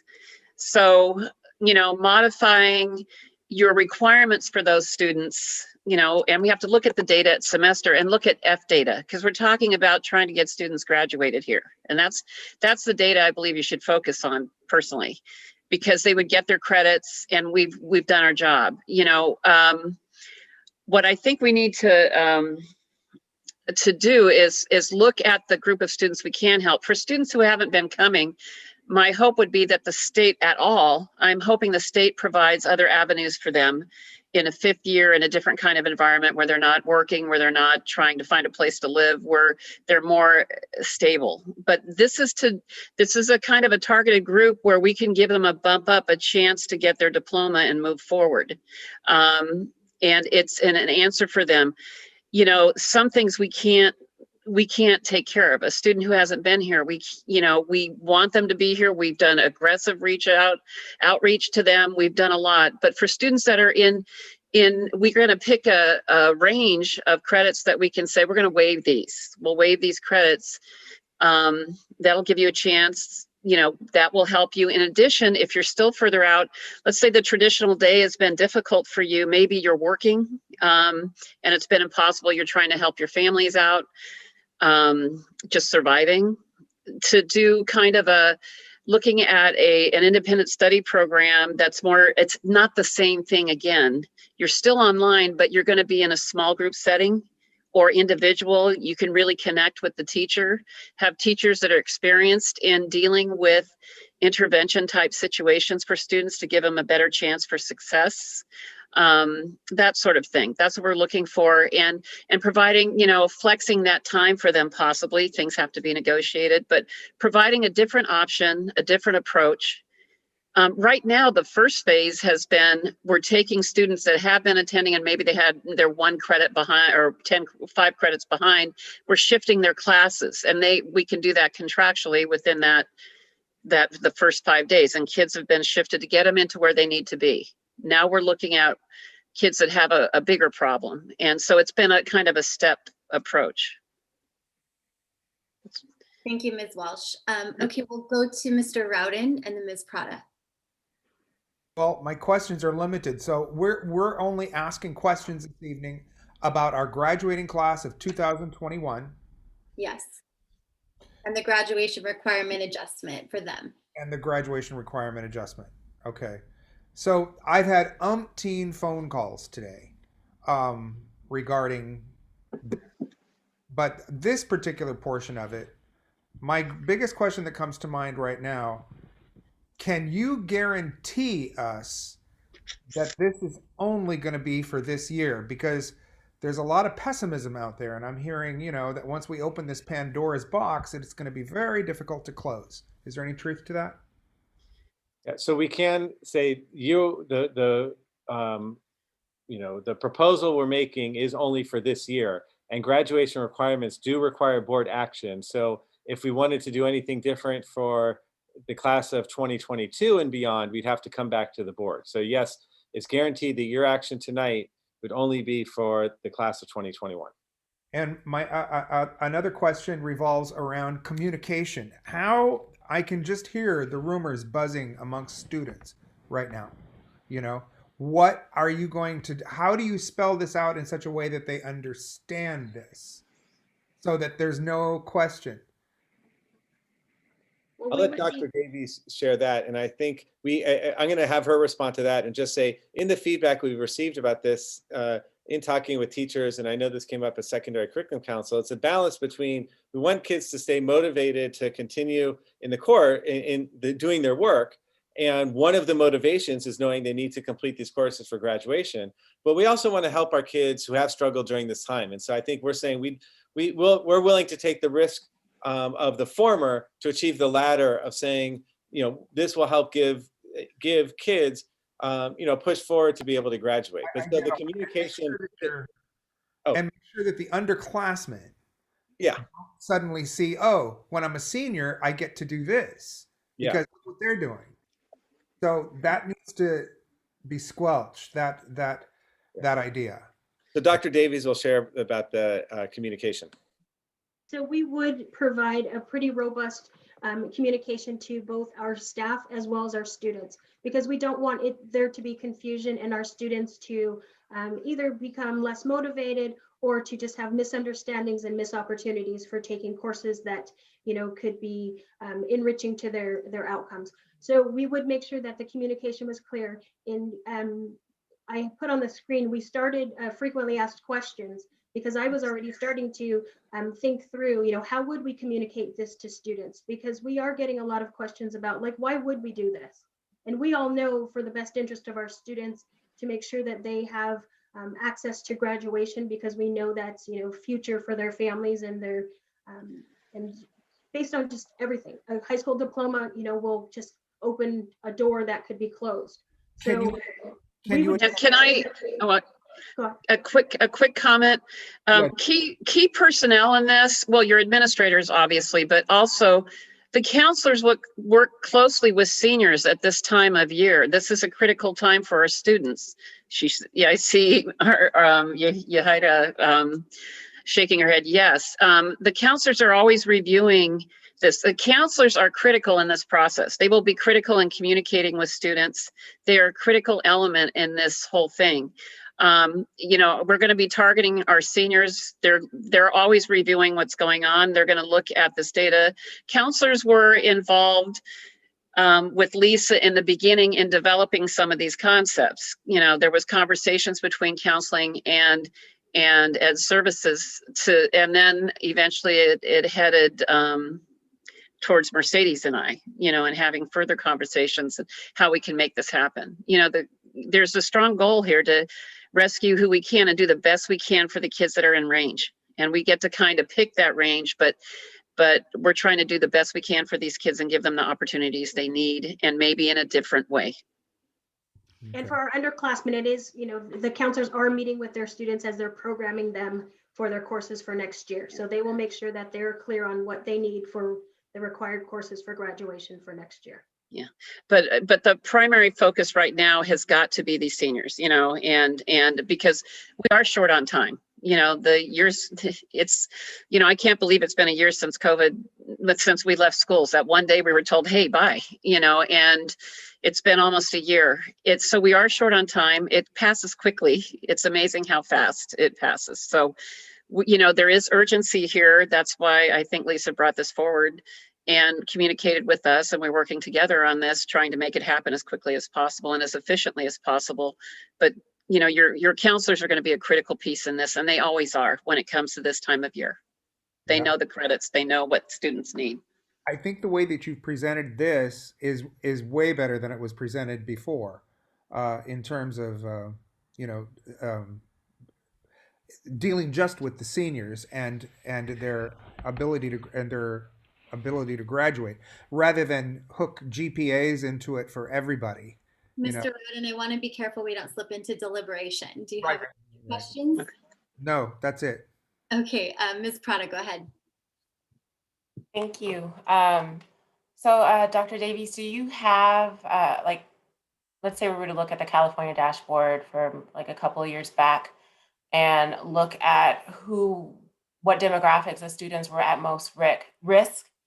Are those same demographics, are you saying those same demographics their risk has increased with not being able to graduate? We've seen a steady rise in our African-American students not graduating, and we're seeing that within COVID as well.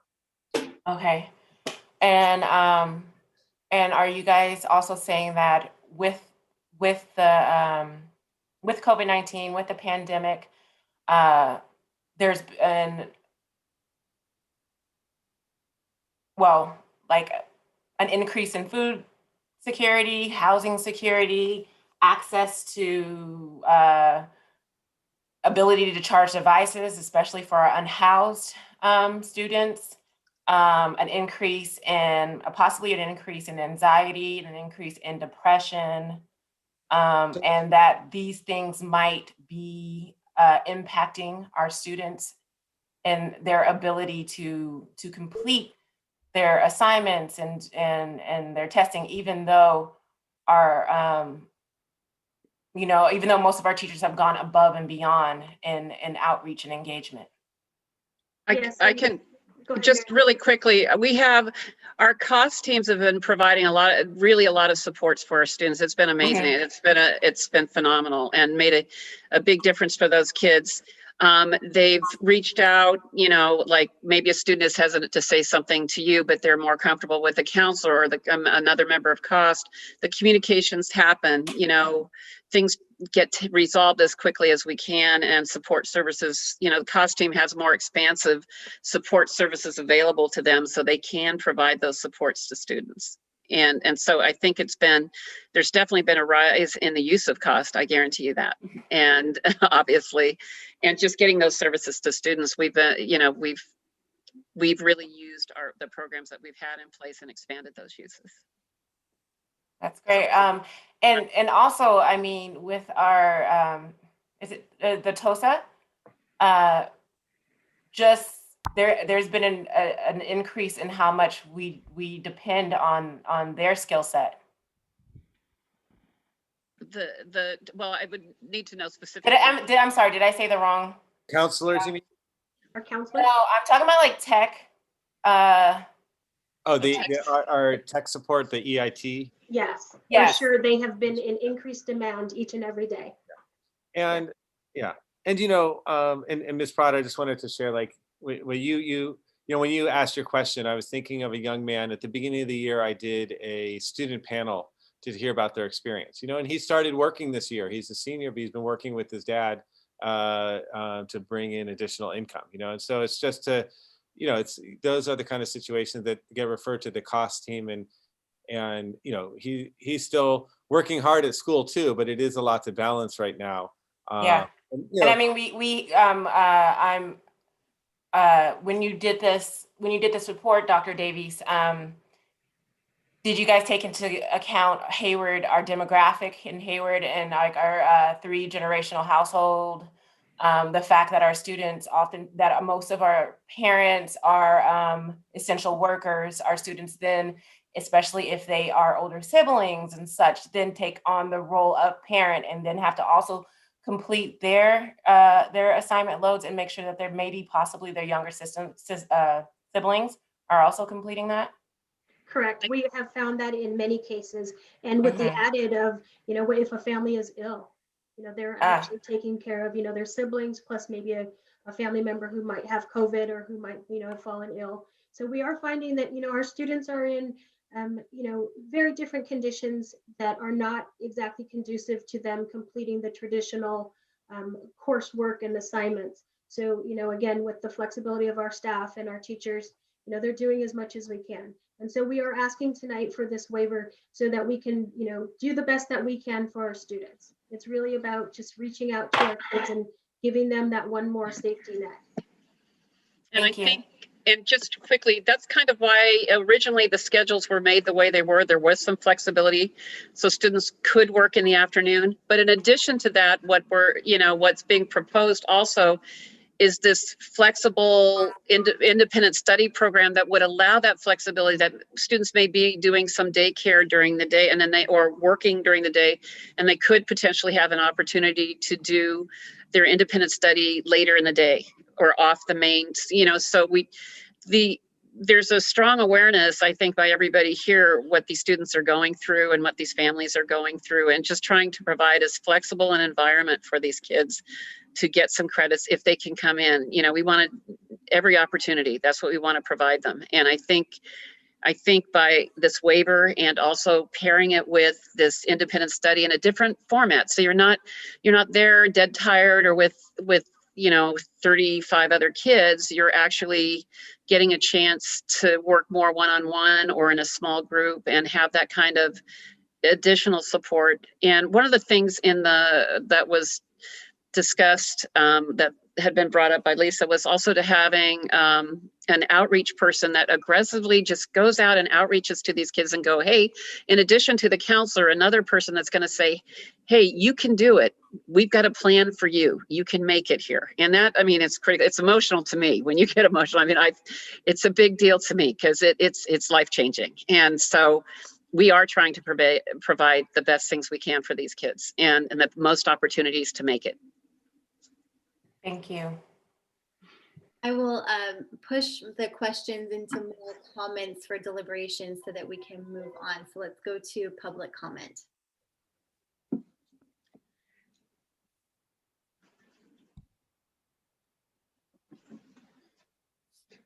And again, just a reminder to the community that we're only discussing the change in the graduation requirements, not the grades. Great, recording that it is 10:49. Our first speaker is Charles Jones. Charles? Hello, can you hear me? Barely. Can you hear me now? Yes. All right. Hello, my name is Charles Jones and I'm a teacher at Tennyson. I've probably talked to you a couple of times now. In general, I support the grading policy that you wish to implement, but I also see the strong push coming at the district from other stakeholders involved. Basically, I get why the district is doing it, but the implementation seems to be a total mess. Mr. Jones, I'm going to have to interrupt you. So we tabled the conversation on grading. Do you want to speak to the graduation requirement change? Sorry, I meant the graduation change, like the implementation of this. Go ahead. So this implementation, like tonight, basically, my issue is the fact that you sent out an email about these things before we even voted on it. So people have been coming to you for months about like warning about the consequences, how they feel about these different things, and how this district tends to be last minute and reactive. And because of that, it kind of gives off this appearance that we have no idea what we are doing or what anyone's doing.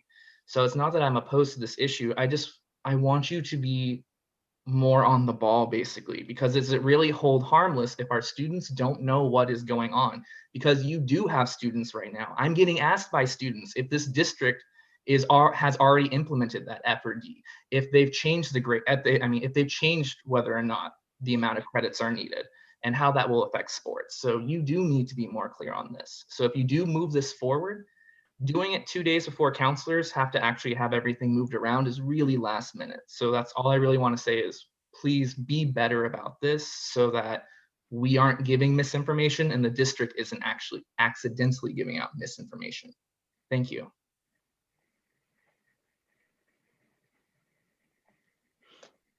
Maria del Carmen Espinosa. Yes, hi, can you hear me? Yes. Okay, thank you. Well, first I want to start on yet again we have another confirmation as to why we need to get rid of the SRO program and implement the money towards counselors and all of the above because of situations like this and what's going to happen after kids go back to school. Second of all, this is very emotional to me because I have friends with children who are seniors. And although one of them has always been a 4.0 student, right now he is literally on his computer like 8, 9 hours, even at night when all his younger siblings go to sleep. He's on the computer. You know, his mom tells me that he's on the computer from like midnight all the way to like 3 o'clock in the morning trying to keep his 4.0 average. And he suffers from headaches and stress and is just constantly looking like a zombie because this poor kid is in front of a computer and doesn't sleep. So the fact that you would change the credits would be just great. I think it'll help this child, and I'm pretty sure a lot of children are going through this, or students. But it'll help this student in particular not be in front of the computer so many hours and not suffer from so many headaches. So, it would be great if you guys were to implement the change in credits so that way, at least this child won't be going through all of the heartache that he's going through right now. Thank you. I yield my time. Euphemia Maynard. Oh, hi, Euphemia Maynard here. I will talk as a parent and as a student.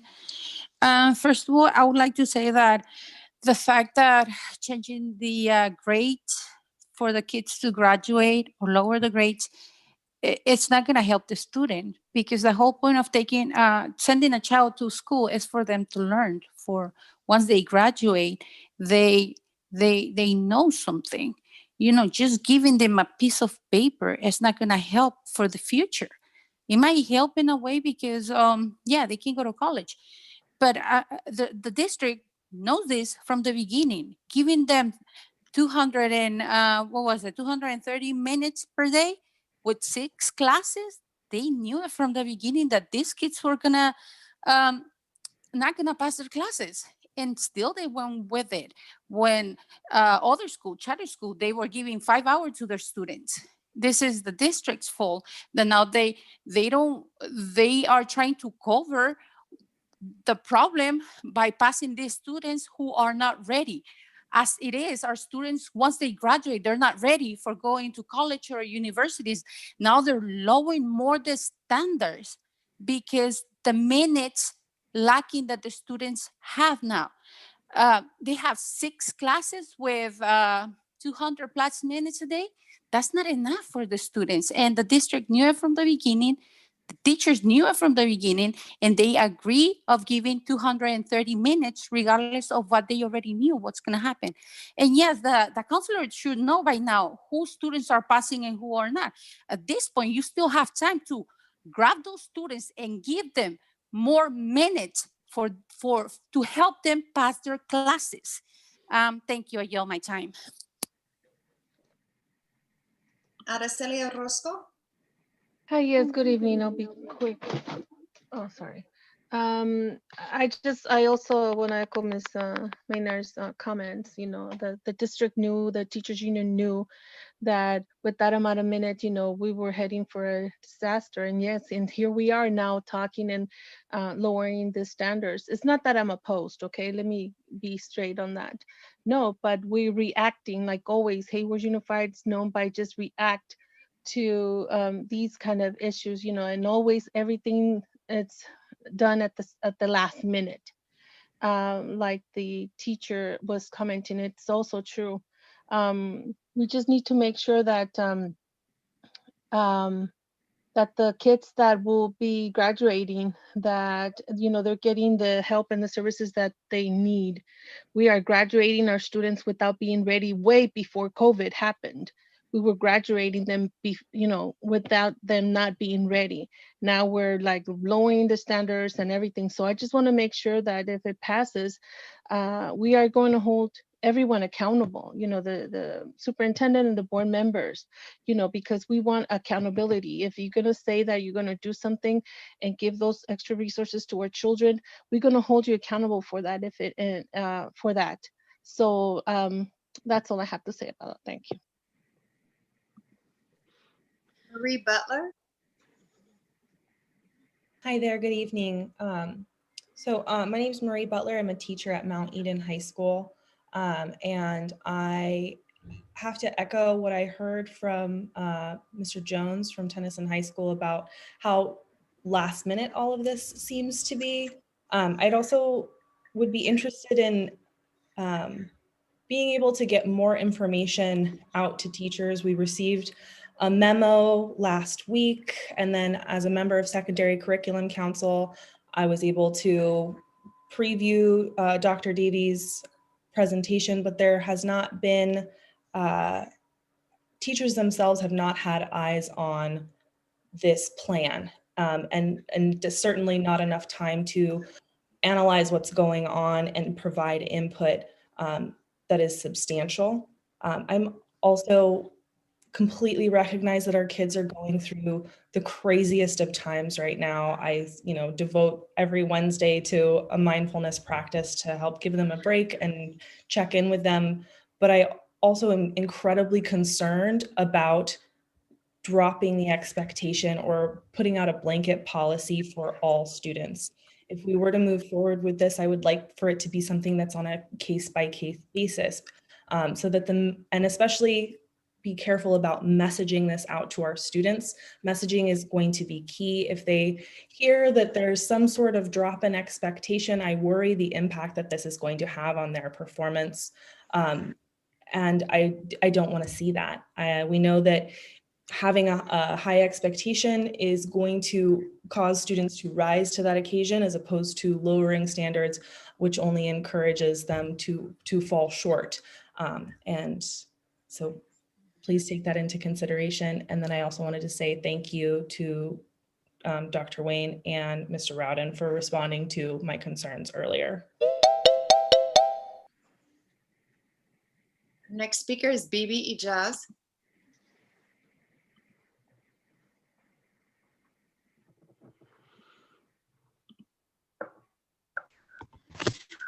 Hi, can you hear me? Yes, go right ahead. Just as the previous teacher and Mr. Jones has mentioned, the last minute notice is pretty much very unethical, and it just makes me question why all of a sudden,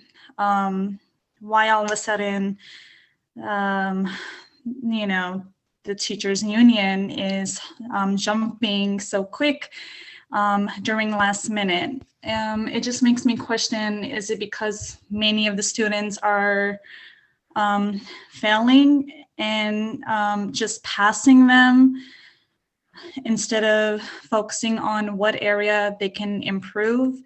Is not okay at all. And it just, as the previous teacher has mentioned, it sends the wrong message to our students.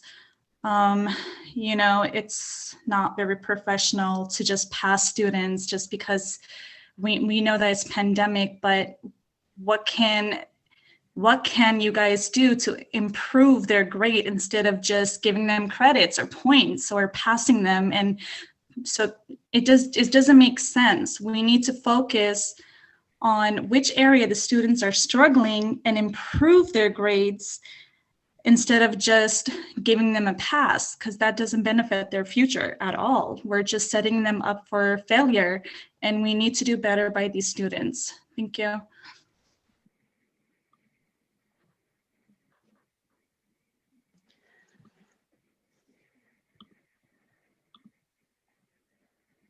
Celeste Percale. Good evening, board. My name is Celeste, and I'm a 12th grade counselor at Mount Eden. I'm 12th grade counselor for students that are not in AVID or Puente programs. So I have the majority of seniors at Mount Eden.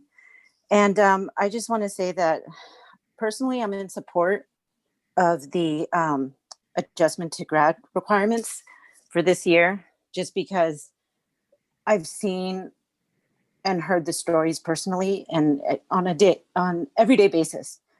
Students have my cell phone number. They text me, they call me over the weekends. And so I see the struggles, and I'm sorry, I'm a little nervous and emotional because it's truly, it's very difficult. We've had some very difficult situations out there for our seniors. So anything we can do to support them is, I think, you know, even with the grad requirement adjustment, I think would benefit them. But I also wanted to address Mr. Roden's question about communication to the families and the students. So counselors at Mount Eden have already met with admin about how to communicate this. We've talked about scheduling a senior assembly when this is all said and done, if it goes through, and also scheduling a parent, like an event, a presentation for the parents also, of course, after hours, so everyone is informed. So we've already discussed that as far as communication. So I just wanted to let the board know. Thank you so much. Gabriela Escobar. Good evening, board. So I'm assistant principal at Tennyson High School. And like many folks have said before, these are unprecedented times. We're going through a pandemic, and it's not to say that we're lowering our standards for students. It's just seeing what's out there, and what every day we get phone calls from students who have COVID, who have a family member who passed away from it, who can't do their work because they have to now take care of their siblings, that has been mentioned. There's a lot of things that folks don't know, and assuming that we're lowering the standards just to give kids a freebie is not what we're looking for. You know, I really urge the board to pass this because our kids, if they manage to survive this pandemic, they're going to leave with so many more skills than things that they can learn in like a couple hours in a classroom. So I just really want to urge folks to be mindful of all the situations. I mean, most of us were at home right now. We're in a cozy, you know, heated house, perhaps. Well, some of our students don't have that. So it's not just about, you know, what can be taught in the classroom, but also what are the life lessons that these kids are getting. So, you know, hey, you can not have to pass one class, but you'll be able to still get that certificate and graduate and get a job. And again, our kids that are like already going to college, then they already have that. And, you know, it's like these other kids will go to community college, and then they're going to move forward. So yeah, thank you. And our last speaker, Elena Lepe.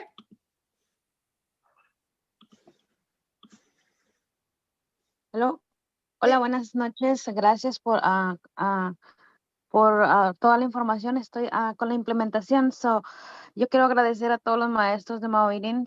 Mi hija con la pandemia, a pesar de todo, toda la pandemia, ella ha hecho un esfuerzo grande por mantener sus grados. Gracias al esfuerzo de los maestros que han estado también dando, ¿verdad? Pero también es importante todo cómo se van a graduar los estudiantes, porque ellos van a entrar a una universidad, pero si se va a hacer el alcance agresivo, tienen que empezar desde ya, ¿verdad? Yo doy un ejemplo, por ejemplo, si ellos no alcanzaran a hacer todos los créditos o los que necesitan, tal vez clases después de verano o cuando terminen las clases, tal vez extenderlo un poquito para ese tipo de los estudiantes que están definitivamente, que no alcanzan el total de puntos. Pero mi recomendación es que se trabaje en equipo, haciendo el alcance, incluyendo a los padres, porque creo que los padres también jugamos una gran responsabilidad. Lo digo como padre de mi hija, yo creo que también es una parte de nuestra responsabilidad. Entonces, de mi parte, pueden contar con nosotros como grupo de padres, como organización o como padres líderes. Estamos aquí para apoyarnos y ayudarnos en equipo para que por lo menos le demos un alivio a esos estudiantes. Gracias.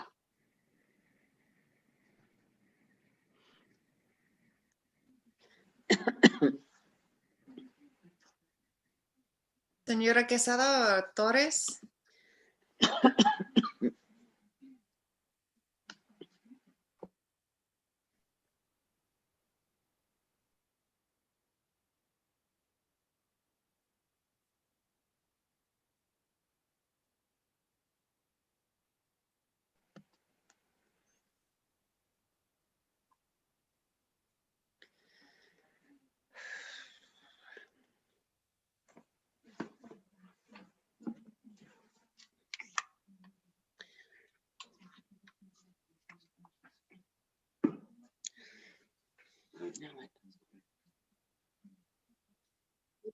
Board President Dr. Okinde, you have the floor. Thank you, and thank you to our speakers. I am going to now ask for a motion to move forward into deliberation. I move that we move towards deliberation. I'll second it. And I'm going to kick us off in deliberation because I saved my question. So I'm just going to really, it's echoing what all of our trustees said earlier as well, that I would hope that we're looking at, I know we're going to look more in depth at the root causes and which subsets of our students are struggling more than others and why. That really is critical for us to look at here. And not just this as a strategy for our students this year who particularly benefit from this approach, but looking at what we can do for all of our students. And so I'll just leave my comments there, that echoing what I know many of our trustees already said, and then leave it open to anyone else who'd like to chime in for deliberation. My only concern is, well, not my only concern, but one of the things that comes to mind, like Mary, I know that you said earlier, and it resonated with me, that for some students this extends hope to them. They see a way to the end that they can get through. I'm curious to know, do you think there are also those students though that it'll have the opposite effect, where it'll just, they'll just withdraw? No, I actually think it will support the students. It will make a difference. And, there were a couple of comments. I just want to relay my teaching high school for over 40 years. I have a sense of how students think, but I do want to give credit to the district on one point, and I'm not used to doing this, so it's painful, a little painful. But I do want to say that people are saying, the district hasn't anticipated this. That is not true. The district provided intervention over the summer through summer school, very large summer school. They have addressed, they've provided alternative ways for kids to recover credit through Cyber High. It's just that these traditional ways we're finding, it's always this point. There's been interventions happening along the way. It's not like we haven't been doing anything as a group here, and we've been evolving in the process of virtual learning and that sort of thing. So the district has provided those interventions. We're finding that some of the kids are having a hard time with our Cyber High program right now. It's not working for them. Thus we said, what can we do, and what can you do instead of that would be more accessible to these kids? Thus we moved into this. So, there were comments like, oh, you didn't think about this. There was no forward thinking. There has been forward thinking all along the way. And it's hard to be forward thinking when you think you're coming back and then you find out you're not coming back and not coming back and not coming back. We are making changes. I have to allow the district in a lot of regards that they have made changes along the way. And there's always what I call the panic time for students now. This is when we really look at where they're at.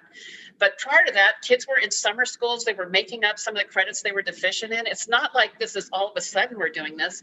It's something we've been doing along the way. And as far as the credits go, or as far as reducing the credits, I was listening to the comments, and we have high expectations for our students. Hayward Unified is there with other districts as far as the 220 credits. But we know this is a time of a pandemic. We have students that can't do it. They don't have the time. They're working. They're taking care of a sick parent. Thank you. I see another student shaking their head. It's too difficult. So we have to provide flexible options. That's what we're doing. We're thinking outside the box. I think we've done it, Lisa's done a nice job with that and coming up with ideas, working with the counselors, listening to teachers. We've been evolving all along the way. This is not necessarily a knee-jerk reaction. I think it's going to be hard. It's always hard this time of year for seniors. This is no different than any other year. Students like to wait till the last minute. This is not shocking. It's human nature. And but we're trying to mitigate that. It's even exacerbated because of COVID and their distance from that human encounter. So this, I think, to give credit to the district, they have been working on this. We have provided students with things. Counselors have been aggressively working with kids on this, but there's always last minute stuff that's going to happen. That's the nature of the beast. Any administrator will tell you, any teacher will tell you. It's the last minute thing. There you go. Sure I answered your question, Ken, but I was trying to. I appreciate your sharing your perspective as a teacher. And just so it's clear, Mary Walsh is co-chair of the Secondary Curriculum Council. And so that's been important. But I think, and to your point, Mr. Rowden, too, and to what we heard, just want to be clear. The urgency right now is being adaptive to what we're seeing in first semester and wanting to provide kids opportunities. We will be thoughtful in the implementation. We hear those concerns and got feedback on that. But the urgency of bringing it forward tonight is, second semester is going to move quickly, and we want to be able to get the kids in those right credit recovery programs and do that analysis quickly. So your approval gives us that flexibility. If we didn't have that, we know we'd be locked in to ensuring, to making sure kids take every single credit recovery course they need to get to 220. And that feels like an undue burden right now in the pandemic. But, so yes, asking for quick action, but no, there will be thoughtful implementation. Yes. Okay, I want to open up for other trustees, and I see our student board members have something to say as well. So any other deliberation?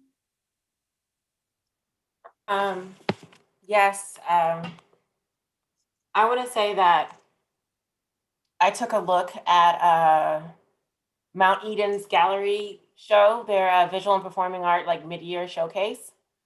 And I was like, I loved the illustrations. I loved the multimedia, the jewelry, the creativity that was coming out of it, And as a photojournalist, I have my degree in photojournalism, and as a studio photographer, I really, really appreciated the photography section of their showcase.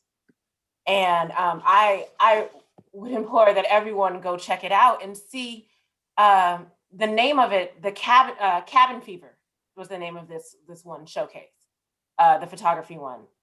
And Cabin Fever, what drives us crazy? What keeps us sane? And to see this documentation through the eyes of students was incredible. And what I kept seeing over and over and over in that photography, but what drives them crazy, it was students being buried by papers in front of a screen. It was students at a screen, like just feeling overwhelmed. It was students just like the visualization of how they feel in these times. We're adults and we're overwhelmed. I couldn't imagine being a student in today's world. So I really, really appreciated that. I appreciated all the art, but I really that piece really spoke to me. That's it. Mr. Buffette? I actually would really like to hear, because I see all three students with their hands raised. And Okay, are you giving up your time to go I'd right like to to reserve them? my time to that. Thank you. Okay, we'll start with Ms. Venegas. So honestly, like these are some difficult times, like for us as students. Like I have to see my friends like stressed every single day about like their assignments and all. And then especially one of my friends, last time she called me crying because they told her that she won't be able to graduate because she's missing 10 credits. And like it's difficult, like you as a friend, like, oh, you can't help them out. And then mainly we're not lowering the standards, we're opening the opportunity for our classmates to have a chance to a better future. Having a high school diploma opens the doors to so many opportunities. Like they can go to community college, like they're not gonna go to a UC right now, but they're gonna have the opportunity to go to a community college and get a higher education for them and then for their families. So giving this opportunity with the waiver, like it's gonna open the doors to many of our students. It's gonna give them a second chance. And then for us, like this committee, we're supposed to care for our students. Our students is a priority, and we need to help them out during these difficult times. And that's all I have to say. Thank you so much for sharing that. Yes, okay, Mr. Yang. Oh, thank you. She really said it all. She said a lot of the stuff that I was going to say about how this was, like others had also said as well. This is really a sign of hope, a sign of inspiration to a lot of these suffering students, and that it must be recognized that the grades of a lot of students, especially our colored and African American populations, are really suffering because of outside issues, whether that may be financial difficulties or home difficulties. They're really suffering. And so this opportunity, this opportunity would really help to promote students to do better, to be able to see in the second semester that they can still be able to graduate, that they can still be able to, that the work that they do will not be wasted. Thank you. And Ms. Maciel. I'll try to be quick about this, but I'm a senior and I've been fortunate enough to be one of the lucky ones who, is managing their grades, keeping them up there. I managed through college applications. I managed through my job with school, and I'm still managing through. It's not an easy process, but I'm managing. But I know there's a lot of people who are not as fortunate as me. And I know that because my closest friend, he has 2 jobs. He's helping his single mom make ends meet. He's helping helping his younger siblings, and he's just super behind on a lot of assignments. And before distance learning came about, he kept his grades up. He was on the right track, but now it's just he's at risk with all these missing credits. And so that's why I think I resonate with this so heavily, because I remember freshman year thinking, oh my God, we can't wait to graduate together. But now there's this chance that he might not be able to. So I think that we should really go forward with this, because I would like to see him get that sense of relief. And it's not having a freebie, it's just like Mary Walsh mentioned before, that it's giving these students the opportunity to recover from all that happened prior to, and still be able to gain that sense of achievement. So yeah, and like he's come over my house, you know, of course, COVID protocols and all, but I've helped him with assignments, catch up, but it made me realize it shouldn't have to be like this. It shouldn't have to be so overwhelming, so stressful for so many students like this. So I am all for this, and I hope it does pass, because I know it could provide him and many students like him that sense of relief. But that's my input. Thank you. To all three of our student board members, I just want to thank you. I'm looking at the time and realizing how late it is, and this just demonstrates so much your commitment to making the district better, not just for you and your friends, but for students who come into your shoes after. So thank you so much for staying with us and sharing your perspectives. I hope you can tell how much it means to all of us to hear your input, and we truly take it to heart. So with all of that, I'm going to go ahead and just call for the vote. We have a motion by Mr. Buffette, a second by me, and all those in favor. Aye. Aye. Okay, passes 4-0. Dr. Wayne, how are we doing? Should we, do we think G3 will be quick? Should we just go for it, or? Yeah, G3 is the resolution. Yeah, the redistricting. Yeah, I can just do a brief summary. You can add on, and then I don't think we need to read the whole resolution. No. Yeah, and so this actually, Dr. Akenda shared with during agenda review as a possibility to bring forward. We're going through the annual, or the, not annual, decennial, every 10 years redistricting based off of the census in Alameda County. And just this would be the board lending its voice through a resolution to supporting fair redistricting that really takes into account the diversity of our community and tries to have ensure that every member of our community is represented in this process. So if there's anything else you want to add. Add the words that making it as inclusive and transparent and equitable, and of course you said fair as possible. All right, any questions on this from board members? Okay, any public comment? No. Okay, anyone like, I'll make a motion on this. Second. I heard Mr. Rowden, I believe. Is that right? I think Peter and I were together on that, but whatever. Your box lit up. It's a visual aid as well. Any deliberation? All right, all those in favor? It passes 4-0. And now we are on to G4, board vacancy appointment process update. Thank you, yes. And this will be also another important discussion tonight in terms of the next steps of the process for the filling the board vacancy. So just give me a moment here to get the presentation up.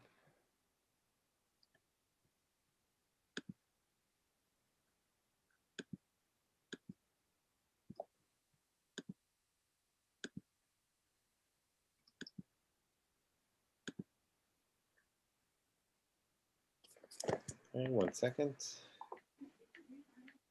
needing to refresh. Here we go. Okay.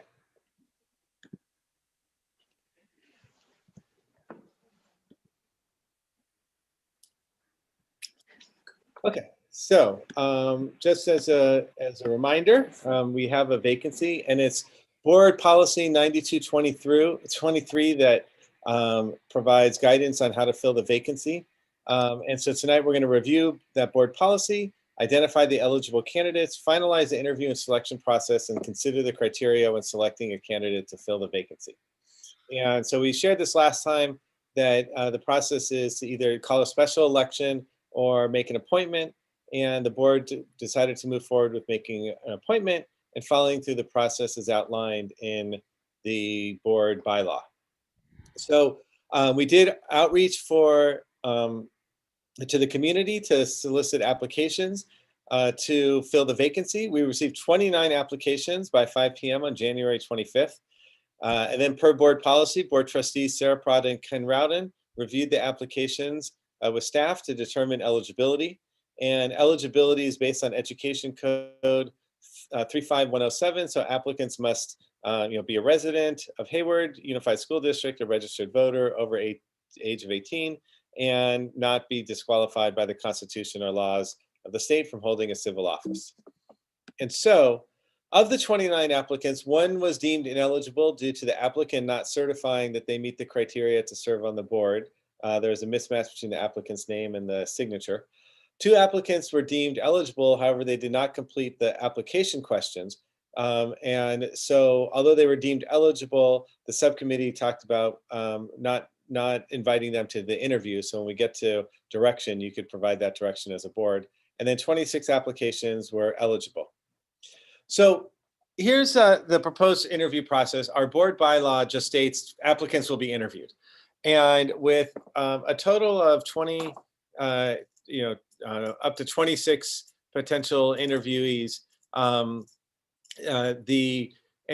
that the wanting to give everybody an opportunity to share, and then give the board an opportunity to really have an initial response to all the interviews, and move on to be able to talk to some more candidates in depth. So on February 3rd, at our special board meeting that was scheduled, the interview, each applicant will be given 5 minutes to make an opening statement as to why they want to serve on the board and explain their personal investment in educational equity in HUSD schools. No applicant will be allowed more than 5 minutes, and the board president will act as a moderator. And after each interview, you'll get a brief time to take notes about what you've heard from the candidate. So then after the interviews, we'll have 20 minutes of public comments. We imagine with 26 applicants, there's going to be a lot of public comments. So really want to encourage people to submit their comments ahead of time to made-in-hayward@us. We'll make sure the board members get it. We already have received some comments. So that's a really good, effective forum to ensure that your voice is heard. The board members will identify candidates to move forward to a second interview through the following process. So with so many candidates, recommending that there is an opportunity for a second interview. And so just to start narrowing the field, identifying basically your top third, that each board member would share the top 8 candidates based on the written applications and the interviews. And so among the board members, if you identify a candidate that 3 other members of the board or more identify, that candidate would move forward to the second interview. And then, because that's really direction from the majority of the board. And then, if after identifying those candidates, if a board member wants to advance any additional candidates, the board may then deliberate to advance additional candidates to participate in the second interview if a majority of the board agrees. And we're recommending up to 8, because you'll see now for the second round, looking at having 15-minute interviews on February 5th, that would give us 2 more hours for interviews, and there still needs to be time for the board to deliberate and make a decision. That would be a more in-depth interview with each board member getting an opportunity to ask a question and follow up with each candidate. And after the interviews are completed, we'll have the public comment. Then we ask you to again cut it down by third and identify your top 3. Then you'll just deliberate until a candidate is selected, or if you need to schedule another special meeting to finalize the decision. This is an important decision, but we hope to have a decision prior to getting into the real really that planning season for the 21-20 school year, because as you've heard, February 10th will be a budget workshop. And just when you're thinking about the criteria for selecting a candidate, we actually have laid out, and governance teams over the years have laid out what makes an effective Hayward trustee? So this is from our governance handbook, noting that they'll be mindful, prepared, focused on our goals and on education and the children, and concerned about their manner, and have demonstrated leadership in the community. So going through this briefly now, want to make sure you and the community is looking at that board governance handbook, because I think it lays a good foundation as you're all making your decision about who to join the governance, who will join the governance team. And so no, I went through this quickly. So what tonight we're looking for specifically is providing feedback and direction on the number of eligible candidates to invite to the initial interview. So again, the recommendation for the subcommittee was those who didn't actually write answers, don't include them. The initial interview process. So again, the board bylaw only says you interview. So what we just proposed is, is a process, but this is your opportunity to really you determine how that process will work. And then the second interview process. So with that, we'll take questions. Dr. Wayne, I do want a little bit of clarification for the public. They have access now to all of the questionnaires, right? So how can the public find those documents? Correct. And so if you go onto our website and you go into the Board of Education page where you always go for board items, we uploaded them after the review. So we uploaded them today. So the public will have access here. When we also announce the interviews, we will be able to link this information so the community will have easy access to it without going through this area. But for right now, if they just go on here, what you'll see different than if you looked at it on Friday when we first published, because the applications weren't due yet. If you go down to this item and you go here, you see we actually now have each application posted for the public to review. Thank you for walking us through that. Just want to make sure the public is really aware that those documents are there for their review as well. So we'll turn it over for any board questions. Matt, can you go back to your second slide? I think it was your second slide. No, it was, I don't know, it was one of the early slides where you were explaining the procedure. For the interviews? Yeah, you said something about the board, and then if any board member wants to have an additional candidate put forward. Right. Where is what that? I mean by that is, what is that? So you're going to identify your top 8, each of you. If among that top 8, let's say, there's 5 candidates that at least 3 or 4 of you all agreed should move forward. And so then let's say there's one candidate that only 2 of you initially put on your top 8. Then a board member could say, well, I really would like to talk to the board and get a majority to agree that we should have a second round interview with this candidate. Gotcha. Okay. Yeah. So just to make it crystal clear, if after the 26 interviews, let's imagine, Mrs. Jones is a candidate, and all 4 of you list her in your top 8, she automatically moves on to the second round. And then if, Mr. Cortez is only on 2 of yours, but one of you really wants the board to consider, you can see would another board member agree to move that person forward. And again, we're recommending you limit it to 8 because we do need to start narrowing down. And on Friday night, it's Friday, February 5th, you want to make sure you give yourselves time to deliberate and make a decision. Right. Other questions? So when we are making our, let's say the first top 8 candidate selection, that all is done publicly, right? Correct. So all of this will be done publicly. So after the interviews and after the public comment, the board president will moderate the interview process. But since she's a participant in making the decision, I'll moderate your discussion around it. And I'll say, so Dr. Penda, please share your your top 8. And right then she'll say her top 8. Then I'll say, Miss Prada, share your top 8. And then I'll probably ask Miss Rodriguez to keep track of who was noted on each, for each one, to know who's automatically moved forward, because the quorum agrees, a majority of the board agrees that that person is one of the top candidates. Wait, so it's like a process of elimination, like we'll just keep selecting until the majority names dwindles down or something? Well, you're already limiting to, doing your, you're saying your top 8. We need to hear from each of you who your top 8 is. So you could have, you and Dr. Kenu could end up having the same 8. You could have 8 different candidates. Then, yes, then we need to start narrowing it down. And so we'll see, based on the overlap, that will determine who moves forward, because you need 3 board members to agree, oh yes, this person should go to the next round. And then do we give reasoning, or is it just like cut, moving on?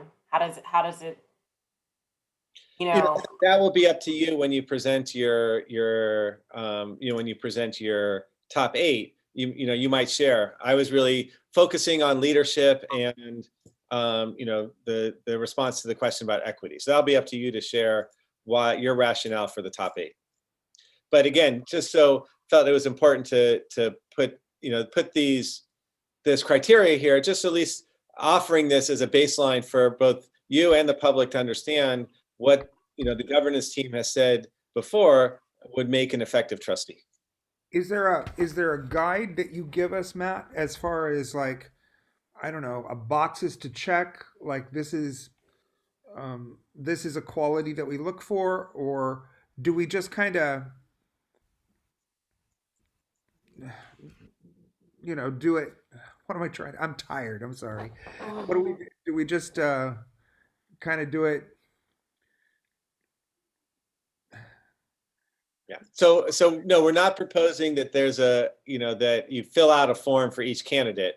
Everybody, including the public, will have heard each candidate speak. But I think, to Ms. Prada's point, that's why when you share the top 8, your top 8, you may not just want to say, these are my top 8. You want to say, these are my top 8. Here are things that why I'm prioritizing these candidates. Okay. You also said something about notes or something on one. Well, that's just, you're going to hear 26 interviews. So when you're reporting out your top 8, you might want some notes. So so that's just saying here, let me go back to this one. Yeah, that's just saying here, we're not going to go from one interview to the next. Like right now with public comments, when one ends, the next one begins. We'll give you a minute between, we'll start with a minute. We'll see if you need more time between each person so you can make notes. Yeah. Okay. Got it. And Dr. Wayne, in regards to public comment, are we extending the time? Because with 20 minutes, that's like what, 10? So that's up to the board to decide. Yes, but I will say, that's why because this is a special meeting, right? So we're just only on the 3rd. We're only meeting for this. You're only meeting for this, and so then that's where it's only, since it's an agenda item, it's only 20 minutes. It would be need to be a majority of the board to extend that. But that's why I do think, we're encouraging people to submit written comments ahead of time so the board can have a sense. And I think, to your point, also, Mrs. Prada, about the timing between February 3rd and February 5th, it gives the public time. They'll know who the top 8 are to share any opinions then as well. Great. And then my other thing is, because there's about 65 participants on right now at this hour. Can you tell me other ways that we're getting the word out? Maybe highlighting something on the main page, or through social media, or email, just to make the general HUSD public aware of what we're doing, and that they should be involved as voters in this process, and make sure that they are writing in, you know, their opinions into the comments and are raising their hand in time to make public comment. Yeah. I know it's on. I know that it's been like all the information has been on the. I've said this several times. You guys are probably tired of me saying this, but I know that it's been on the main website. But I am just looking as a candidate who ran this year. You know, I know exactly how much I had to do as far as outreach to get the general public to even be aware of who I am and what I'm bringing to the table, to the board.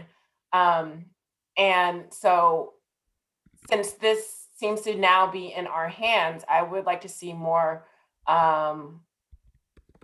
awareness put out there, more just a little bit more transparency and effort to put the word out there to make sure that our community knows and has like the detail and everything like that, because I know it's not it just the on the list, the only other candidate that's kind of done that is Maria. And so, you know, I just really feel like if we're gonna make this step to go through with this process, we need to put forth the effort to make sure that the public knows who these candidates are, why it's important, how it will directly impact them. And we give them enough outreach in this week, so that we have a high engagement, or a high turnout to the board meeting, you know, on the 3rd, and then hopefully get a lot of comments, emails and such, you know, before the 5th. And yeah, so I think I'm going to have Dio share. You're asking, you understand we have our regular channels, but like as an example of, here's an example, you're looking for some, you know, what are we doing above and beyond? So like for today, we actually spent something we don't typically do. We sent out a special notice about today's board meeting because there were so many important topics. SRO, reimagining safety in the SRO conversation, the graduation requirements, and this topic. So Ms. Ramos, if you want to share a couple more examples of what that might look like, and then we'll definitely hear that feedback. And I saw some nods from board members that will be important. Yes, definitely. Thank you for the suggestion, and we will definitely work hard to put the word out. So some examples of what we've done just over the last week and in just the last, I would say, month in communicating about what's happening with the transition with the board is communication directly to staff, to parents, and to students in English and in Spanish.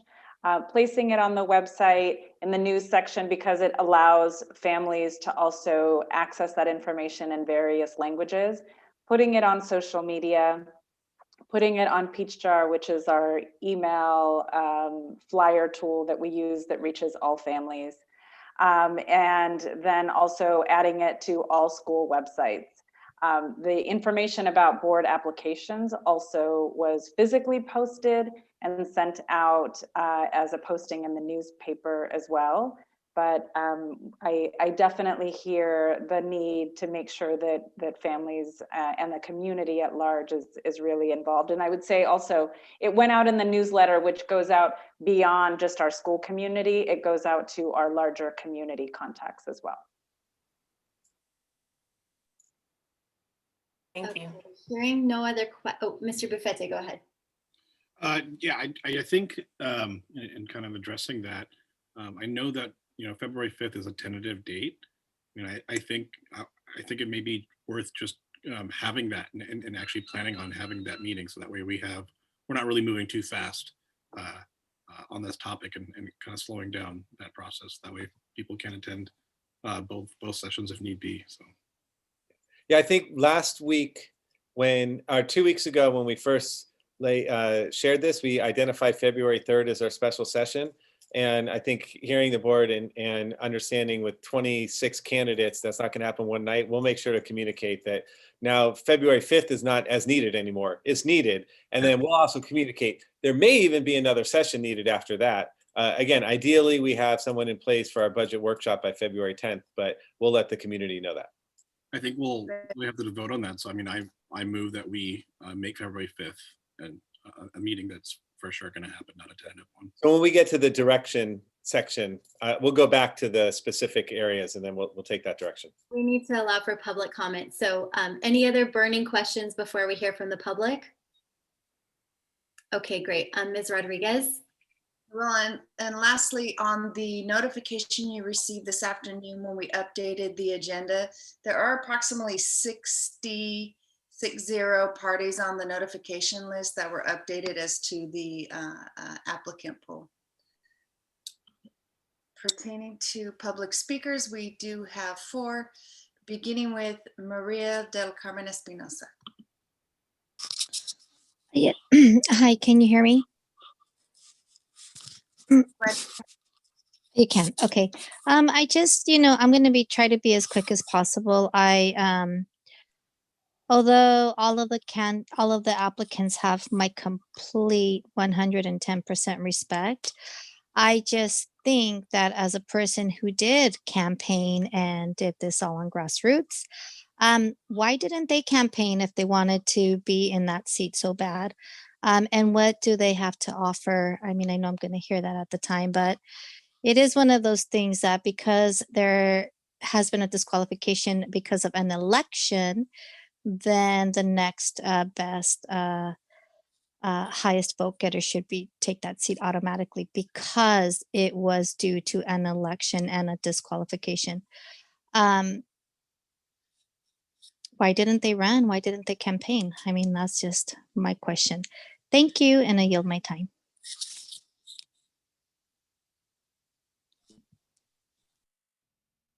Corina Basaure.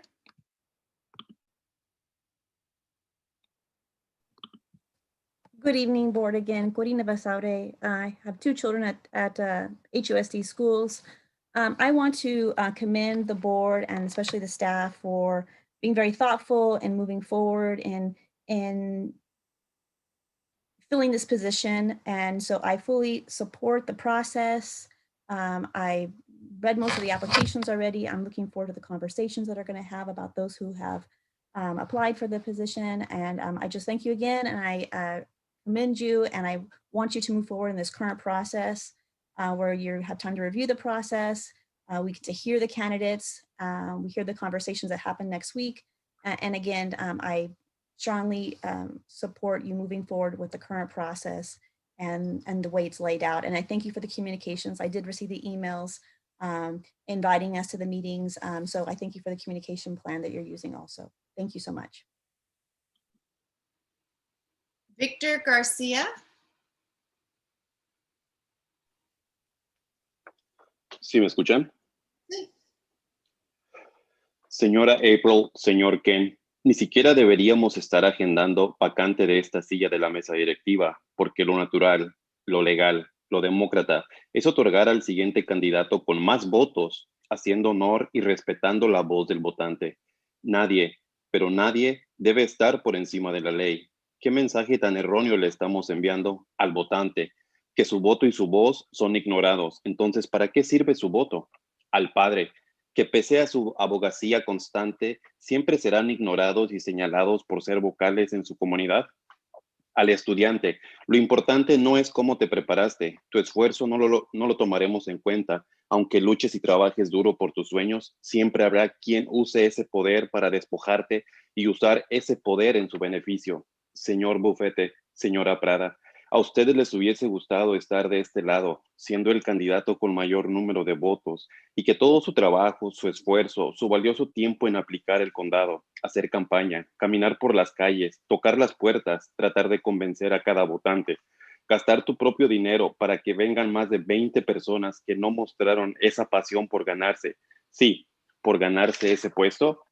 ¿Ustedes dos creen que es justo que más de 20 personas con solo aplicar sean merecedores sin ningún esfuerzo, como lo hicieron ustedes, pero también como lo hizo ese candidato que obtuvo mayoría de votos después del señor Reynoso, señor Bufete, señora Prada. Estamos 100% seguros que esta noche ustedes serán no solo la voz de los estudiantes, ni solo la voz de los padres, sino también serán la voz del votante que los trajo a la mesa directiva. Señor Bufete, señora Prada, ¿a ustedes los eligieron después de una entrevista o los votantes los eligieron? No es cuestión de empatía, es cuestión de democracia. Ustedes han dicho que necesitamos trabajar juntos, pero nos excluyen en decisiones trascendentales. Estaríamos traicionando el valor de...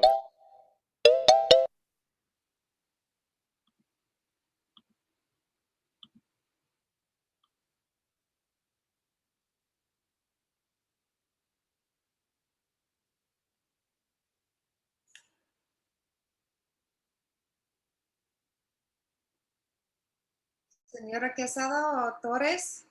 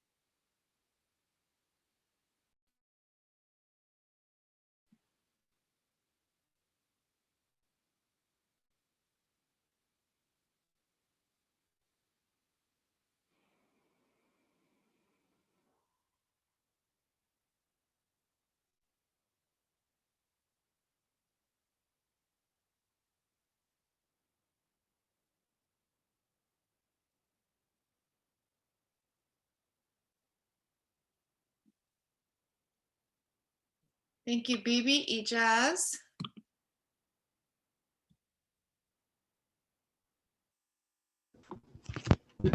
Hi, can you hear me?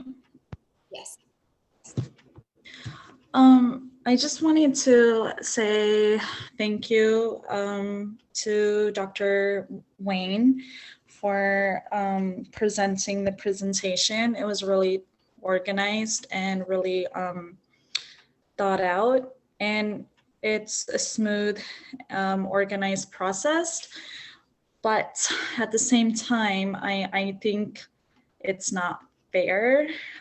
We know that what Dr. Reynoso has done was very unethical, and I just don't understand why we need to punish the community for his behavior, because the community did vote for Maria Espinoza, and I just don't understand why can't we just respect people's vote and just, you know, accept her application instead of doing all of this process, which is going to take time, you know, people's stress, days.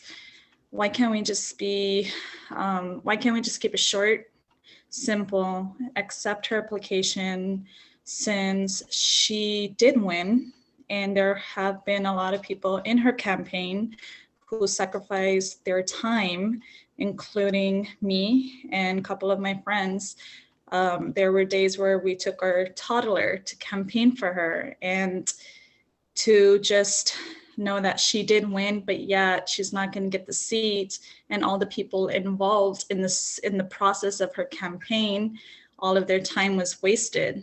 So there's a lot of emotional stress that came in her campaign, and I wish people can just respect the fact that she won and she does deserve the seats. And if you guys can just somehow consider that, I would appreciate it. Thank you.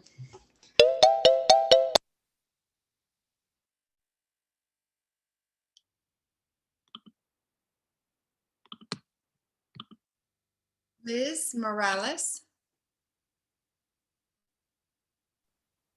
Hi, good evening. Can you hear me okay? Yeah, go right ahead. Thank you so much. Or good night, since it's pretty late now. Good evening, board members and staff.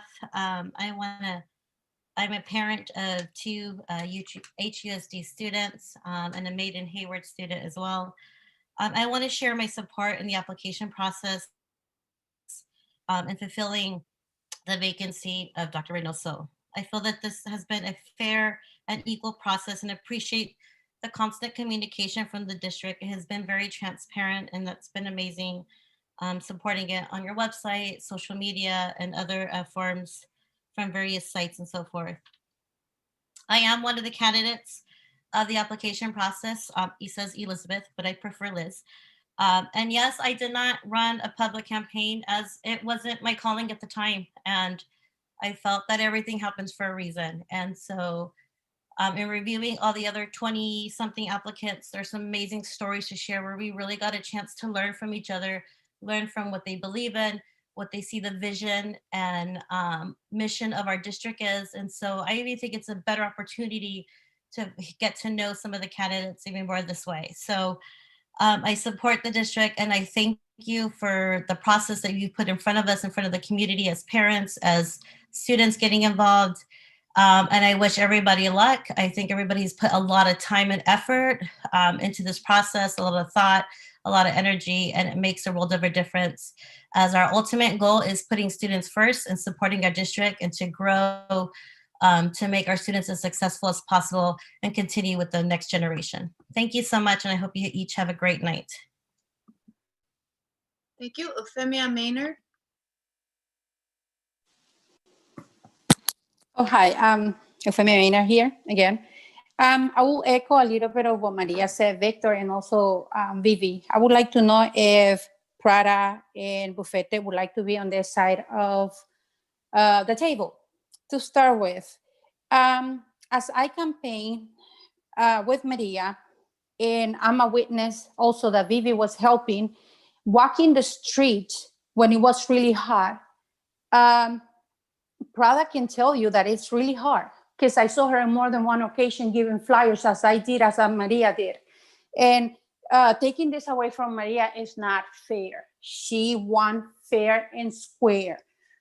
Our citizens in Hayward voted for her as well. You know, that was their democratic right. They voted for her. That should be honored. We don't have to get to this point over here. We're wasting time. You know, people voted, and the board is taking our rights away and starting this process again. And yes, for the person who spoke before me, yeah, it's very easy just to fill out an application. How come she didn't campaign before?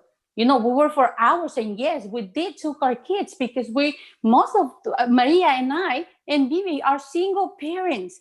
We did what we did with our kids, going from house to house, going on the streets, spending our money for the campaign. And yet they're taking that away from Maria right now because she won fair and square since you guys took Reynoso out. The next one should be Maria according to the law, okay? And if you have regulations or stipulation with the district, you only use that when you need it to fit your schedule, when you have to fit your agenda. Maria won, she should be the next one. We don't have to start doing this. She won fair and square. Araceli Orozco. Yes, thank you. My goodness, I have so many things to say and I'm so tired. But here it goes. I also believe that the voting from the community should be respected. I also think that we need to take extra steps so that this doesn't happen again. I also was witness of the hard work that these people that got elected, Ms. Prada, how hard they worked and they campaigned. And most of the people that I see, with no disrespect, please, I mean, I don't even see any of these people like calling and advocating for our students, you know, in meetings. I don't see them. I just haven't heard them. And trust me, I attend to almost every single board meeting, not almost every single board meeting. But let me put that aside. The way that the district handles this situation is really disappointing and degrading. I'm still waiting for the proof of that particular, I don't know, community member that started all of this with that complaint, that Reynoso was, serving 2 seats. I'm still waiting. And the district response, they had a response with an attorney. They emailed me with an attorney. So this is the way they operate, people. Okay, so please open your eyes whenever and why would they answer me with an attorney if I'm just requesting to see proof of that? Because, they know that they're not doing things right and they're not being transparent. That's what it is. That's what it is. So an attorney, you know what, if we want to go that route, let's go ahead. I'm all up for it. We'll do anything for our kids, and this will be a good time to learn. Jaime Molina or Jamie Molina? Hi, good evening. Can you guys hear me? Yes, go right ahead. Hi, it's Jamie Molina. Hi, family. Good evening. Good morning, board members.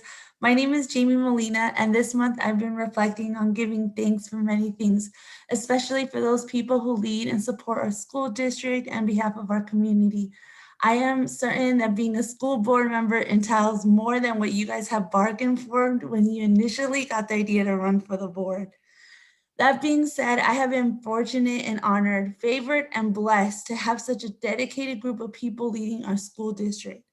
I want to thank you all for the leadership and commitment to our students and our community and their support for our mission to continually improve the education system for our students and us as parents as well. Our district, without a doubt, is better because of all of us on our team. I have been blessed and have been honored to have the best outcome for myself and my family. And I am product and living testimony of what it looks like when HUSD families and the board connect and help each other grow. I am the playgroup felicitator for Hayward 4Cs, Hayward Rec, and Bananas in Oakland. Our very own new VP recognized me for my program today for all my hard work. But I do believe in sharing my testimony and what has brought me here to run. I am one of the candidates running for the new board member seat.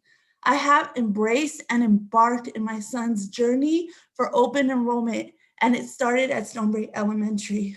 It had been 5 years back, but now with my success, I am here to say I am in the running for the board. And I give you guys tonight a million thanks and a huge high five for taking that time with me 5 years back to empower me so I can be successful and a great leader to our community. I thank you, I honor you guys, and I bless you, and I thank the community. Thank you. And our last speaker, Diana Levy.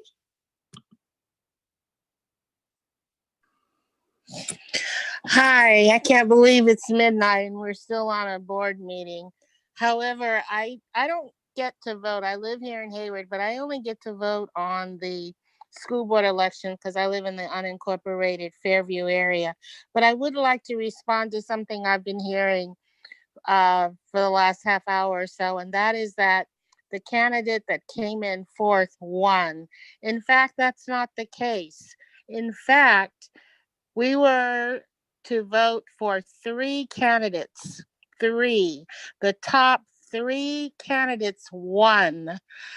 Unfortunately, that third candidate was Dr. Reynoso, who, because of his own decision, is now on the Chabot board, which means we, in fact, have a vacant position. And in fact, that is what the board is about to do, is to fill that vacancy. So to say that the candidate that came in fourth won is a misnomer.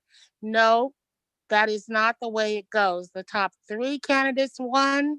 The top 3 candidates were seated, and then there was a change when Dr. Reynoso had to give up his seat. So in fact, what the board is doing is the correct thing to do. Thank you. Thank you, Board President Dr. Okenda, you have the floor. Thank you. And thank you again to all of our speakers. All right, let's entertain a motion. Would someone like to move this item? I would like to move this item. Second? I'll second. Any deliberation? Okay, all those in favor? Aye.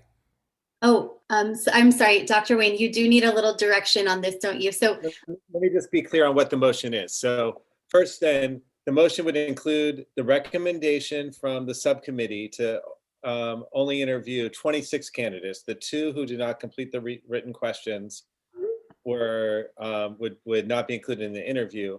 And then it's to have the initial interview and second interview process that's described, with setting firm that February 5th will be the date for the second interview, and communicating that, as well as an additional special session may be necessary if a decision isn't made then.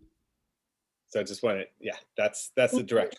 thank you for that clarification. Any additional clarification needed from the board on what we're about to vote on then? Okay, all those in favor? Aye. Okay, passes 4-0.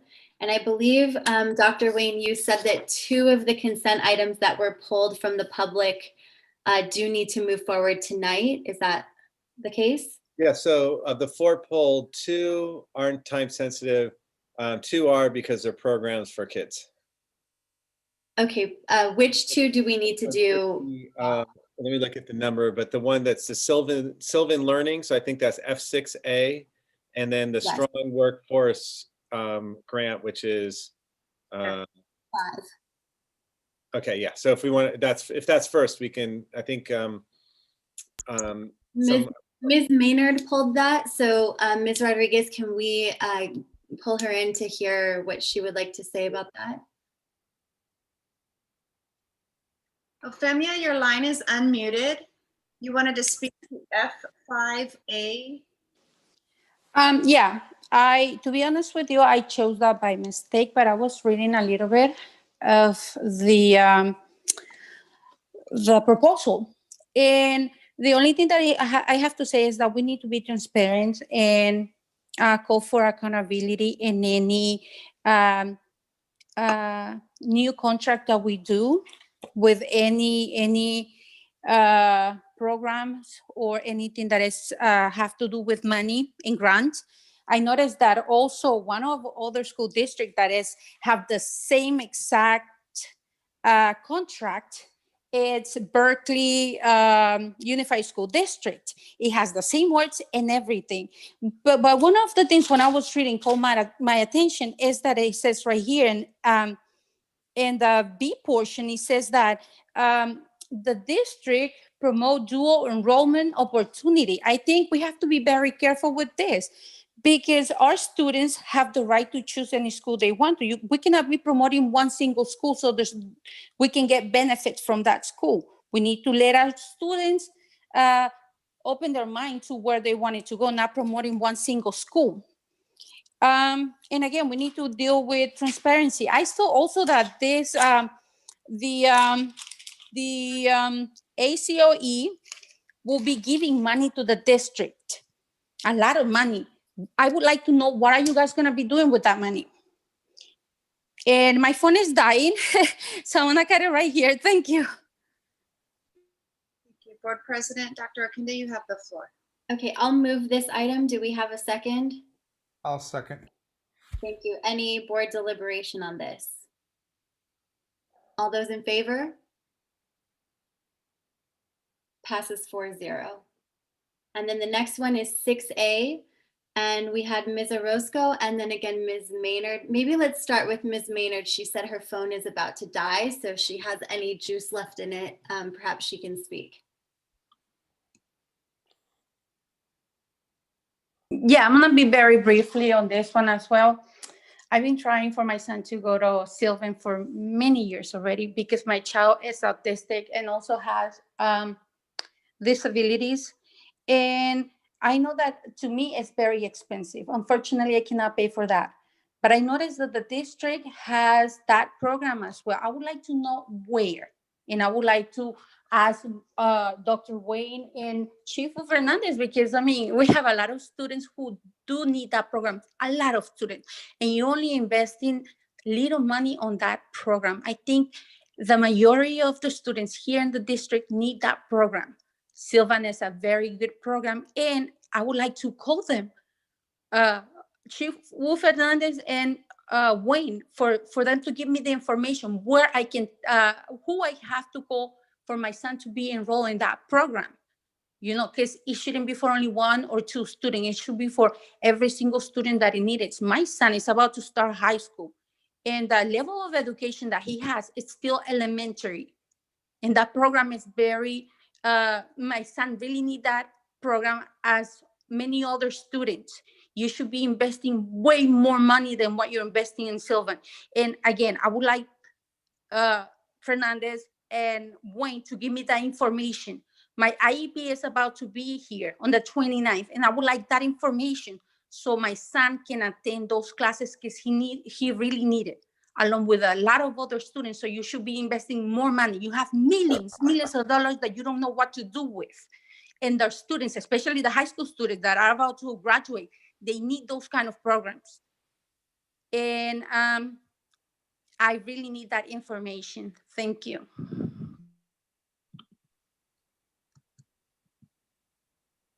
Araceli Orozco? Yeah, I just pulled out this item because I also think that it's important, and it, since we're talking about, you know, being equally for, you know, students, and having every student take advantage of these services. And I also want to say that, yeah, that program is really good, and we should have more of that. All the other contracts that you guys approved, the F, B, C, D, E, F, and all of those, it's way more money than Sullivan. And what I've been noticing is that it's less students for those other contracts, is less students. And and some of them only give it to a certain amount of students. And not everyone could take advantage of that. So I just want to make sure that you know, we are providing information to parents and making sure that they know how to access this um, Sylvan Learning. And to be careful, board members, you know, when you're passing those contracts, make sure that, you know, don't just take the presentation to the word for it. And, you know, we need to make sure that if it's really working, and really truly, if they're really serving the number and the students that they're saying that they're targeting. That's it. Thank you. President Dr. Akinde, you have the floor. Okay, I will move this item. Do we have a second? Mr. Buffette, was that a second? Yeah, okay. Any deliberation? Yeah, I do have some questions. Is this the time where I could ask a couple? So first of all, Sylvan Learning, I personally was a student struggling in algebra, and Sylvan really, really did help. My mom had to struggle and break her back in order to pay out of pocket for me to be able to go to Sylvan to get the extra support that I needed. So can you tell me, like, how many students, is this for all of our HUSD students who are in need? Is this for the, is there a first call for the high school students who are endangered right now, who are struggling with their grades and such for the graduating class of 21? And is there room, Mr. Guard, in our budget to expand this? I see it's only here for 7 months, which means it will end right before we start our fall semester for 21. And I know we're going to be looking at our budget soon. So yeah, those are my questions right now. So why don't Dr. Davies, if you want to explain where this is coming from, then Mr. Guard can answer the budget question. Specific contract is for Eldridge Elementary. It's using low performing student block grant funding. The funding has been in the district for a couple of years and it is going to sunset September. So this is the end of the cycle of this grant, specifically for Eldridge Elementary. So we did bring in some district-wide services under the grant, but then each school could determine how to spend its own funds. So, Eldridge decided to use it through school site council. And this is where now at the last board meeting, I think Dr. Kenda had made the suggestion that it's noted who, if another governing body approved this. And so I think we note on it that that it was Eldridge. So if you scroll up a little bit, or no, scroll down a little bit, sorry. A little bit more. Yeah, you'll see this says Sylvan Eldridge contract. But if you go to the overall for F, can you go to the overall for F? F6. Thank you. Yeah, so this is a new practice, so you can see. So if you scroll up a little bit, yeah, you see this was additional information the board requested for more transparency. So you could see that it was now approved by Eldridge School Site Council, and that it's using the low performing student block grant. Thank you. I actually wanted, before Mr. Gard answers the second part of my question, in regard to school site council and decisions that are made per school site, I think there's an overall need for something like this to be in place for all of our students, and that,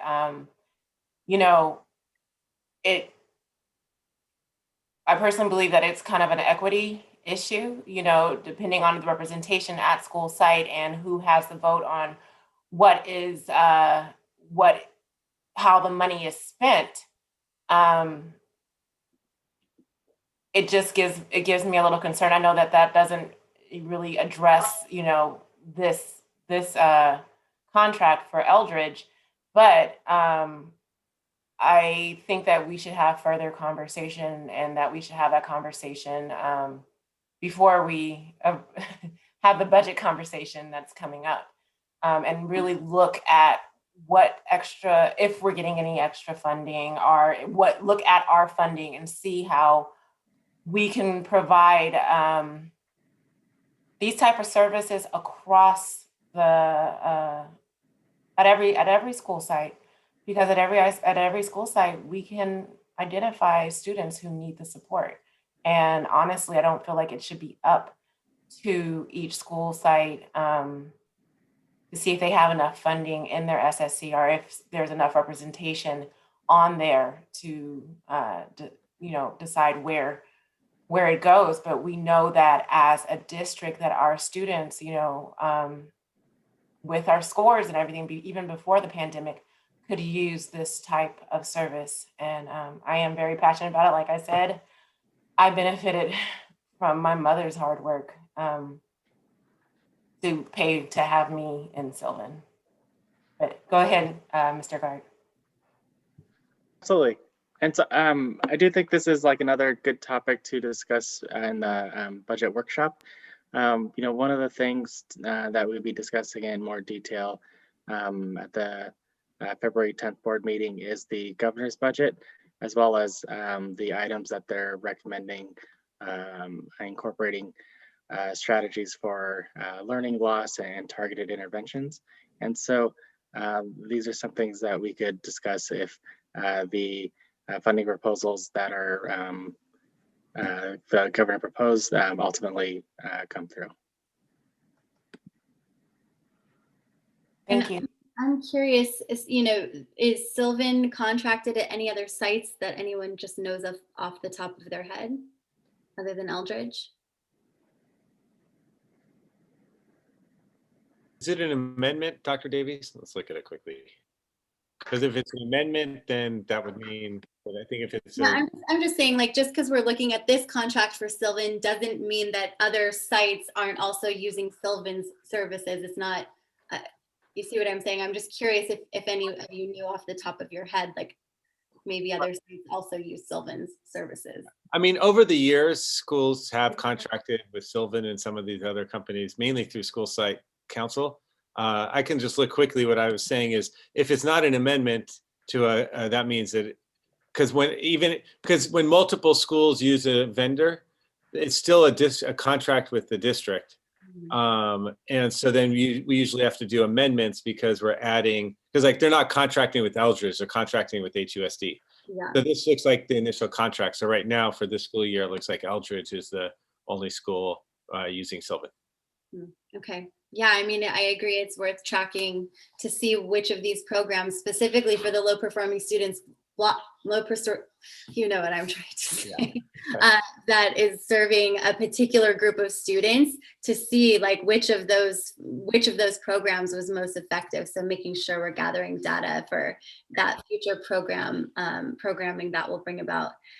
Okay, any other deliberation? I'm sorry, did we? Yes, we do have a motion and a second. All those in favor? Okay, passes 4-0. And the other two items, F2 and F3, we are going to table, and we will make note that Ms. Maynard gets to speak to F2 and Ms. Orozco speaks to F3, and we will go back now to general public comments. I see two people, Ana Navidad and Bibi Ijaz. Or Ana Navidad.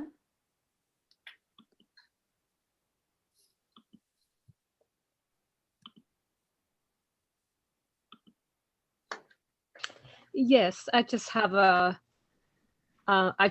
comment in regards a special ed classes. I just want to share that the OTs that I have, which is Jenny, and she has helped me so much for Sabrina, that I just want to tell everyone that she has gone beyond and above her services. And the same for our speech, Mr. Hashan. I wish that all the OTs could help out our parents to provide links that they can practice after school. They can provide them with supplies at home that they can work on, that they can get more of exercise that parents can do and practice at home. That will mean a lot to me, because I know for Sabrina has done wonderful things. So I just wanted to say thank you to the OT team that I have. And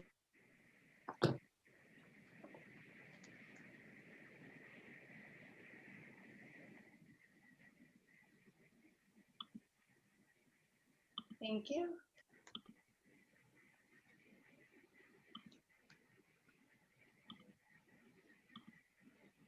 I do not see Bibi anymore. Maria del Carmen. Yes, hi, can you hear me? Hello? Yes. Okay, thank you. I just wanted to end with just actually the previous speaker and I were on the same page. I wanted to thank my daughter's teacher, Miss Williams, for working with me. You know, we need more teachers like that who are just willing to work with the parents and the students, especially during this during this pandemic, since everybody knows I'm taking care of my mother who's ill, and so there's only so many people we can trust around her because of the coronavirus. So thank you, Miss Williams. And I also wanted to thank you, the board members, which is very rare that I thank you guys. So thank you for just staying so late into the night or even morning, however you want to see it. And everybody else on the panel, thank you for just listening to us, and you know, for taking our comments into consideration, and also for staying so late and deliberating on each and every topic. So Thank you and have a good night. I yield my time. Thank you, Araceli Orozco.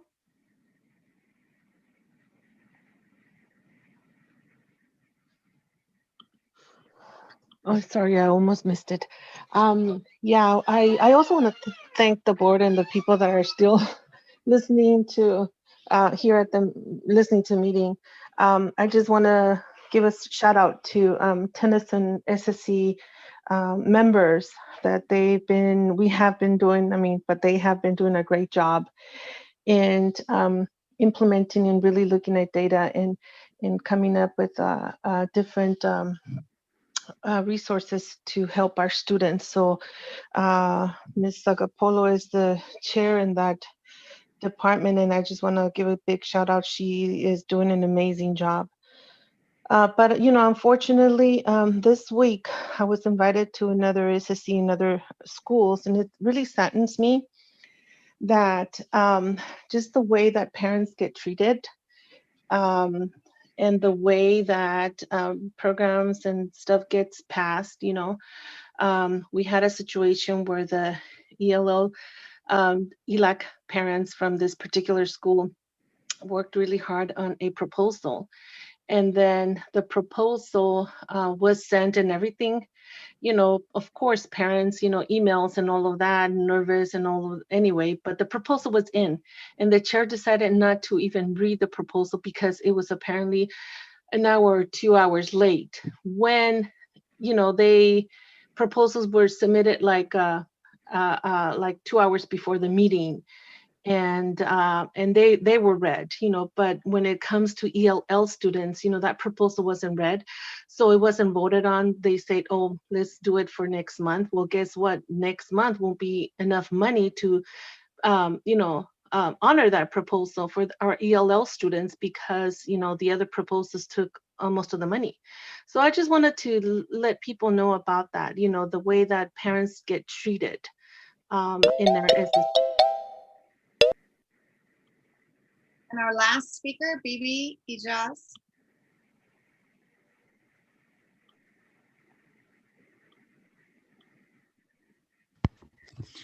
Hi, I'm a bit confused. Is this public comments right now? Because Yes. okay. Okay.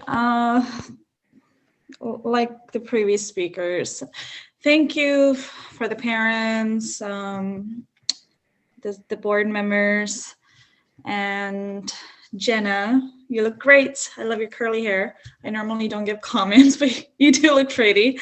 And Prada, you look gorgeous with your hair. And even Dr. Okenna, I like your band. I think we need a little bit of laughter. I do just want to stress over the SRO. Fremont District has it.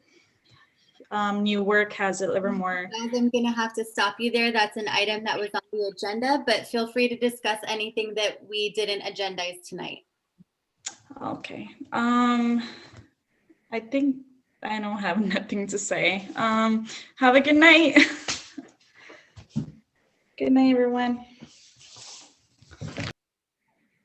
President Dr. Okinde, you have the floor. Thank you again to our speakers. So we will go to future meeting dates, Mr. Buffette, and I think you can make a little amendment for that second bullet point. Yes, future meeting dates. We do have a special meeting on February 3rd, 2021 for board candidate interviews. And then we will also have a special meeting for February 5th, 2021, and a regular meeting on February 10th, 2021. Okay, thank you for that. And I know it's been a really long night and we've had many difficult conversations. So before we adjourn, I'd just like to ask any of the board members if they'd like to share anything for the good of the order. And thank you, Mr. Buffette, for giving that recommendation that we do this. Happy to start it off. I'll keep this short because it's already the morning here. But I just wanted to, I actually wanted to shout out the student board members who are probably asleep already, getting ready for school. But I just wanted to shout out how refreshing and valuable their student perspective is. I hope they see this part of the meeting and just wanted to let them know how impressed I am in their ability to articulate their thoughts and speak on behalf of their peers. And I wanted to throw out if they needed any letters of recommendation, I'm sure anybody on this call would be happy to do so. So if somebody could send them this clip of the meeting, I know they're not here. Definitely just wanted to give them a huge shout out for that, because they were very instrumental in a lot of the ways we operated tonight. So, although more timely might be a letter excusing them if their homework's late, but they're pretty responsible, so they're probably. We can definitely do that. I'll say a big amen to that. I'll echo those thoughts, Peter. Thank you. Ditto. I'm so proud of our students. I'm proud of what was accomplished here tonight, and I'm really looking forward to HUSD's future, and our community in whole, really. Okay, well, thank you everyone for, again, just all the heart you put into the meeting tonight. It was really, I think, made a difference in terms of how things ended up and how we ended up taking our decisions. So I agree that I'm excited about the direction we're heading. And Dr. Wayne, did you want to say anything to wrap us up? No, just really do appreciate the thoughtfulness of the discussion and decisions, and know we're going to continue to do our best to serve our students. And a lot of good feedback tonight on how to do that. All right. Well, thank you to everyone for hanging